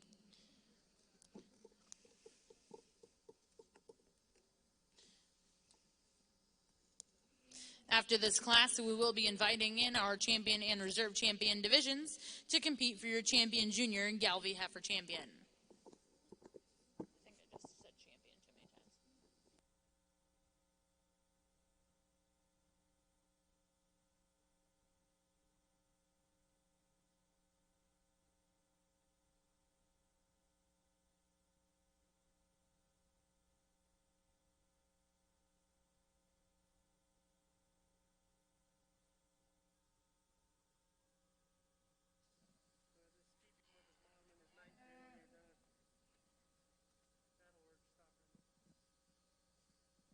Single entry here, senior yearling heifer. And again, the cow's skinny, but she's obviously raising a calf, obviously went through some sort of trauma that she's never experienced in her life here for the first time. And The baby calf's 2 weeks old, so she's usually that's the worst one can look, is pretty fresh after calving and bring them to a show.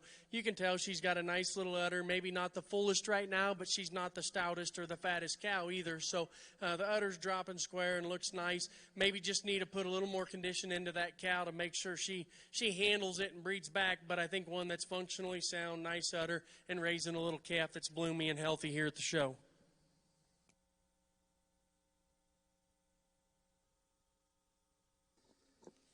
Congratulations in our senior heifer division. Your champion senior heifer is going to go to Bianca Binning of Cherokee, Oklahoma with Pro Heart Tiffany 856.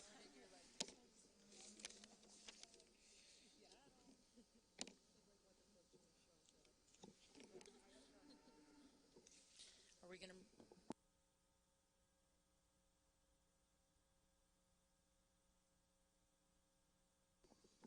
At this time, we'll be welcoming in all of our champion and reserve champion division winners in our junior Galvey show to select your champion and reserve champion junior heifers.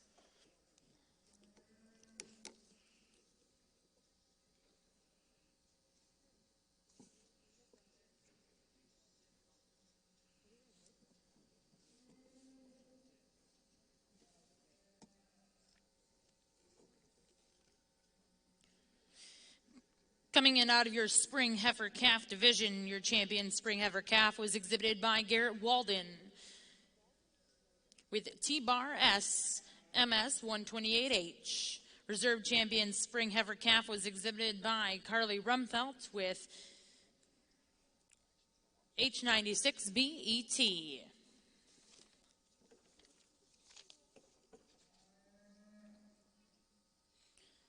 In Division 2, your winner heifer calves, your champion winner heifer calf was exhibited by Grace Steenbergen of Cheyenne, Wyoming with Butler's Miss Harmony H534ET. Reserve champion exhibited by Brecken Murray of Kingfisher, Oklahoma with Honeystick H10.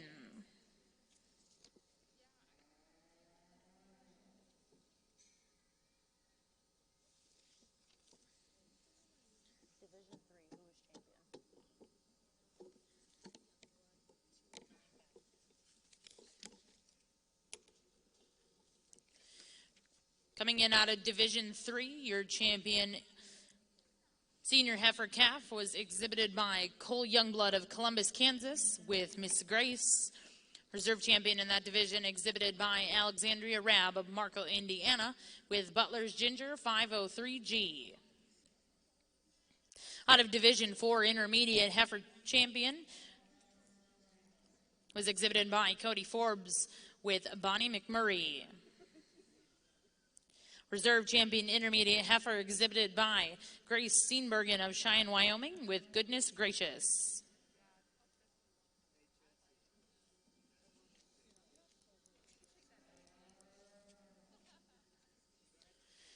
Coming out of Division 5, champion in Division 5 was exhibited by Carly Rumfelt of Phillipsburg, Missouri with Butler's Miss Gabby 534 GET.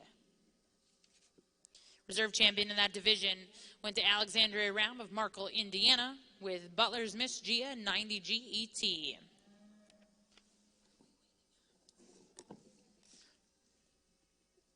And out of the senior division, your champion senior female was exhibited by Bianca Binning of Cherokee, Oklahoma with Pro Hearts Tiffany 856.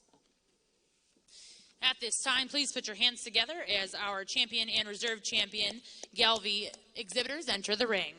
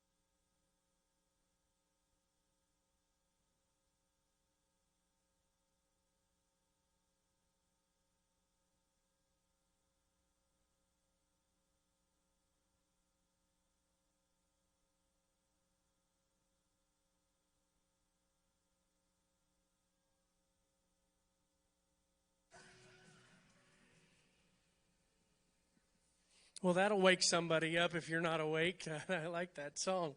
But really, really nice set of females here. And, the Balancer show, we went through and evaluated them, and I thought that was extremely, extremely deep and extremely good, and didn't know quite what to expect here when we get into the high percentages. And I'll be honest with you, they're just as tough, and they're just as tough to evaluate. We starting out right at the very front. You started out with one that was kind of an outlier for a breed in terms of look and quality and presence, and that's to me what probably shocked me the most. So I think a very, very unique lineup that of heifers we've got out here. I won't retalk every one of these because we talk these pretty extensively throughout the day and throughout their class. But there are a couple of these, and in one in particular that probably hits me the hardest. And and my family runs quite a few cows back home, and trying to balance out different breeds, balance out what priorities you have is important. But when you run a lot of cows, they got to be cows first. So with that being said, structural integrity is awfully important, and things need to stay sound. They've got to have enough to them and enough dimension to hold together, especially if you're one that grazes year-round like we try to do as well.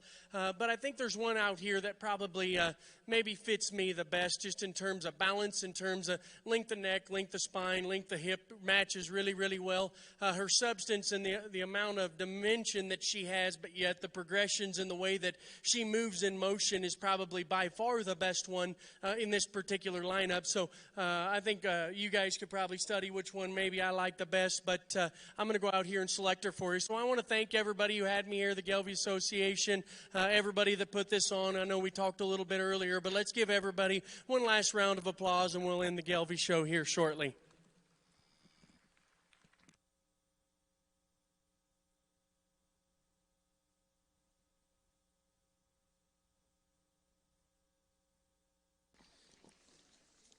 Well, congratulations to Grace Steenbergen of Cheyenne, Wyoming, with your champion Gelbvieh female Butler's Miss Harmony H534ET. Reserve champion in that division was exhibited by Brecken Murray of Kingfisher, Oklahoma.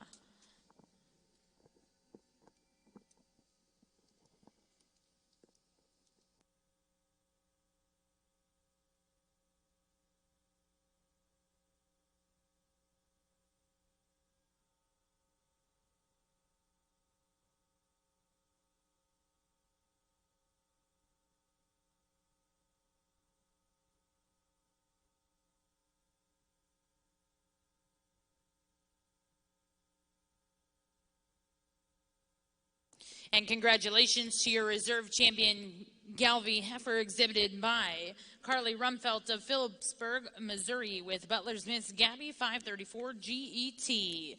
Once again, congratulations to all of our junior Gelbvieh exhibitors. If you are ringside, please join me in putting your hands together to congratulate all of them.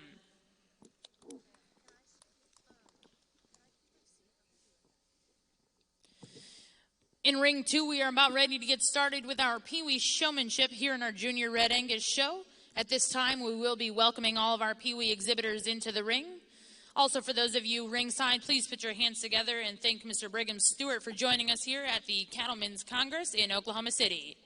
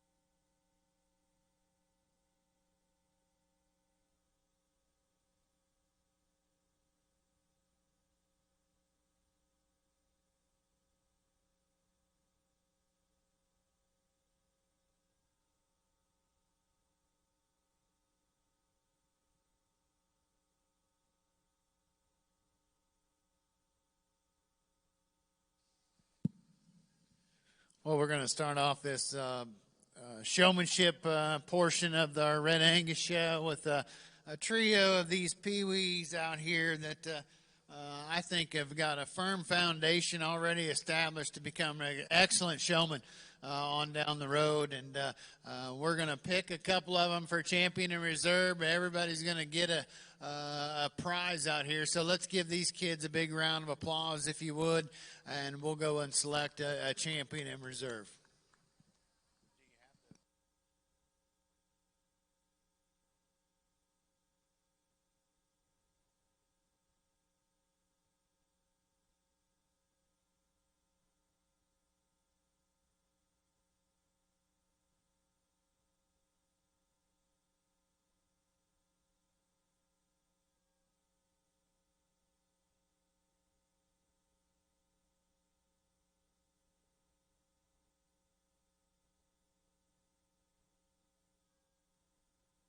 That's fine.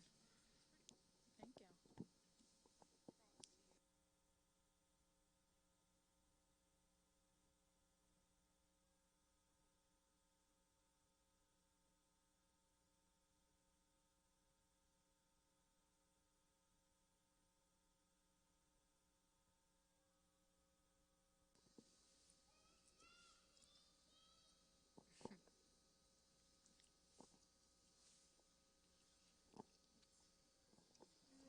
Next in ring 2 will be your junior showmanship class in our junior Red Angus show.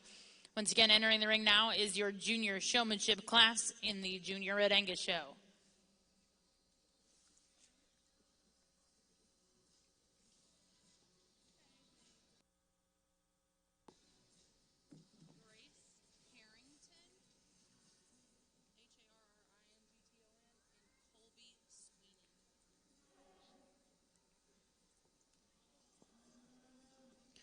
Congratulations in our Pee Wee division. Your champion Pee Wee showman went to Grace Harrington and reserved to Colby Sweeney.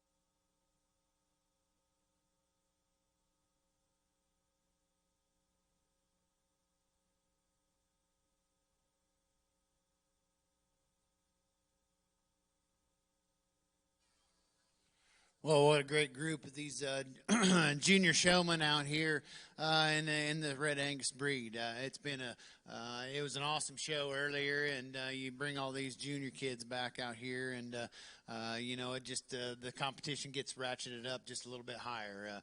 I like doing showmanship after a show like this because I can remember these kids back when they came out into their respective classes during the actual show. And let's face the facts and tell the truth.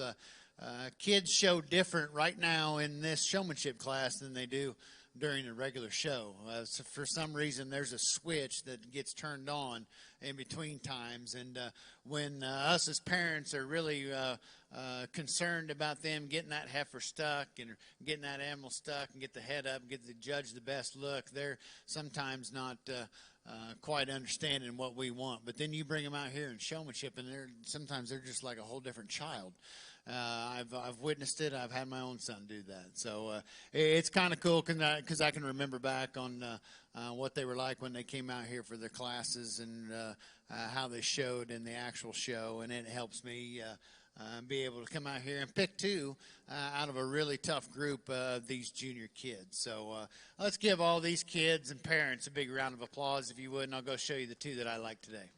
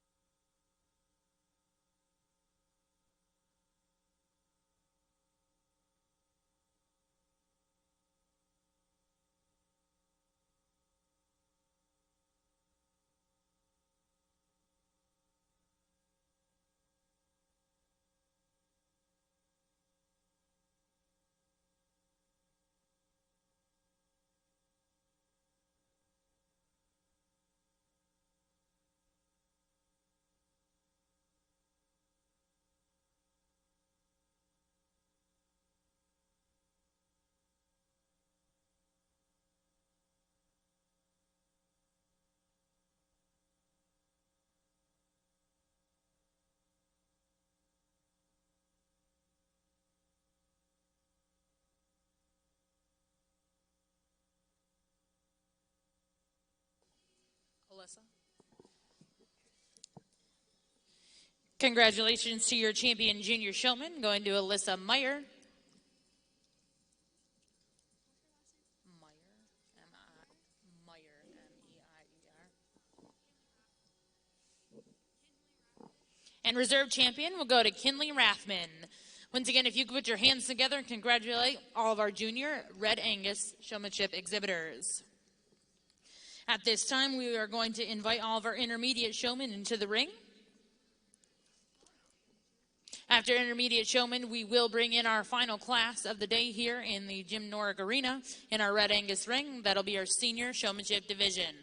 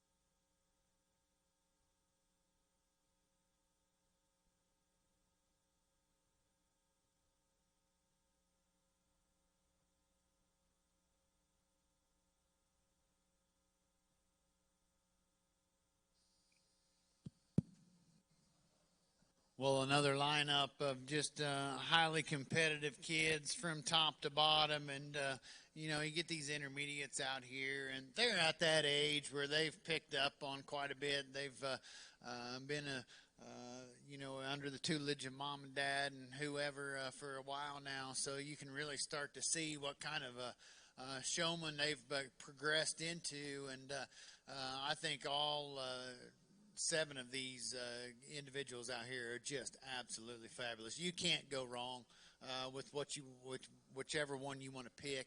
There's no doubt that they could all go into a contest at a national level and be right there at the top end of every division, and maybe even the senior division at the end. They're all just that good. And like I harkened back to earlier, it's nice to have seen these kids already come out in the regular show, because it helps me with the evaluation of them out here, and I don't have to take up a whole lot of your time throughout the rest of this afternoon, because I can remember each one of them and what they did throughout the day when they came into their respective classes, if they hit me hard. There was a couple of them that, honestly, there's 4 of them that are out here that I remember quite vividly because they hit me that hard as being awful good showmen when they came out in their first classes of the day, and then they would bring them back out here, and they really hold together quite nicely. And so between those 4, there's some nitpicky things. I just think there's some things that each judge individually picks up on that the other ones that somebody else may not, and that's kind of what you tie to and what the glue is that helps you with your lock in your decision. So I'll show you which 2 that I like in this division. Let's give these kids a nice round of applause, if you would, for a great show.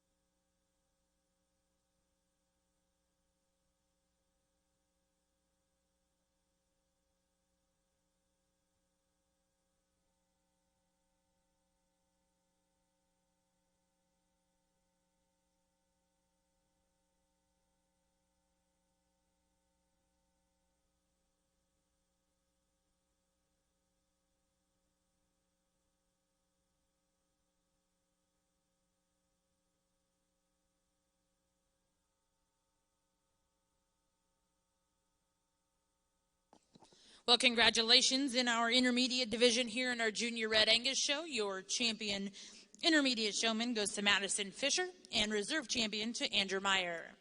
At this time, we'll invite our senior showman into the ring.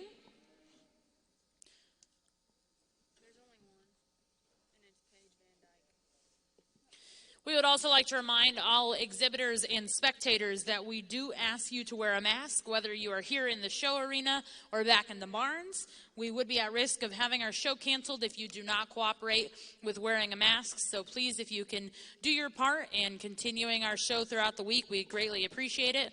Once again, masks must be worn at all times while in the barns, in the show ring, and in the stands.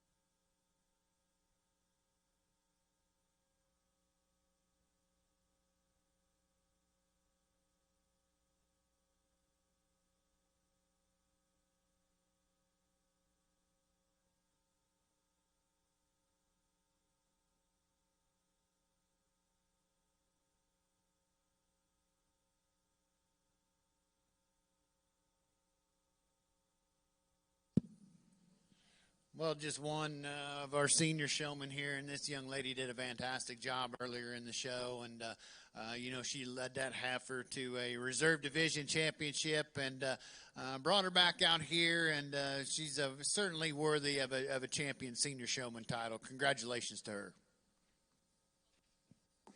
Well, congratulations to your champion senior showman going to Paige Van Dyke. Once again, congratulations to all of our exhibitors here in the Jim Norick Arena at day one of the Cattlemen Congress. We had our regional Red Angus Junior show, as well as our junior balancer and Galvey shows. Once again, congratulations to all of those exhibitors.